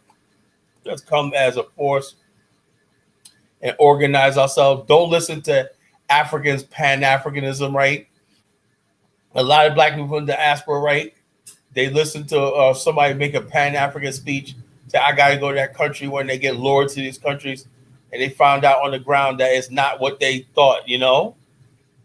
We have nothing in writing. We said, oh, yeah. For example, the biggest thing is when we start talking about the sixth region, right? Now, the sixth region is basically, it's not even nothing in law, because the African Union don't have any real mandated power to do anything. It's just a suggestion, right? So you had a lot of black people selling the idea of that black people, 45 million, are part of the so-called sixth region, right? And the sixth region just meant, by the African Union definition of African, is anybody else born in Africa or Africa that lives outside the continent is part of the sixth region, right? That includes whites, Indians, Arabs, all like that. African is not defined by race, okay? And so people are still running around with the so-called sixth region of Africa. Oh, I'm part of the sixth region. And they're making stupid decisions based on that misconception. Then when I break it down to one now, well, wow, man, I feel stupid now. Yeah, you know, well, why did, when we went to this conference, somebody said something? Yeah, you will go to a Pan-African conference, right? They're gonna tell you everything you think you want to hear. They know you want to hear. They'll talk about slavery. They'll talk about reparation of Black America. Black America is oppressed, everything like that. But when it really comes down to building and getting anything in Africa, we're not at the table. When it comes down to actually saying, okay, if we're part of Africa, right? Why is it that Black African Americans do not have access to the gold mines? Why don't we have land concessions? Why don't we have stuff that we can build upon and get capital and everything like that, where we could build something and build ourselves on the continent? None of those conversations ever come up. Why? Because we don't ask, we don't demand. We automatically think that the Pan-Africanism is one size fits all. You know, as we saw tonight, Julius Malema's Pan-Africanism don't jive with me. His Pan-Africanism means that we're fighting this. He hijacked the term Pan-Africanism to include all oppressed people in the world. Pan-Africanism is not about oppressed. Pan is about building Black people up. You know, building Africa, building a Pan-Africanism towards nationhood. That's what Pan-Africanism is all about. It's not about eternally fighting the British and everything. What happens when the British lose power and everything? Then who are we going to fight, you know? It ain't always about fighting the British. You know, we have to look at ourselves now, you know? How do we build? How do we relate to each other, you know? We can't get, oh, yeah, the British, the French. Yeah, they're always going to be there. So like I said, can't look at everybody's version of Pan-African and say, oh, yeah, he's a Pan-Africanist and everything. We see now that Rudy, Kid Ola, I don't know if he was telling the truth. He says he's trying to get millions of dollars. Okay, I know he got a whole bunch of Jeeps, and somebody's giving him money to spy on Burkina Faso right now. Maybe they might try an invasion in the future and everything like that, right? But President Nana Addo of Ghana is held as a Pan-Africanist. You know, Addo is basically trying to build himself up in Ghana. I don't even know if, in your opinion, Brother Bonnie, all his works that he's doing, is the average Ghanaian benefiting from anything, all this stuff like that? His travels around the world and stuff like that. Do you see any improvement in the average Ghanaian life? No comment. I mean, it's not something I can really just analyze. I mean, but if I was to look at it, I mean, I don't see how things have gotten better. Right. So what exactly is he doing? What's all these travels? Being a typical president, marketing, pushing this country, that's trying to get aid, get, you know, and help, get, you know, it's the begging complex. Right. Okay. So what does that have to do? You want more people to come into your country, including African Diaspora and things like that. So that's what they're doing. So I'm hoping that with all these people coming in, that, you know, things will change and things will grow. And the same thing for other countries that are receiving more people from other places, whether they're, you know, Black people or whether they're just, you know, expat or just investors. Yeah, we want investors to come to the continent, right? But when I'm looking at what Kedola was saying, man, if I was an investor looking at this thing right now, did Kedola do a good job marketing his region right there tonight? No, brother, it made me want to run away from him because everything is about. I don't want to be like Japanese, but we're not actually to be like Japanese. But if Japanese find a smart way how to build an economy, I want to learn. I want to learn so I can take some ideas. You know what I mean, and even formulate my own strategies and tactics. But he's like he don't want to have. He has no open mind. It's like the blind people have been leading the blind for so long. They just feel like that's the best strategy. When you see different, so these are people that we can't really talk with, brother, build nothing with. Yeah, and so, and the bottom line is we people like Amara, my timid tribe, and my people you can't. You got to talk to the big man. No, I said, dude, you understand that your country is never going to develop if you have that mentality. Oh, we don't care. We're not. So you don't care, whatnot, you know. Or So as long as he get his, brother. As long as I have my little kingdom. yeah, as long as he has his little kingdom, his little money coming in the bank, he could care less about thing. And this is a tragedy of what the Europeans left behind. Because that's all they got to do is keep on paying people off and they turn against each other. Yeah. You know, so we have to keep on what we talk about the idea of an Afrikstan is, like I said, more and more is becoming apparent to a lot of people, right?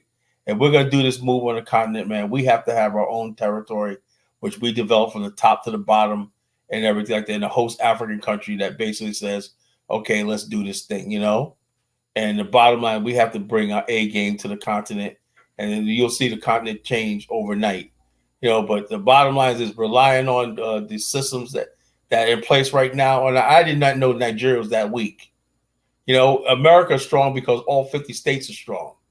If you have a state where, well, you can't do nothing because it doesn't even exist. It's just a one Capitol building and a bunch of vast territories that don't mean nothing, and there's no coordinated development. There's no anything, you know. And I'm saying to myself, oh, dude, you got to be kidding me.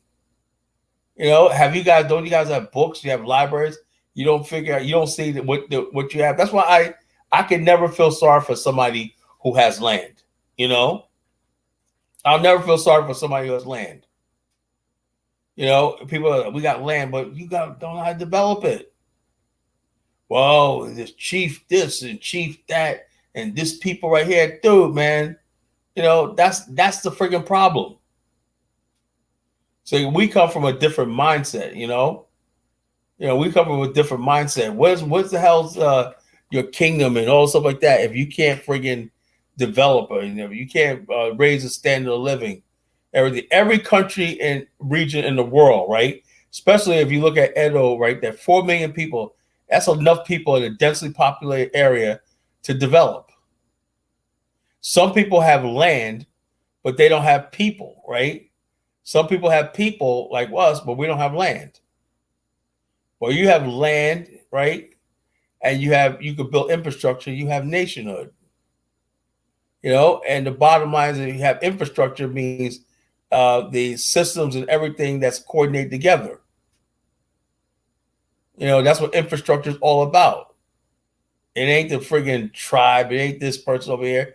It's a centralized system, systems on top of systems, integrating systems with each other, integrate systems and ideas and technology and everything to run more efficiently. And when you do that, right, you attract investment to you. You know, people say, oh, what's going on here, man? You know, wow. You got a thriving economy here. You know, you got railways being laid down. You got power lines being laid down. You got educate kids, they graduated kids from college and technical school and everything like that. Hey, I can put my money in this area and I can invest. That's what the Asians did. That's what the Arabs did and everything like that. Why can't the Black Africans do it? No, my tribe. Everything is my tribe, my tribe, my tribe. Kedola sounded like Amara tonight, you know. I thought he was more educated than that. I was shocked, you know. But I'm really shocked tonight. I thought Kedola was more advanced than Amara, you know, and Judah. You know, they talk about the tribe, you know. Yeah, You know? all these village idiots have the same thing in common. All they care about is their little small little land. Cause all I talk about is land, and Amara talk about his little kingdom. You know what I mean? So and then you talk to that idiot Judea, and it's the same thing. He just he's just a flair. Yeah, they little fiefdom, you know.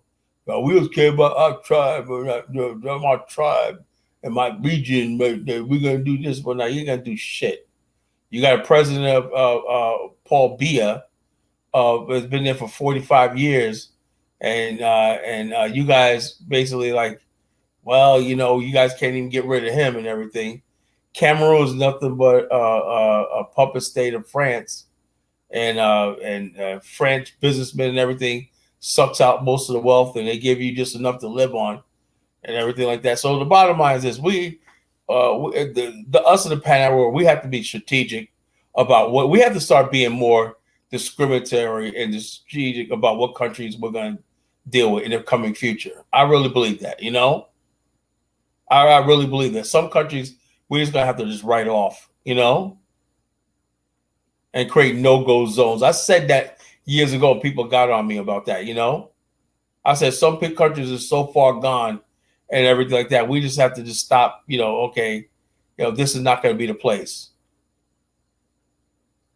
It's not going to be the place. We cannot build nothing with you. And it was just the way it has to be. Because we can't keep wasting time in places that people just don't want to advance. And everything like that. And the bottom line is the people who are suffering in Africa.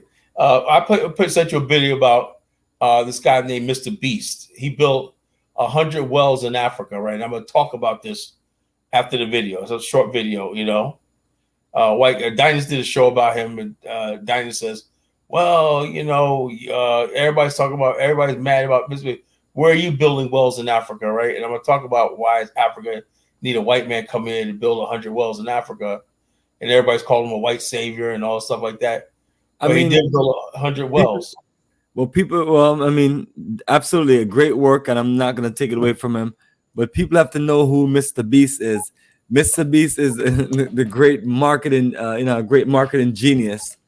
So I don't personally know if he's doing it out of kindness of his heart, or if he's doing it as another one of his, marketing campaign to build his brand and build his business.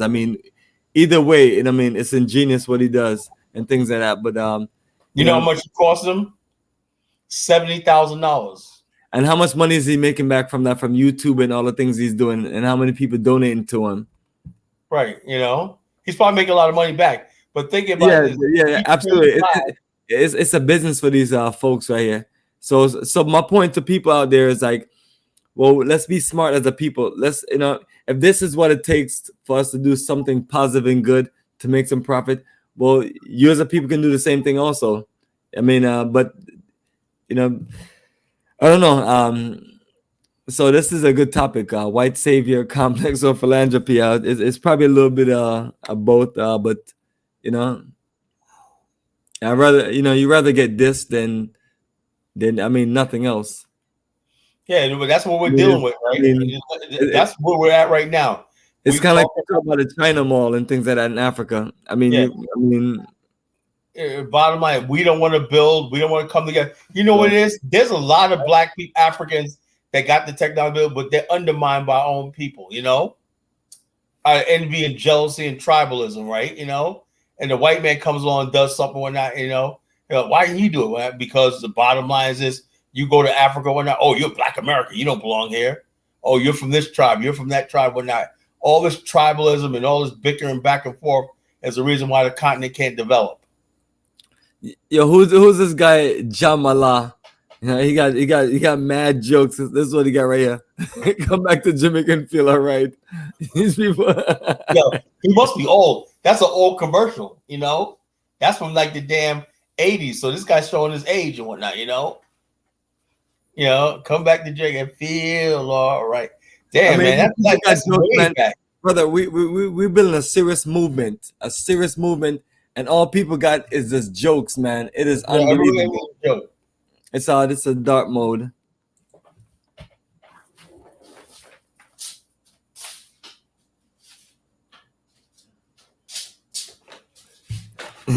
Yes, man. Let me even get some light. There you go. Well, a little more light. Yeah, Color. Those characters, man. How about you donate a super chat, dude? Yeah, You're that's what I'm holding for our time, man. We're 4 hours in. Come on, family. Where's the donation at? Drop them likes. Drop them likes. Drop them donations. Get the likes up. Share the video, man. If you don't get done, at least like the video or not, so we can push the algorithm up. You know.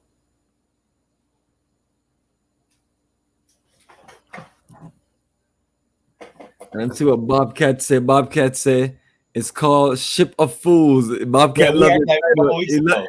He love your title. Yeah, man. The bottom line, I feel like a fool sometimes in this movie, man. Or the Pan-African Ship of Fools, man. You know, everybody going to Africa with their dream, no real plans, no nothing but a ship of fools or whatnot. You know something. I went on a cruise in Tampa one year, Tampa, Florida, where there's a day cruise, right? A gambling cruise, right? You sail outside the U.S. waters, wherever, and gamble and whatnot. And also, when I got off that ship, right, I felt what it means when we were getting off or not. The ship was packed. It was like 6 floors. Big, black, white, all walks of life. Every people, all walks of life. They had a Jamaican reggae band there on the cruise. I had a good time, man. Food, everything was great. But I lost a lot of money, right? And all of a sudden, I was like this. Yeah, I realized what they call a ship of fools, a ship of dreamers, and everybody like that. We cannot be a ship of fools, folks, right? We got to start looking at the hard reality of what it's going to take the nation building. Bomani and Kala really got the idea what we need to do. We need to build our own municipalities on the African continent, you know, forget about all this stuff like that. I don't give a damn about what these borders that the Europeans created and whatnot. We have to fight hard to build these territories, these Africa, these city states and everything like that, and completely change the geopolitical dynamic of Africa. If they're not going to do that, man, I don't want to hear what anybody got to say. If the Black people from the West and the diaspora don't have an interest in Africa, not being interested in Africa, right? Have an interest. That means you have something that what we have in the Black Star Pan-African, that's our interest in Ghana. That's tangible land and territory that we're building up. We want to have an interest in Liberia. That means we want to own farms and industries and stuff like that. We want to have an interest, that we have a stake in something. That means that's what we're going to vote around. That's what our politics is going to be around. That's what our friendship, everything's going to be around. What we have, right? But I'm not chasing the ship of fools talking about running to every hot spot. Oh, now the Pan-African movement is concerned about Palestine. I don't give a damn about the Palestine. Don't get me involved in all these conflicts and everything like that, you know? That's when you're interested in something, right? And you're interested in something because of your emotions, right? So it's like, oh, yeah, apartheid. Now you basically label Israel an apartheid state or that. So now we have to basically treat Hamas like they were the ANC freedom fighters. That right there is an abomination, what he just said. You know, I'm not going to join the Pan-African ship of fools. And the bottom line is when it's all said and done, the Palestinians and the Jews will make peace. The Palestinians will get billions of dollars to develop whatever after they get rid of Hamas and everything. And we're going to be still sitting here holding our hands, talking about what we're going to do now, boss. If you want to keep being a fool and whatnot, go right ahead. I'm not doing that. I'm not wasting my time and energy on stuff that don't pertain to me.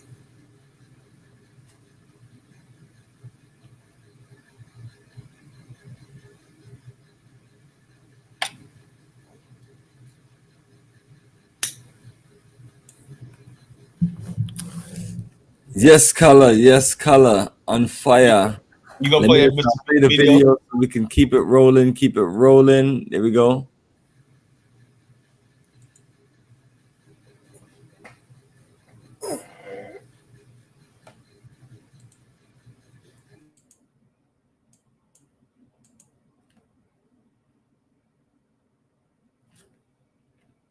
Have you heard of the term white savior complex? It's a trope used in movies and literature. It shows a white person as a messiah-like figure. This person liberates other communities, saves the non-whites, and emerges as the hero. And why are we talking about this tonight? Because of an American YouTuber called Mr. Beast. He has more than 200 million subscribers. So he's really famous. Recently, Mr. Beast decided to build 100 wells in Africa. Wells. This project will touch the lives of 500,000 people. Sounds like an act of charity, but he's being slammed for it. Why? Because his critics say he's milking poverty for views. They say it's exploitation. So what is it? White savior complex or philanthropy? Our next report tells you. Meet Mr. Beast, also known as Jimmy Donaldson. He's 25 years old. He has 209 million subscribers on YouTube. As of 2023, he is the highest paid YouTuber with an estimated net worth of $500 million. But Mr. Beast says he has no intentions of keeping the fortune to himself. In fact, he wants to give it away. So the YouTuber turned to philanthropy. Which brings us to his latest philanthropic deed, or should I say controversy. It all started on November 4th. That's when Mr. Beast uploaded a 10-minute video. The caption read, "I built 100 wells in Africa." The video shows him building wells across the continent, in Cameroon, Kenya, Somalia, Uganda, and Zimbabwe. These will provide drinking water to 500,000 people. He also donated supplies to schools, built a bridge in a village, and even donated bikes to children. Sounds like a good deed, right? Or is it? Well, the internet is divided. African activists are calling it the white savior complex. They say that they have been trying to do the same thing for years, but always got stuck in paperwork and funding. However, an American YouTuber could just jet into the continent, build wells, and suddenly he gets all the attention. Meanwhile, others said it was disrespectful. They said Mr. Beast was enforcing Western stereotypes, the same stereotypes that say Africa is poor and desperate for handouts. Some critics even accused him of exploiting poverty, of using acts of kindness to generate views. So there was a lot of criticism, a lot of negative comments, and a lot of backlash, but they don't seem to have affected Mr. Beast. He says he doesn't care and that he even anticipated the backlash, but he will continue to do what he does. Now, this isn't the first time Mr. Beast has come under fire. His acts of philanthropy have often been a double-edged sword. Some people laud him, others say he's feeding off the poor. That said, Mr. Beast has built an empire on these videos and philanthropy. He once sponsored cataract surgery for 1,000 people. Another time, he bought prosthetic limbs for 2,000 amputees. Those videos are popular, and they gave him much-needed recognition and boosted his influence on YouTube and across the globe. But does that mean it's only for the views? Let's look at the facts. Yes, Mr. Beast makes money off these videos. That's a fact. But this money is helping people. That's also a fact. At the end of the day, that's what it boils down to. The people he helped are better off, like the villages in Africa that now have drinking water. Meanwhile, millions of his subscribers get the content that they like, and he makes money off it. Sounds like a win-win situation, but the internet remains divided. Tell us what you think.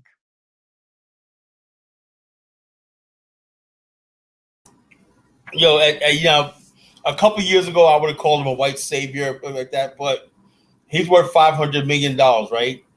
He said he spent $70,000. All those wells cost him a total of $70,000. Think of all the money that's been wasted on black people trying to repatriate, buy land, and everything like that. We could have done that, you know, ourselves.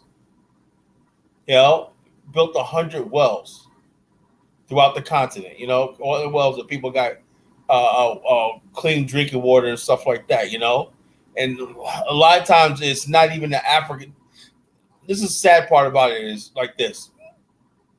The Africans who are benefiting from that got to drink that water are very, very happy. I drank well water in Liberia. I loved it. It was sweet. I drank the well water at Providence Island. I was like, wow, first time I drank well water in Africa one night. I was like, wow, this is water's nice. It's good. You know, I said, well, okay, well water's not that bad. I was like, okay, you know. And that was a well dug by our ancestors in 1822. We're going to see that well when we go to Liberia.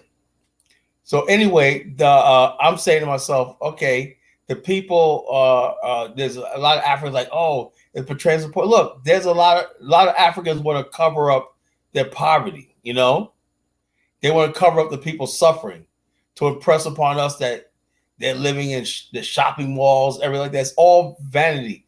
And I noticed that about our brothers and sisters in Africa, they're full of vanity. You know, what's the sense of having a big mansion when you look over a thing and you see people living in slum villages with no water, no electricity, no nothing, you know? I'd rather have a society where everybody has a basic standard of living. And I have a modest house. You know, where's the modesty, you know? Where's the modesty? Because you don't have modesty when you think of in terms of tribe, right? You justify the fact that in my tribe, I'm super rich, I'm on top. And the rest of the people just serfs and peasants here to serve me. So bottom line is to the Africans listening to this, if you're on the bottom of your society and thing, you got to get rid of the tribe. You're not being a trader. You got to join the Pan-African world. The Pan-African world means to give everybody a stake in Africa, or a place in Africa, or a position in Africa, not just people who are on top of your tribe or who's running your tribe. And as far as Mr. Beast, I have nothing wrong. I remember this guy. This guy does stuff on YouTube. Think about it. He makes everybody else look like a struggle YouTuber, right? What did he say? He has 200 million subscribers on YouTube, you know, and 200 million subscribers. He does stuff like this. So he probably has more power than a lot of media outlets just on YouTube. And so he uses wealth, $500 million net worth, right? And he's using that to help people, right? I can't besmirch that, you know. Is he a white savior? Hey, maybe. But for God knows, some parts of the black world need some damn saving.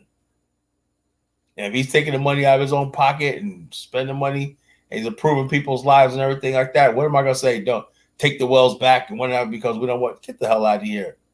That's the way I used to think. I no longer think like that anymore. Given the fact that we have so much pushback, even us trying to come to Africa to try to build, we get all this static and pushback from people in Africa. Oh, y'all think y'all coming here to save this and everything like that. You see the stuff they say about us, Bomani, right? You know? And so this is what it is. That's what it is. You cannot basically sit there and bite the hands that feed you. You know, so if you want Africa to look up and everything, let's start talking about developing a point where we don't have to rely on Mr. Beast and everything. Africans and black people feel embarrassed by this. He's a white savior and everything like that. Yeah, but where was the black savior? $70,000, man. That's all he spent to dig those 100 wells in the borehole. $70,000.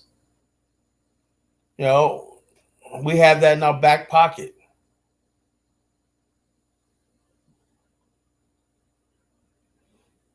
So, yeah, I want to see how this borehole works. He must have had some borehole, bro. You know, that's like the one I was when I was staying in Liberia. That thing was massive, man, you know? Well, this is the video, brother. For those who want to see it live in action. I want to see it.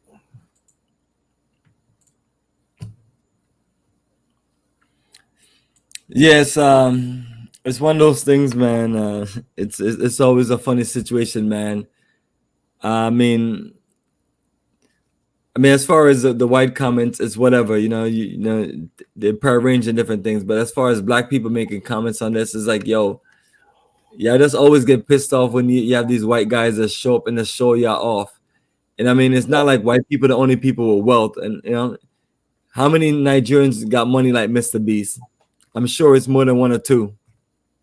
Yeah, they claim they got so much money and shit, you know. So that's my point to people.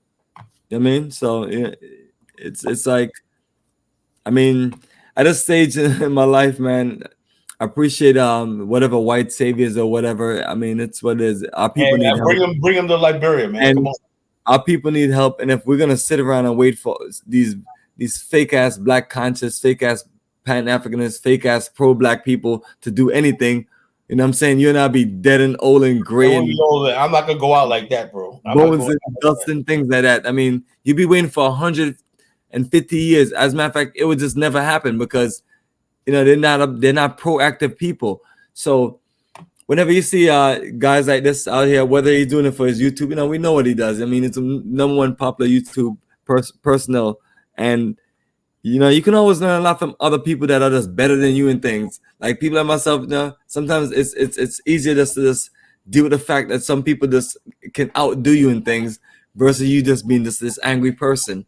So and especially when they're like half your age, which is the norm now. You have these young genius minds that and the same thing I was telling my son. I was like, you can take whatever you learn to another level. I mean, it's just based on the fact that you have access to technology, you have access to certain things, and you put that innovation together. And so but the good thing about this, this should encourage more people to say, let me do some promo commercials and do some investment in Africa and just do some donations. I mean, it's similar to what we do. I mean, you see us donate school supplies and things like that. Our videos don't get any views because it's just what it is. I mean, and I'm not mad at folk, but we're just showing people that this is what we do in Africa.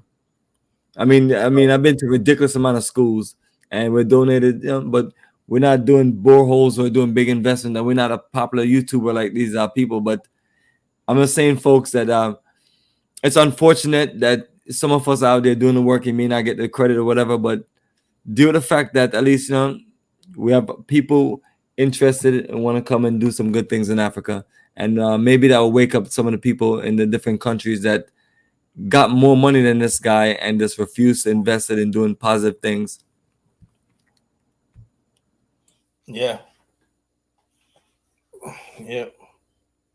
Yes, Color Genesis, man. I know you're gonna. Let me just play this right here, man. So I want to get you excited, man. It's getting late. 100 wells we're gonna build in this video. Oh, water!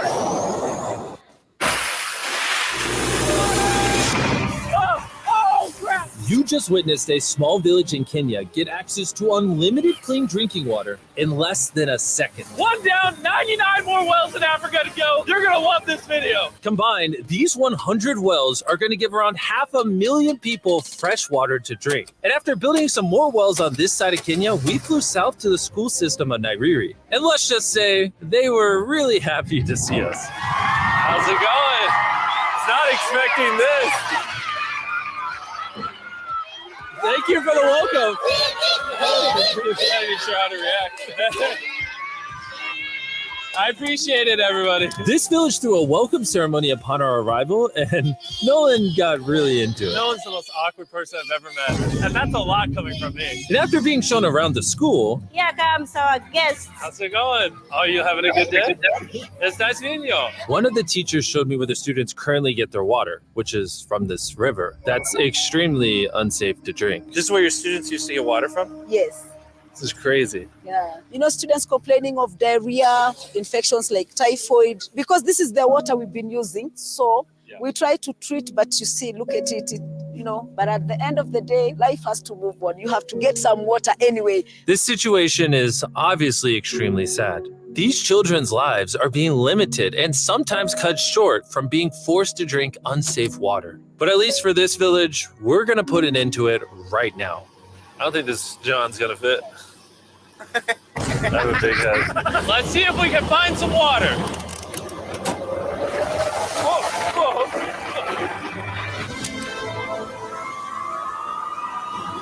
It is raining! It's beautiful! After the water comes out of the ground, it's fed into enormous barrels like this one. And once they're built into the water towers, all of the neighboring villages will not only have clean drinking water, but a pressurized water source as well, which in short means no more doing laundry and unsafe water. And pull! On a scale of 1 to Nolan's mom, how heavy is it? Nolan's mom times 2. Oh, God. Dude, I'll push you off of it. All right, here we go. Under control. We built 20 more wells in Kenya, and after we were done, Bro has another well in. Don't worry, I have more water in my other shoe. The real root cause of snoring is not what you think. Did you know that snoring has nothing to do with nasal problems? And just so you know how we built these first 29 wells, we used this giant drill to dig hundreds of feet into the ground, past the polluted sources and into an enormous aquifer of pure drinkable water. After that, we spent time installing pipes so that people all around Africa can access water from spigots like this one in Nairiri. Let's see how it tastes. Like water. It took me about a minute to fill this 5-gallon drum. How much water can this provide a day? 3,600 gallons a day. Not only will this well cover the 400 kids at this school, but literally the entire neighborhood and village around this school can use this well. We say thank you for the water. Oh, no problem. This thing can basically pump nonstop for 30 years. You would think that having an effect of this magnitude would require the resources and funding of a large government, but that's not true. Solving this problem is possible and something humanity should all be putting effort in to fix. What's the secret of success? To be honest, just find something you love doing and do it for a long period, and eventually you'll succeed. So I'm gonna bring it super close. See us? Is that cool? If you look up, it's recording. All right, well, I'm gonna get close. All right. Yeah, you can see yourself. We were also able to install a well for this village, and these 12 other villages. And while we were finishing these wells, we were also able to update one of their schools with brand new computers. How are they liking it? They really like them. Glad to see it turned out well. And we also updated the classrooms with new furniture, installed shelves and filled them with new books, donated a soccer ball for every student, and even put modern whiteboards and projectors in all the classrooms. Do you guys like the projector? Yes. We were using a chalk and then a lot of dust, but today everything is clean. We truly appreciate it. No problem. It's the least we could do. But then when we flew out to the site of the 45th well, we realized this community had it even harder. Every time they need to get water, they need to take a treacherous mile-long hike through the jungle. And that mile-long hike also happens to be on a giant mountain. I wake up very early, about 4 o'clock, so that I can fetch water for the school. We are not safe fetching water here. That place is very slippery. Chances of getting an injury is very high. So while we worked on their well, the community took me to see how they currently source their water. You guys would have to make this trip how many times a day? 2 times. 2 times a day. Oh, wow. So a typical student would carry something like this? Yes. Oh, God. If 200 students did this every day, how hard could it be? It could be very hard. Oh boy. Dang, this is very steep. We're just walking down this mountain forever. Every day. It was actually surprising how difficult this hike was. And these people go through all of that just to get to the spigot. That's water is still unsafe to drink. This is where you guys get your water from normally? Yes. And filled with water, these jugs can weigh up to 40 pounds, which is insane for these children to be carrying up this mountain. The ladies can carry 2 of those. Oh, I totally can as well then. And as soon as these jugs were filled, it was time to head all the way back up. Hurry up, let's go. He's not even sweating or anything. I got it. And now, instead of spending hours a day for unsafe water, their new well is only 10 feet away from the school. So they can just fill it up here now. I'm too tired. And so we were on our way to the next village where we built our 46th well, but we ran into a little problem. We found out that this village is divided in half by this huge, dangerous river. It may not look like much now, but when the rainy season comes, the water comes up this high and literally swallows this bridge. And why this bridge is such a big deal is the village is over there, the hospital and schools are over there, so they're crossing this bridge multiple times a day. Despite how dangerous this bridge is, it's their only option. This river, when it is swollen, can sweep away people, students, or even animals. In the recent past, we have lost about 3 people trying to cross this river. This loss of life is insane and absolutely unacceptable. The moment we heard about this, we knew we had to help. So while we started work on a new bridge that would let them reach their well, we then traveled over 2,000 miles from Kenya to the country of Zimbabwe. We've been in Africa for over a week, and we still have a lot more wells to do. You kind of smell. I know, it's weird. I showered this morning. Wow. Yeah. If you let me finish, I can put my arms down. Can I count on you two to finish these wells with me? Yes. First on the agenda was to check out a local hospital that was in dire need of clean water. Upon entering, we learned how big of an impact this clinic had on the village. How many kids do you guys give birth to a year here? In a month, about 50. Do 600 births a year? Wow. But unfortunately, the pregnant mothers at this clinic have to walk over a mile just to get water, and then carry these heavy buckets all the way back. However, the good news is we paid for the construction of a new modern well for them. All that needed to be done now was to turn it on.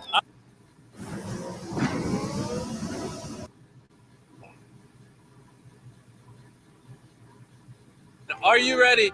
I'm ready. Over. Let me get a dramatic zoom in. Nolan, I pressed the button. Is it working? It's flowing. Oh. Do we want to go check it out? Yes. Let's do it. I love how people are immediately just getting water right now. This is easily the coolest thing ever. Nolan here is a professional dancer. Yes. He will join. How do I always end up dancing? What is he doing? Oh gosh, I won't make you watch this anymore. Besides ensuring access to clean water, a lot of the students at this village lack transportation. So we decided to give all of them new bicycles. I know it looks like a lot of kids, but we bought a lot of bikes. Full disclosure, I don't know how to ride a bike. Jimmy only knows how to give away bikes. Never learned how to ride one. Let's break in all the new bicycles. 3, 2, 1, go! Oh, everyone's passing me. Be careful, I don't know how to ride a bike. I don't want to hit anyone. You want to ride it?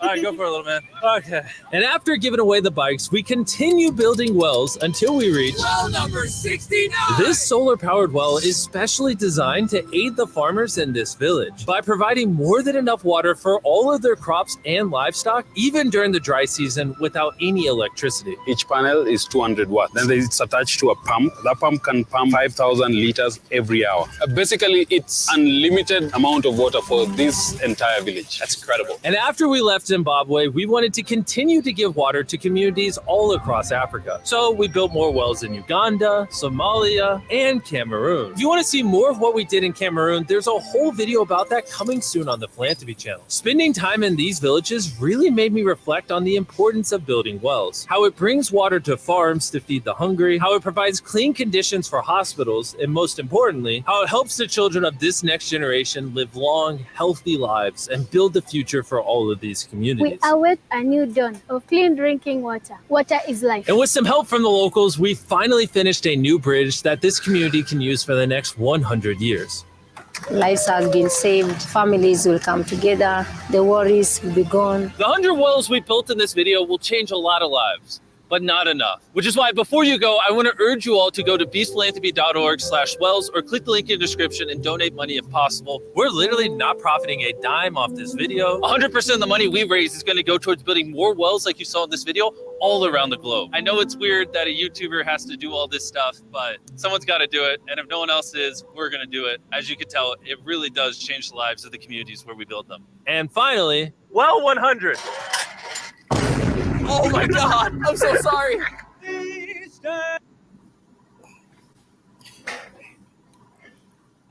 After that, what can anybody say?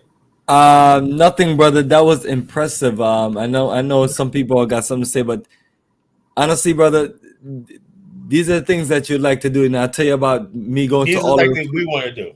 I'm telling you, brother, I've been to many schools that I've donated supplies to, and you know what I mean? You're thankful for what everyone can put together and what we can donate, and it helps a whole lot. So, and I mean, it changed lives. And imagine if you can do it on that magnitude. So I'm telling people, you know, there's things out there to do. Stop talking all this stuff and get to work. Yeah, imagine that Jules Malema, instead of going there talking about Mau and everything like that, if he was doing stuff like that, you know. That's what I'm saying. People basically in the world of the Pan-African world, if we're not doing stuff like what this guy's doing right here, the movement's going to die. And this is what we're up against, you know, We're up against people basically saying, hey, look, our humanitarian thing like that. And we're watching people on the continent wasting money, wasting resources, traveling over there, begging for donation, everything. And just something simple as building wells and changing people's lives in a rural area made an impact. By a YouTuber. For God's sake, a YouTuber. Now, that's not going to change anything, save us, like that. But the bottom line is those Africans that live in the rural area have clean water. Lives are going to be changed. So I cannot say anything. If I was a bad person, oh, man, he's a white savior. So no. The people being helped first is a priority to me. People's lives and raising people's standard of living and giving people good quality of life. And that's a humanitarian to me. I'm a humanitarian first and foremost. And what everything I do and everything like that is always about how can I better my fellow man, particularly the fellow black people and everything like that, who I said that, you know, he's giving these kids a chance in life, you know, but you don't see us doing that. You know, you don't see us raising money like that, you know, building these things that the people could use and stuff like this. And I think he got the idea because some Koreans did the same thing. They built one well or something like that. And I think it was Kenya. And it was like, oh, people criticizing the Kenyans of being, oh, you're trying to make, you know, be like no, they dug a well and the people in the rural area, the village were grateful for it. And so therefore you're going to see more people doing stuff like this in the future. I want to see more black people and particularly Pan-Africanists start doing stuff like this, you know, where you make an immediate impact on people's life. And that will go a long way of spreading the gospel of Pan-Africanism when it's about nation building, when it's about building infrastructure. You know, we're all about building infrastructure and everything. It's just that we just don't have the means or the money to do it. You know, we're not organized like that. Well, absolutely. So what about absolutely? So in line with, look at the comment in front of you. In line with this guy mentioned. This guy basically said that they provide the money and they built the wells. I don't know all about that because you actually mind you that the wells are built. No, they're built by borehole. Didn't you watch the video?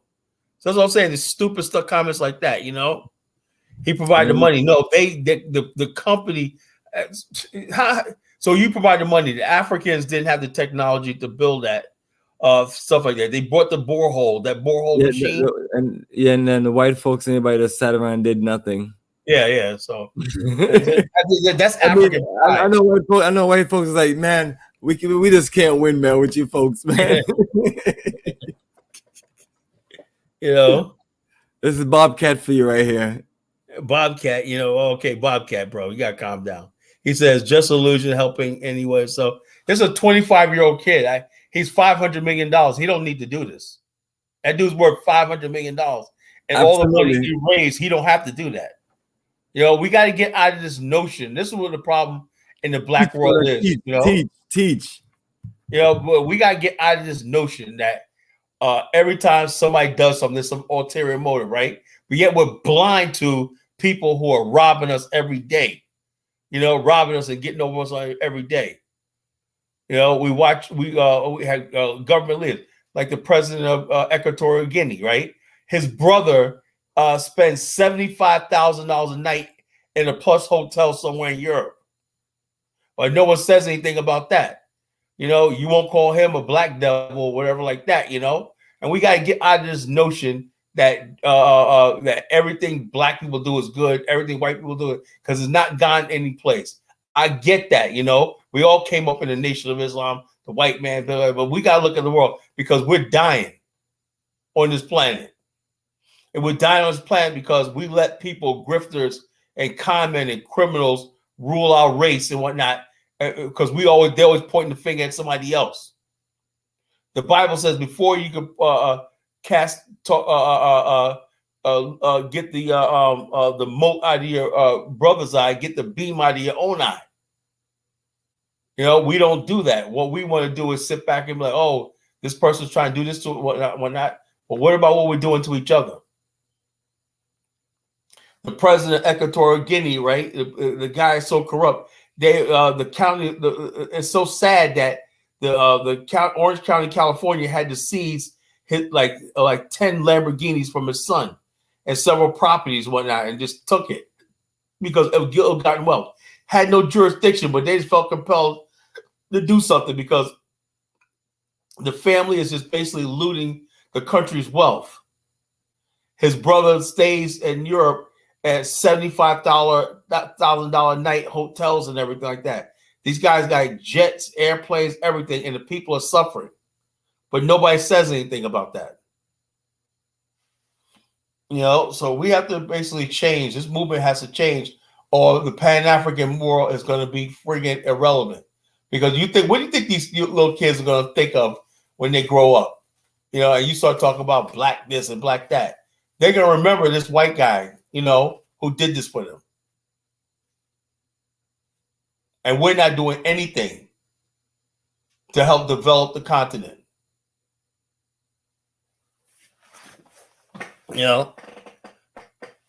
So bottom line is this. This guy's worth $500 million. He took the money out of his own pocket to do this. So I don't see how he's helping himself. When you ever seen anybody, black people that got that type of money, do something like this?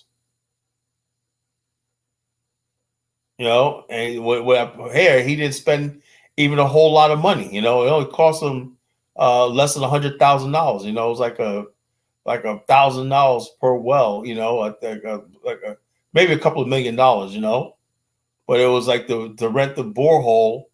The machine is only like $1,000 to drill the thing. When I guess they got to put up the other equipment and stuff like that. But the bottom line is this: we should be sitting there happy that young African children got clean water.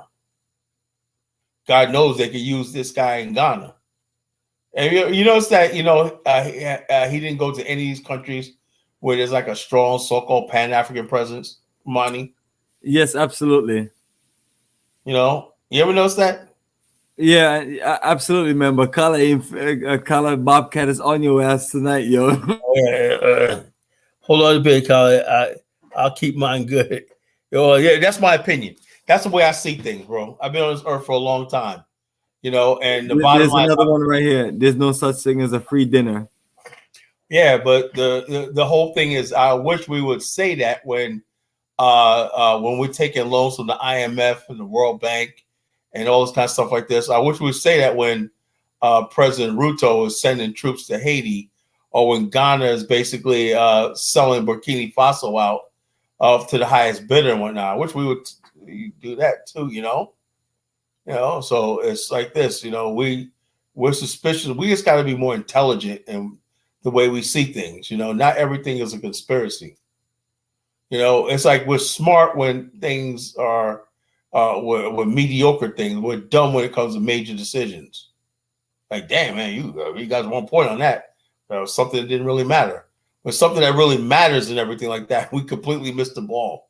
You ever notice that?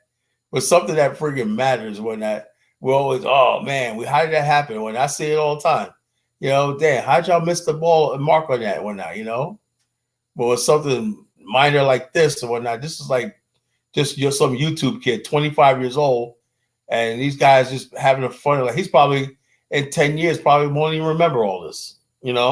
He's gonna move on to something else. But we'll sit here and be divided over what just a work of charity and humanity, and that's just the reality. Reality is, we didn't, and I'm gonna say something now that people are not gonna like what I have to say. We have to just be honest with ourselves, like Chief X said about us being people of sub-Saharan African descent, right? The rest of the world is developing so past us and everything. Those of us who are Black sub-Saharan Africans are behind the rest of the world in science, technology, learning, even social science, right? I asked Kidola, right? You know what solved the problem in his Edo State? Just basic sociology. Do you remember in school, Bomani, where you have social studies? Remember in New York, you had social studies? Yes, global. Social studies, even social studies, where they talked about race, ethnicity, and blah, blah, blah, and stuff like that. You watch films or whatnot of people interacting in social studies, and history and stuff like this, people interacting with each other, right? That's part of social engineering, is part of building a modern civilization or modern society, right? And they found that with the social engineering, you could solve problems that people couldn't solve in ancient times, right? By giving people education, by creating laws and rules and stuff like this. It's social cohesion, where people can learn to live with each other and everything under a civilized society, under a social contract. We don't want to do that in our race. As our race, we don't want to do that. We want, I got my tribe like that. Well, geez, well, what about having a building a society? Where's your society at? You're living in an entity called a state. You're not in a remote village somewhere. If you want to live in a commune somewhere, okay, that's different. But you're talking about society. You mean tell me you have no building with each other, no development, no trade, no commerce, no interaction, everything. That's what civilization is all about.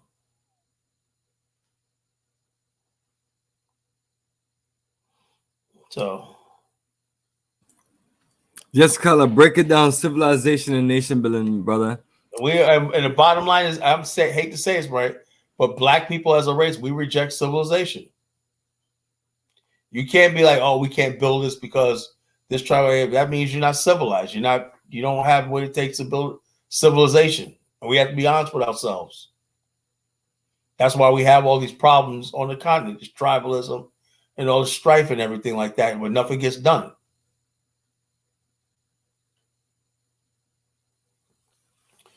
When nothing gets done because we reject civilization. We reject the fact that, okay, I have to give 30% of what I am up to meet you in the middle.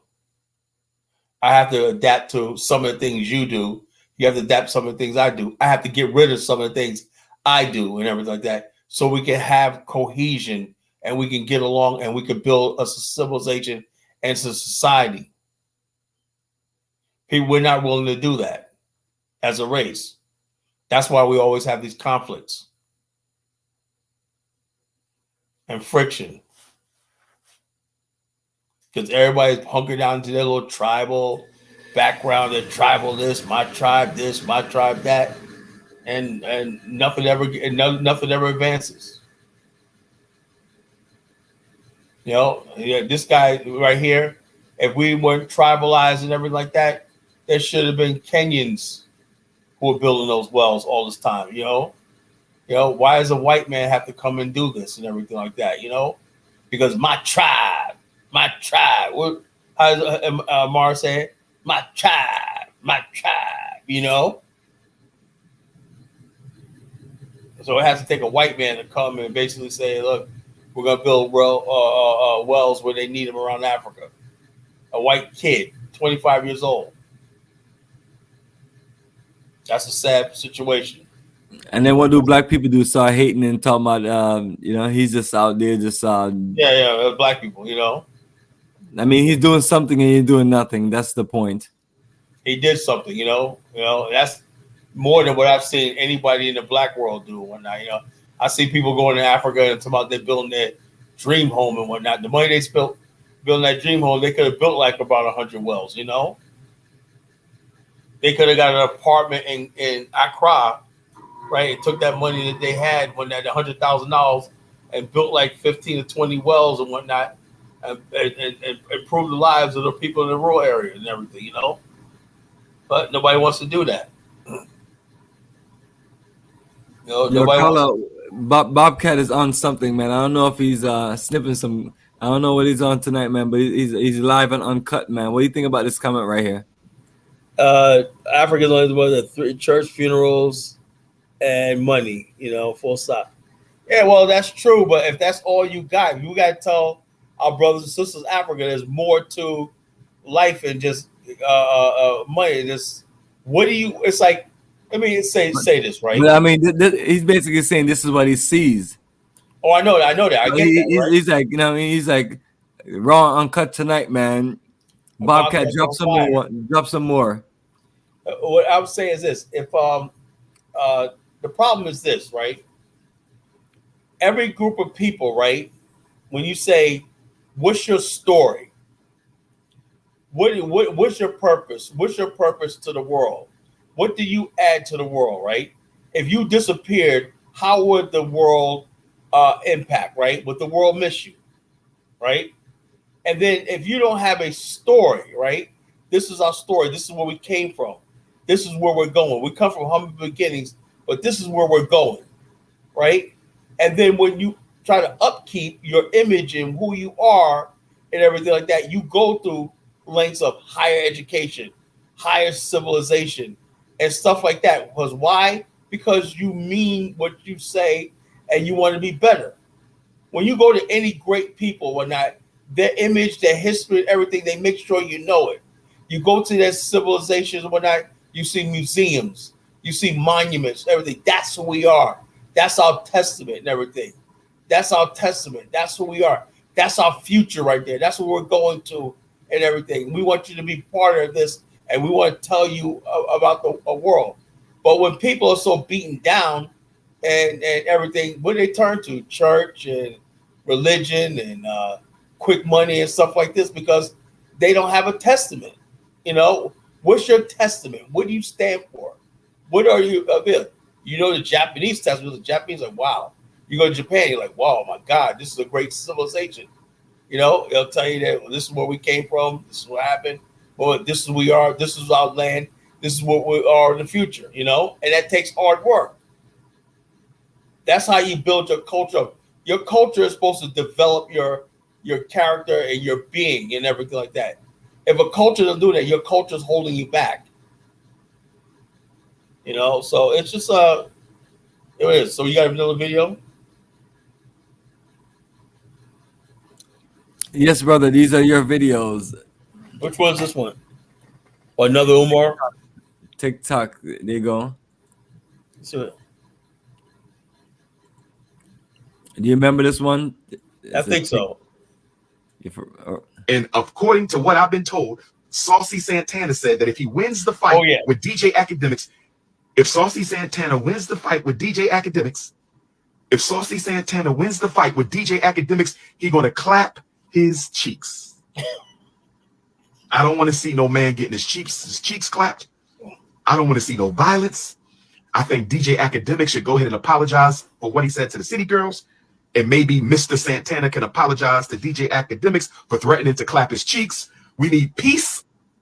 And according to what I've been told, Saucy Santana said that if he wins the fight with DJ Academics, if Saucy Santana wins the fight with DJ Academics, if Saucy Santana wins the fight with DJ Academics, he's going to clap his cheeks.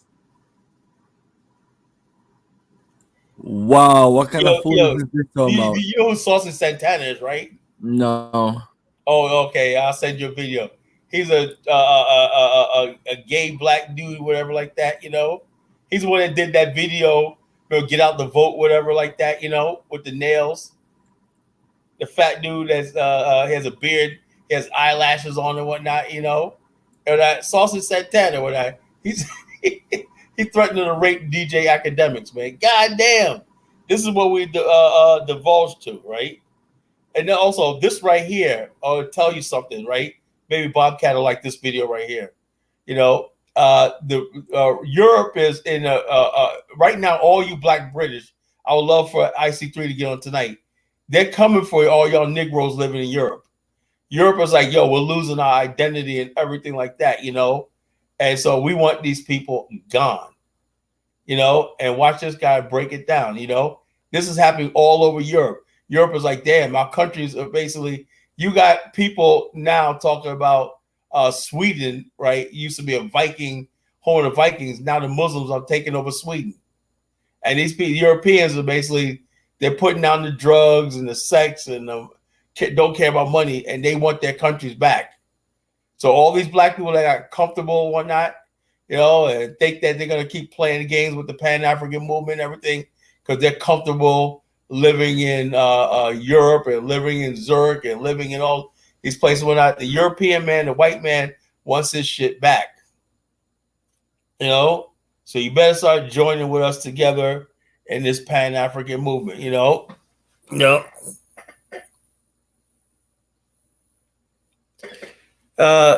you shed light? Can you put Mola's comment up before you do that? Mola's comment up here. You know.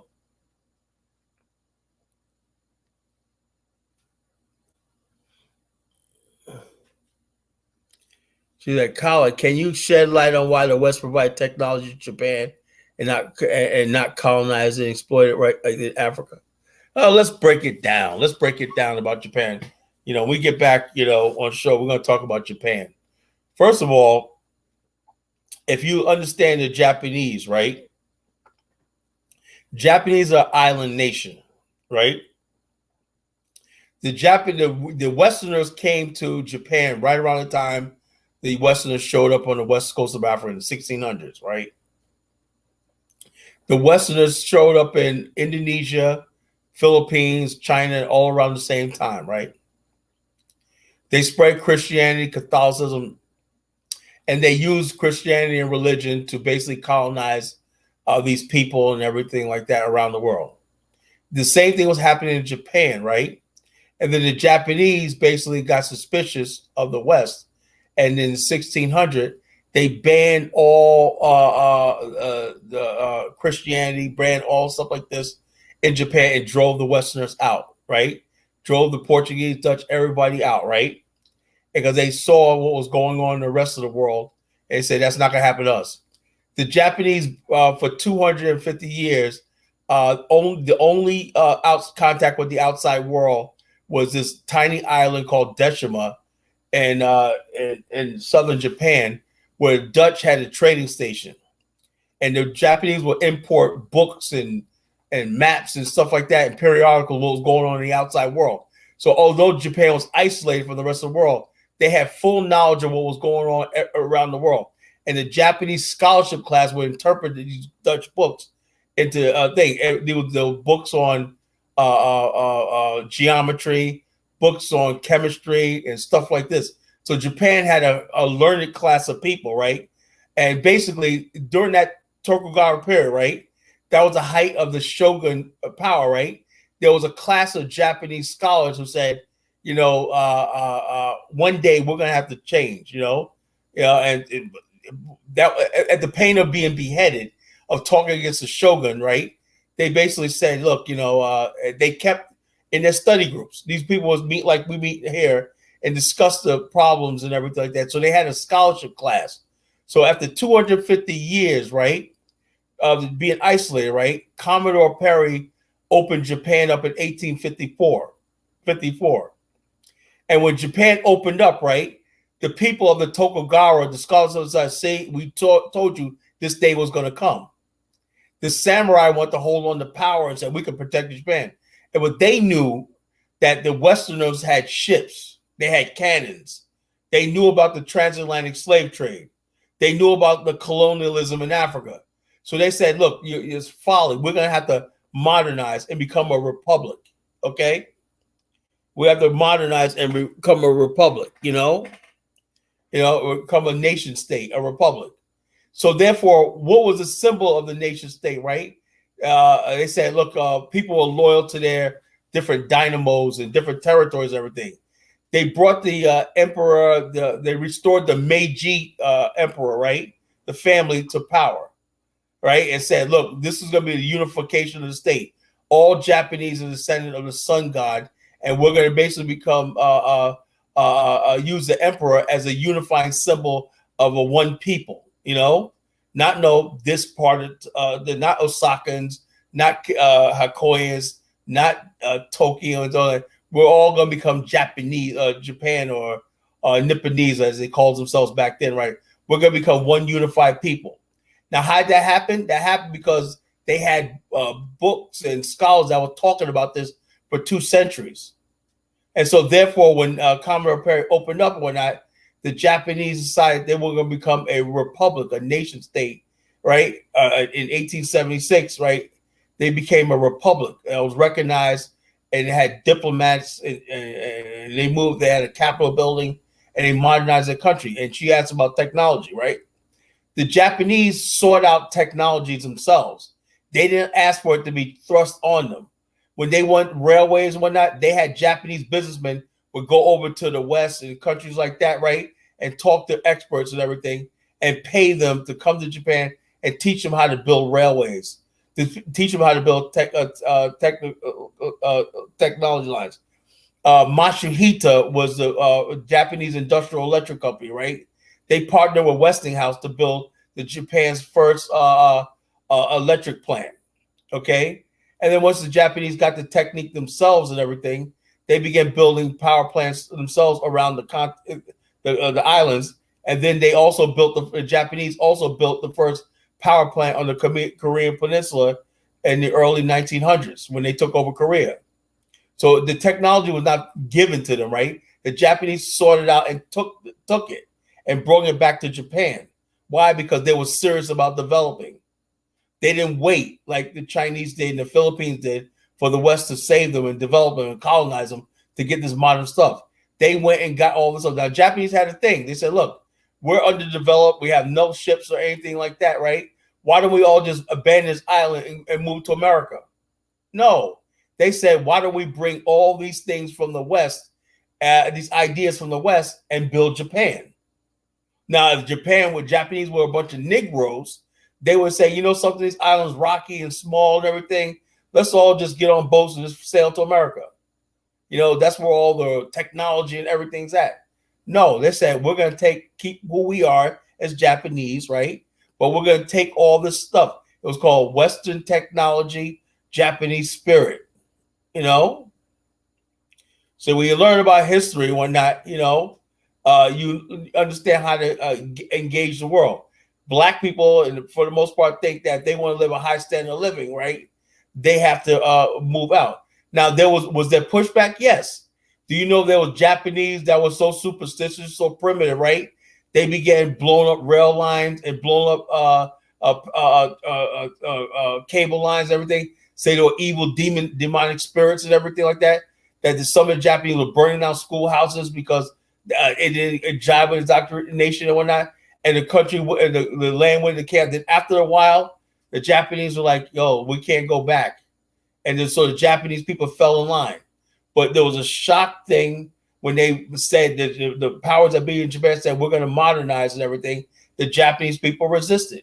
They said, we've been doing this for thousands of years. Why are we going to move these cities? And why are we going to have these things? What are these strange lines that could communicate and everything? They thought they were evil spirits and everything. And they resisted.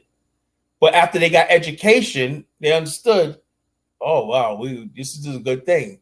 You know, they had to have these little telegraph, you know, the encoding thing, and the early encoding thing, Bomani, you know about this, right?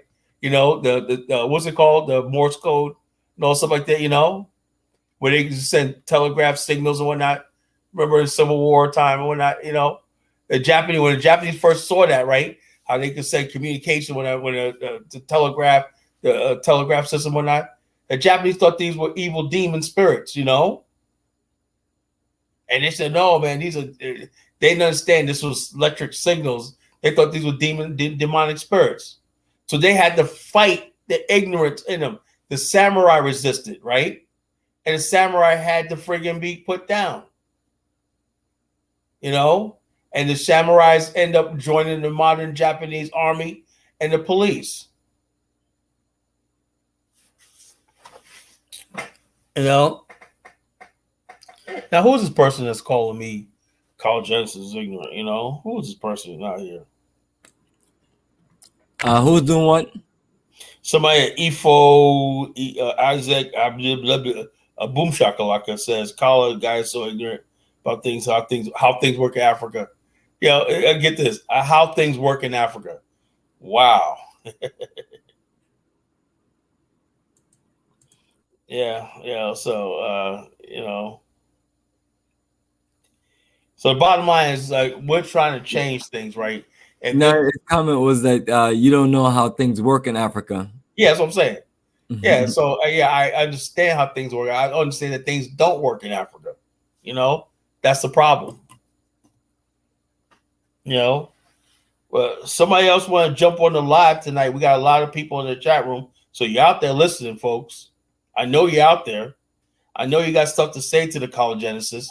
You know. So yes, brother, you ready for the video? Yeah, I'm ready for the video.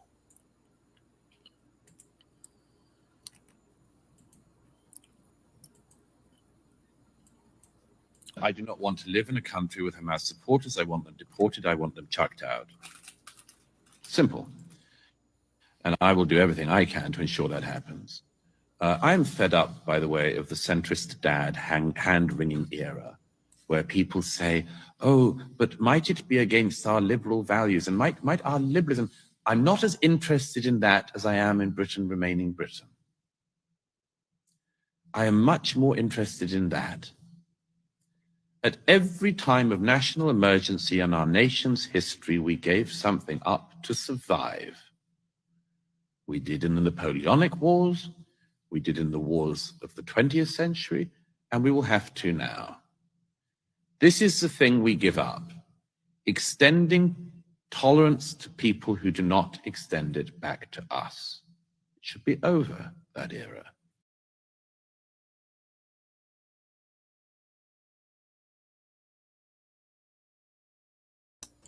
Right now, the British are on this thing right now where they want their country back. This is, like I said, all these black people, Negroes that are comfortable in the UK right now. Bro, you know,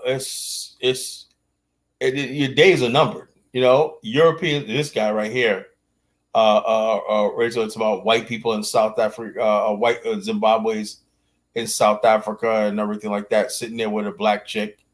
This kind of stupid foolishness and nonsense and everything. Talk about, you guys understand that the reason why Zimbabwe is not doing well with the farmers is because they got sanctions on them. You know, and also there was no white farmers. The black people are actually the ones doing the farming. White people just own the land. That's it. White people didn't do no farming in Africa. They don't do no sweat. They're not doing the work. They're not even sitting on the tractors, you know? You know, so the bottom line is this myth that Africans cannot do farming, modern farming. That's a lie. You know, so I'm going to play that video now, brother.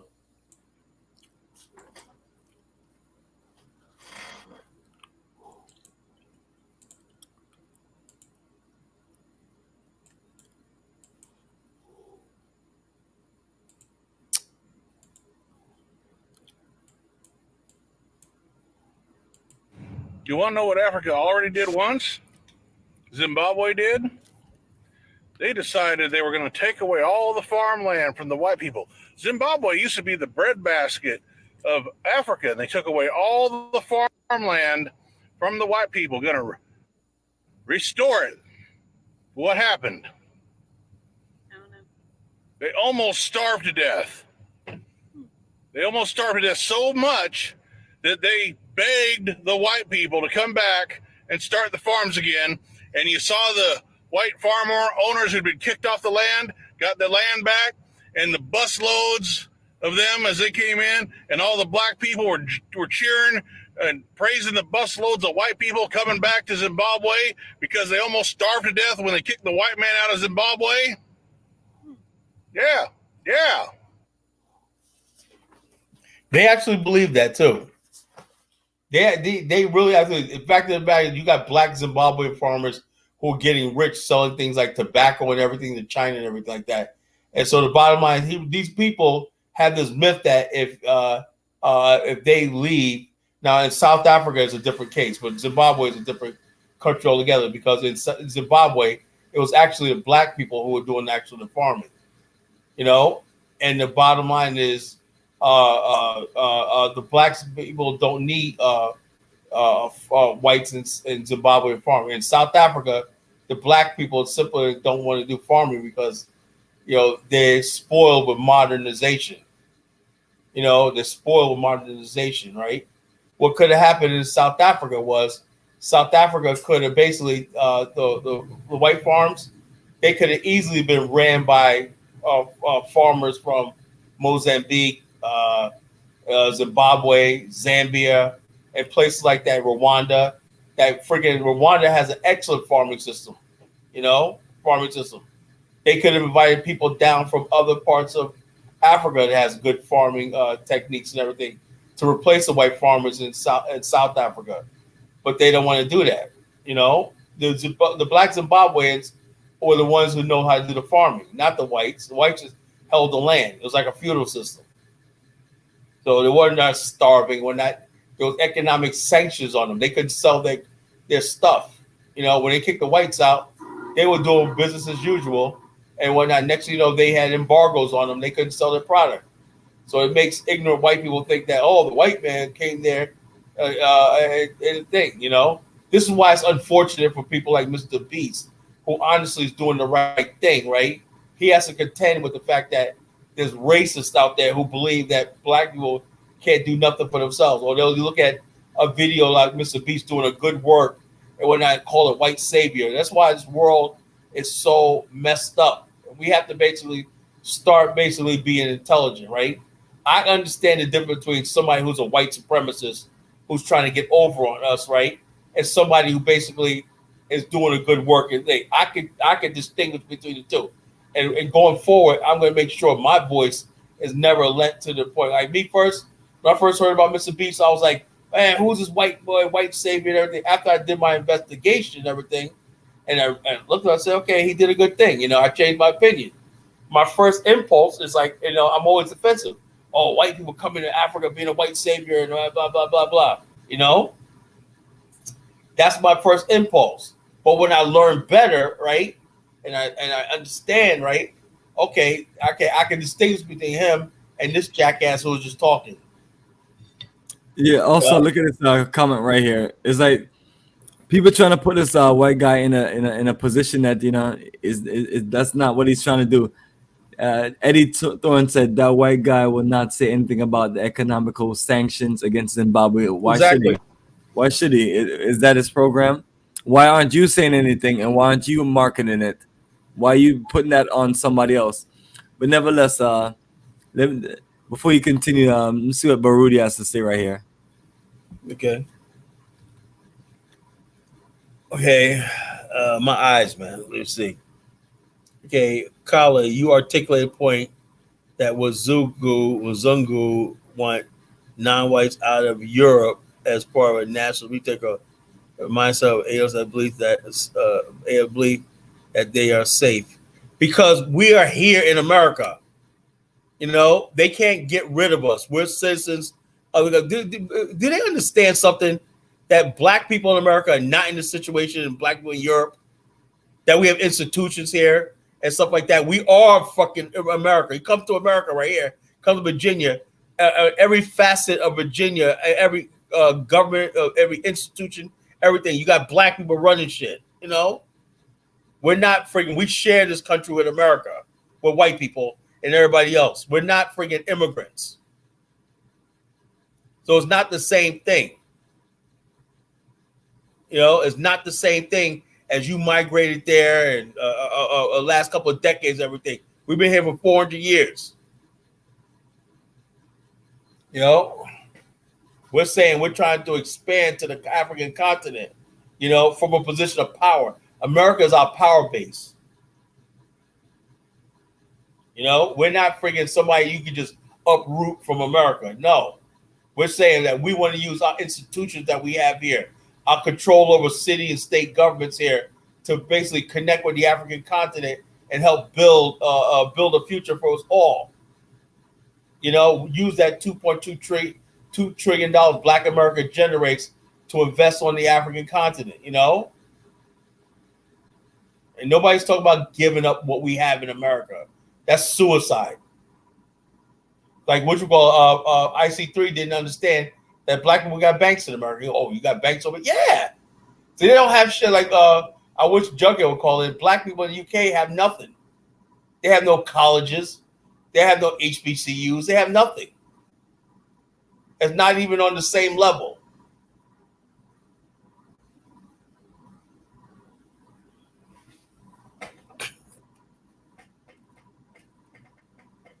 So,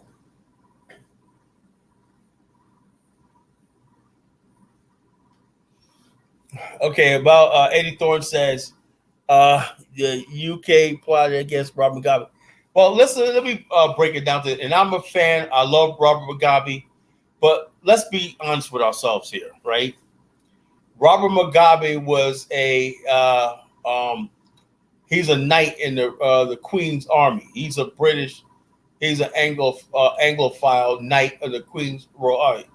And he basically is a Sir Robert Mugabe. Okay. Now, there was another guy, I think his name was Como, right? Who wanted to take the farmland back from whites, everything. Mugabe came into power, right? Got elected, right? In 1980 at the Lancaster Agreement, right? The Lancaster Agreement was supposed to be brokered by President William Tolbert in Liberia. It was supposed to be attended by that, but he was executed in April of 1980. Right? He was supposed to attend the Lancaster Agreement. The Lancaster Agreement was supposed to be a willing buyer, willing seller of the white farms in Zimbabwe, and then Rhodesia. In other words, the British government said they would compensate the white farmers for their loss, right?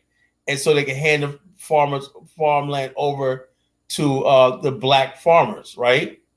Now the men who were fighting in the bush at that time, right, laid down their arms, and they had a government. So what happened was, since Zimbabwe was being so prosperous and everything, Mugabe was prospering, and a lot of black people were prospering, and the middle class growing.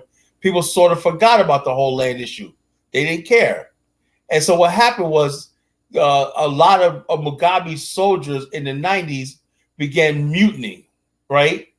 They said that we're going to go out there, former soldiers, everything, and they started basically harassing white farmers and everything. And it got to a boil like in the mid-90s where Mugabe had to step in.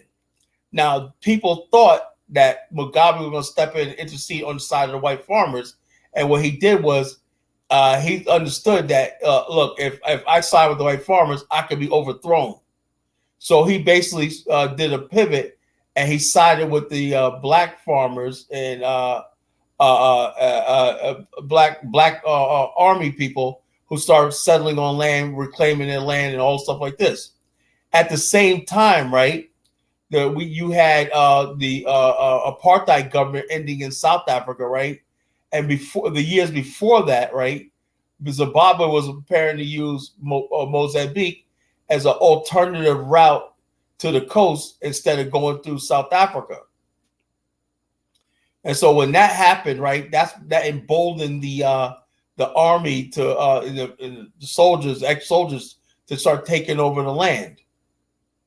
And so therefore Mugabe was like this. He saw that writing on the wall, and he sided with the thing because the whites in South Africa and stuff like that wouldn't come to his aid because they're going to be out of power.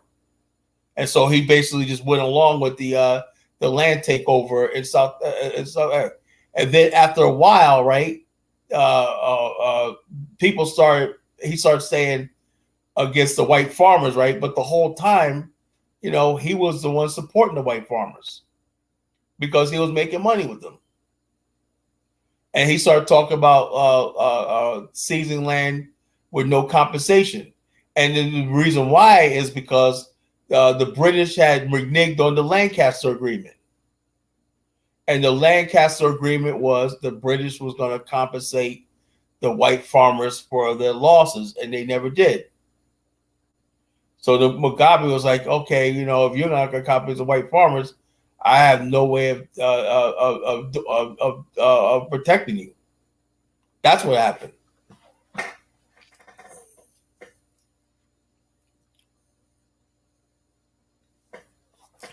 Carl, if blacks are safe from expulsion, yeah, we are safe from expulsion.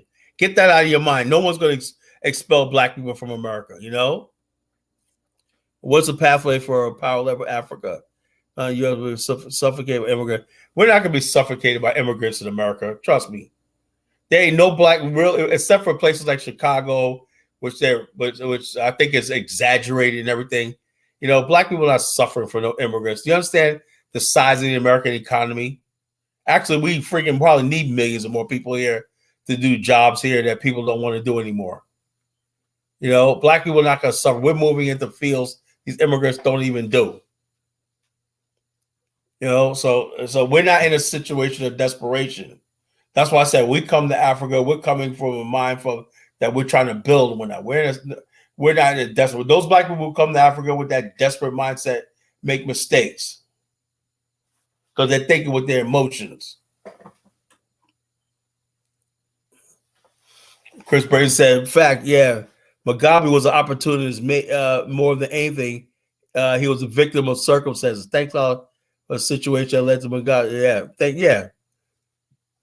Yes. The bottom line, when you learn history, in fact, and I like Mugabe, you know, he had a lot of good quotes and everything like that. He was like, yeah, we call Uncle Bob, you know, But let's be honest with ourselves. Brother Mugabe was more interested in power than he was. We label him as a Pan-Africanist and everything because he say the right thing, the white man, the British and everything like that, you know. But we gotta stop with this fake Pan-Africanism stuff, you know. People giving us Pan-African lip service, you know. Absolutely, Carla. And while you're doing that, Carla, let's play this video. This is a nice video of how it works in Africa. You're gonna love this one.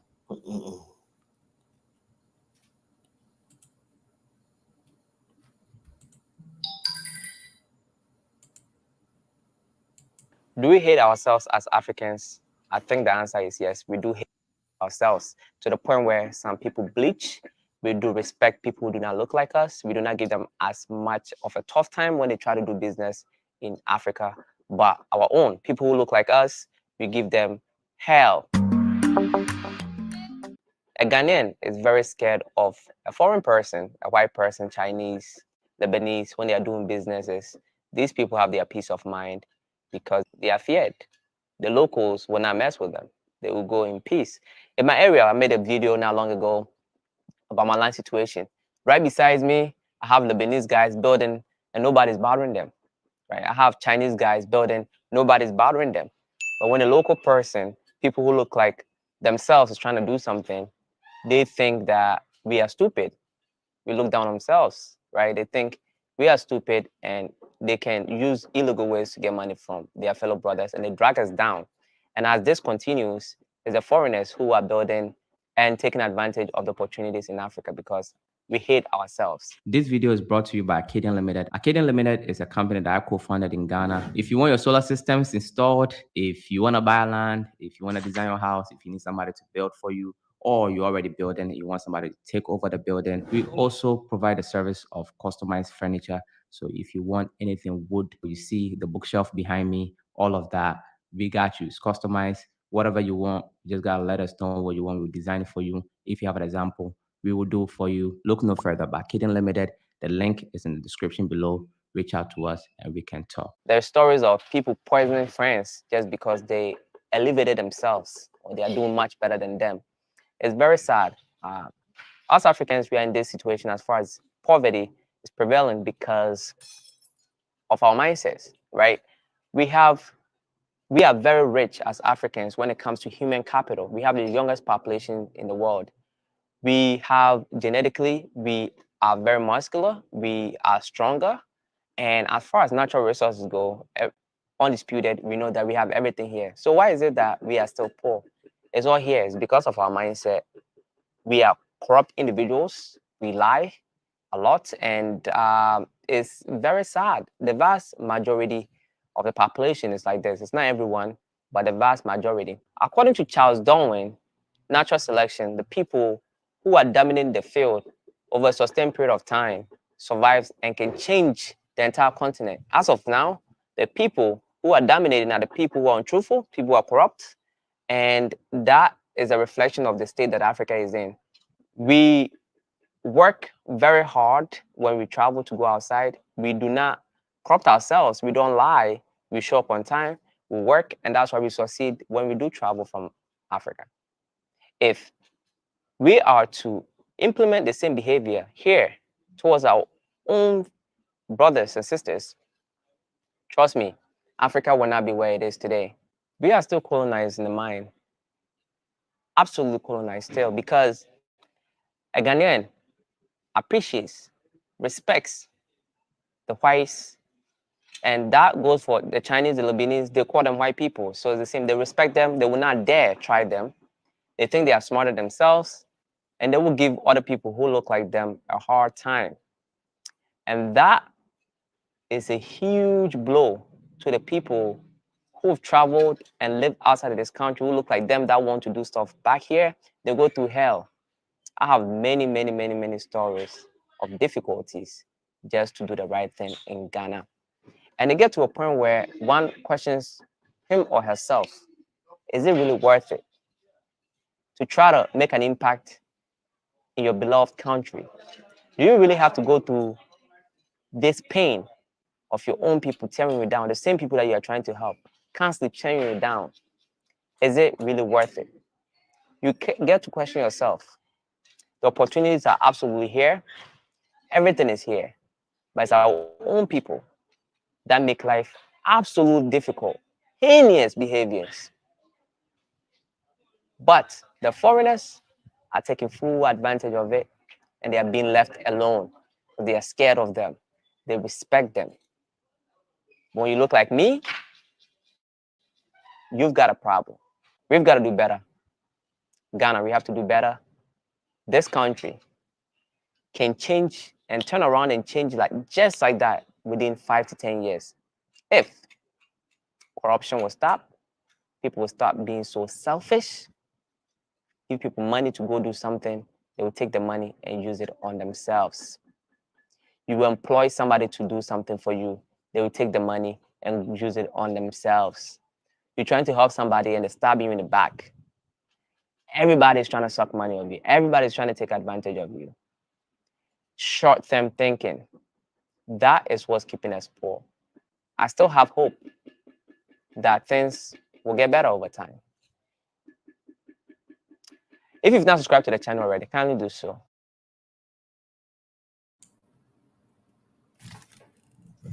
Yes, College Genesis, give us the Afrikstan analysis, and then let's close out.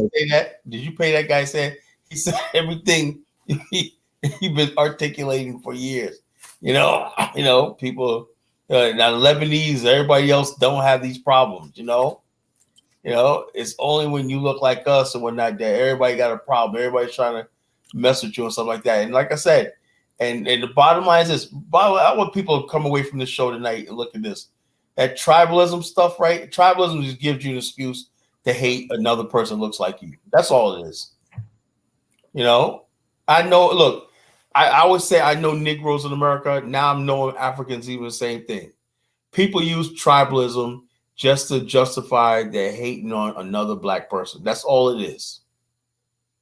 And how they can gain or whatever like that, God forbid if we're just all one people and you're chosen and you're successful by your merits and your hard work and stuff like this. No, you got to be part of this tribe. This tribe means that you got more than this tribe. You're superior or whatever, like you got an advantage and everything like that. That's not being civilized. That's not being civilized. So like I said, in order for the nation or the country to live, the tribe and all that stuff like that has to die. All that has to die. And we have to have a culture of brotherhood, a culture of sisterhood, a culture of family, a culture of love, a culture of education, a culture of hard work, a culture of honesty. Why don't we talk about those cultures, Let's have a culture of a work ethic, hard work, like honesty, thriftiness and everything like that, a culture of doing the right thing, a culture of ethics. If we're not going to do that, let me tell you something, folks. I do insurance for a living, right? And I had to do my recertification. Every 2 years, you got to do a continuing education. Usually, I just take a course, right? And I go. It's like a 16-hour course, right? And if I can stay awake for 16 hours, I'm good. This year, I decided to do the online course, right? It kicked my ass. I will never do that again. I'd rather sit in the class, right? The online course, because they make you read everything before the slide goes, everything like that. But I learned a whole lot all over again, right? About the importance of ethics and honesty and different types of ethical persons and different types of situations, everything, because why? Because the insurance business is built on ethics, And I'm saying to myself, and I've learned about so many things. I wrote down a screenshot of all these different books they recommended. This person wrote this about the human mind, and this person about this about ethics and human understanding, and this main thing. There's a lot to human beings are complicated people, right? We're complicated. A man is complex. So if somebody tries to reduce you to some tribe, whatever like that, man, they're basically degrading you. I don't know what's in the next black man's head. All I don't know is that if he's trying to do the right thing, I'm trying to do the right thing, we'll get along. And that's how human society is. You can't just automatically assume that, oh, he don't need nothing, blah, blah, blah. He's part of this tribe. You don't know what's in his mind. You don't know what's in his mind. The mind is very complex. I've seen that happen many times where people, somebody like, let's say Kwame Nkrumah, you know, he comes from West Africa and everything like that, right? But he has such a big impact on the world. And people looking at this guy that comes from West Africa, right? He's one of a million Africans and whatnot. But what his words and everything like that spread. Same thing with Marcus Garvey. You know, if you didn't know who Marcus Garvey was, well, oh, just some Jamaican guy. You see him walking down the street. Oh, some big Jamaican guy, whatever, blah, blah, blah, blah. But when he spoke, you understood what was in his heart and his soul was different than the average man. So when you basically are dismissive and dismissive of people and don't give people the ability to say what's on their mind, everything like that, you'll never understand what the impact. You don't know who you're freaking, like they said, Nick thinks that a mind's a terrible thing to waste. Yes. Just because you're part of a tribe don't mean you have the same mind. There could be, I know there's millions of people suffering under tribalism in Africa who have a mind to build. You know, you could have somebody who has the ability to cure cancer or probe space and everything like that. But when you just dismiss them to, oh yeah, this tribe, and he can't get a leg up in life and whatnot, look what you're doing. We have to advance as a race. And like I said, we'll leave you with nothing tonight and whatnot. You know, it's like this. What we do here now in 2023 is going to reverberate for the next generation.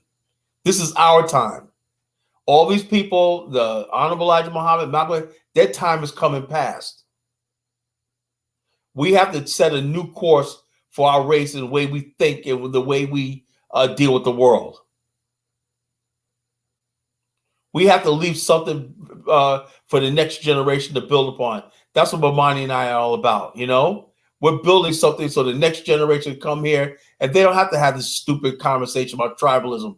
They're going to be able to meet with a Ghanaian brother, a Nigerian brother, and build something and everything. These guys, young Bomani is going to be able to go with young other Africans and whatnot, and they're going to basically take it to the next level and become tycoons or wherever they want to be in life. But we have to lay that foundation. We got to stop thinking about ourselves and our immediate and what's right in front of us and when I think about the future.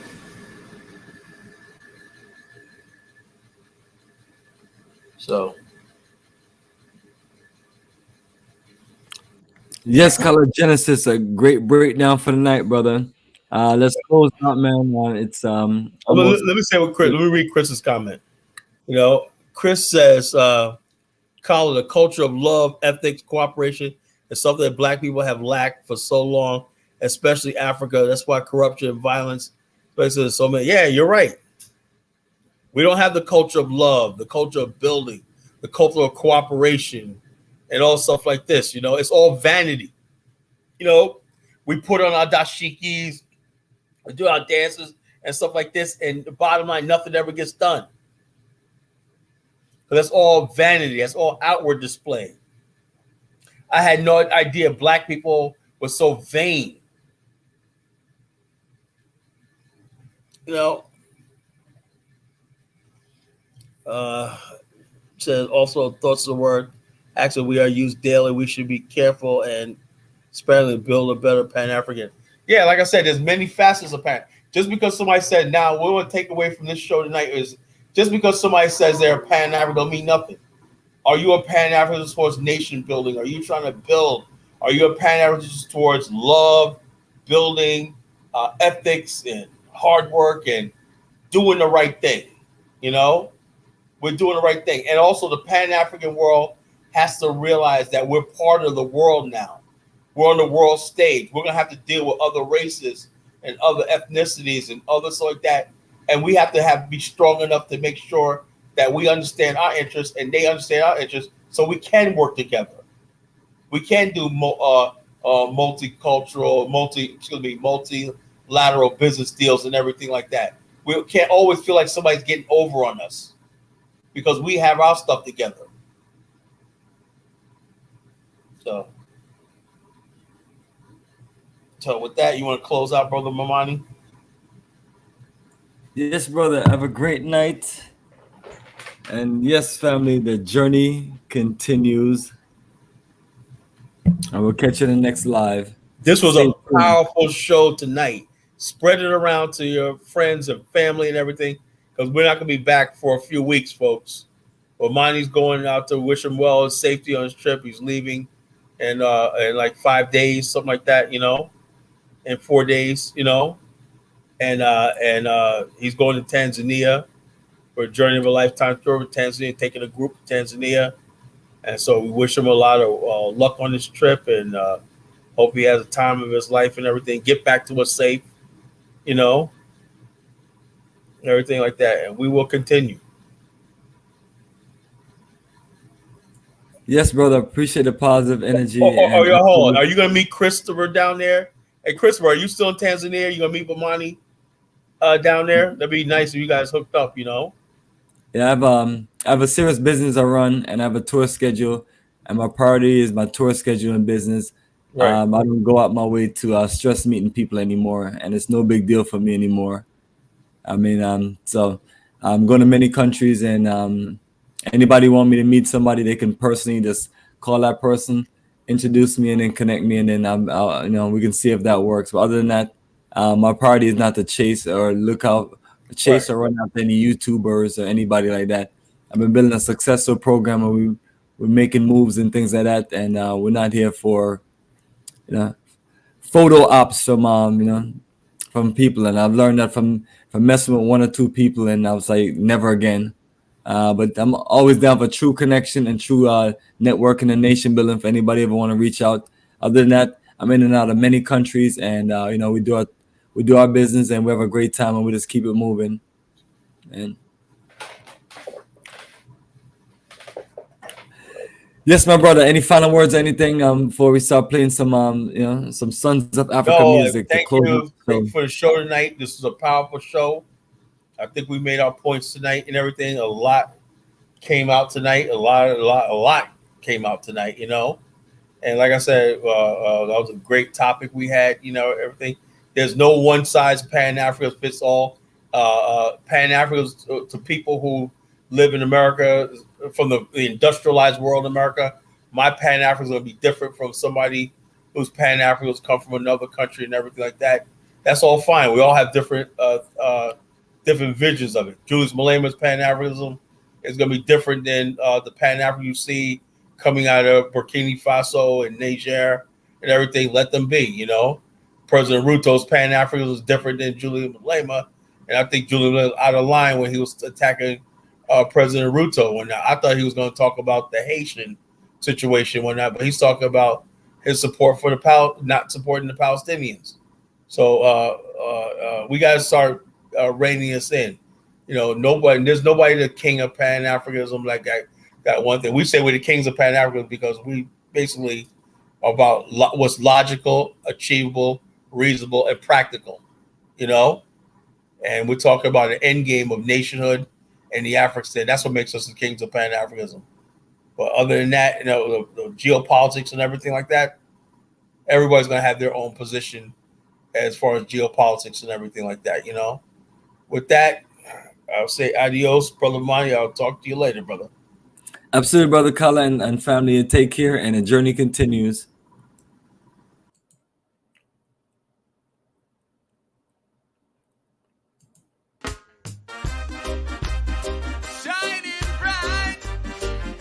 Forever and ever.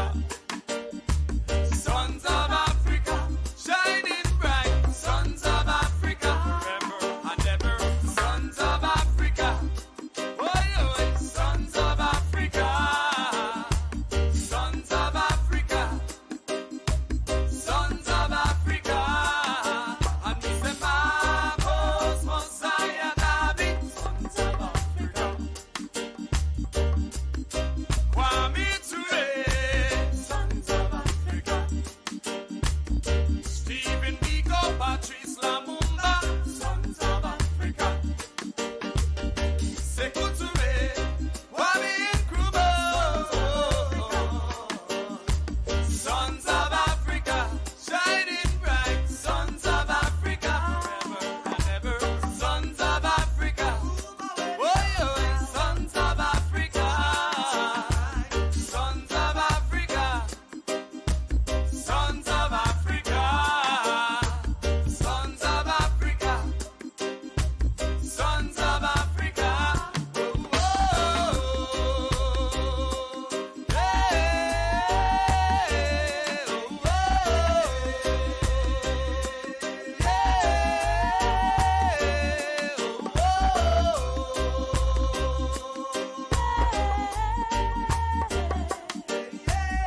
Kings of Europa and Asante, sons of Africa. Mensa Musa down at Timbuktu, Rwanda and Kenya and down at Congo, Ethiopia, Kemet and Nubia,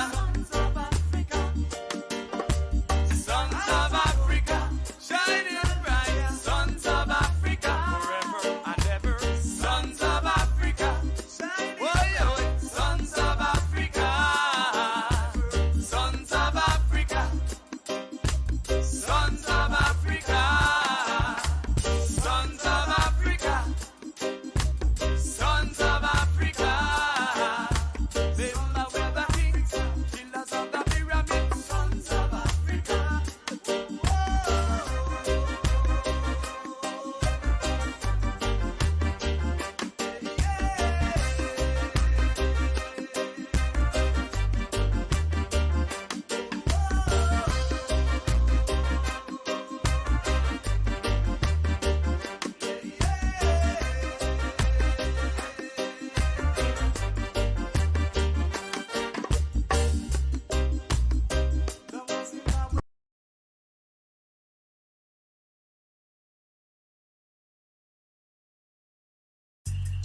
It was the year 1957.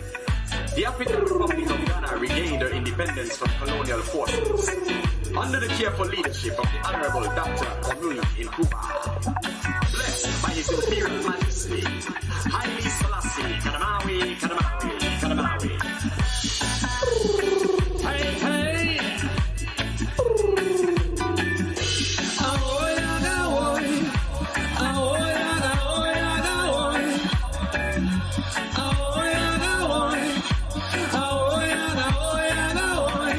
It was a sun called for bird, a message and a lesson. Return to the roots. Come get your truths and your blessing, blessing. Sun called for bird, a message and a lesson. Return to the roots. Come get your truths and your blessing, blessing. United we stand, and we standing strong. From the examples of Ghana, got to be working together. Black star, black generation. Ice, gold and green. Life, color, life, liberation. Black and pink cross. Symbols from creation. It was a sun called the bird. A message and a lesson, lesson. Return to the roots. Come get your truth and your blessing, blessing. Sun called the bird. A message and a lesson. Return to the roots. Come get your truth and your blessing, blessing. Return to your roots and get your blessing. Return to your roots and get your blessing, blessing. Return to the roots and get your blessing. Return to the roots and get your blessing. The call and response. Rhythms of Jimbe and Kete. Sounding far and distance. Regenerating vibration. From corner to curb. The million voices are heard. Ahoy, ahoy, ahoy.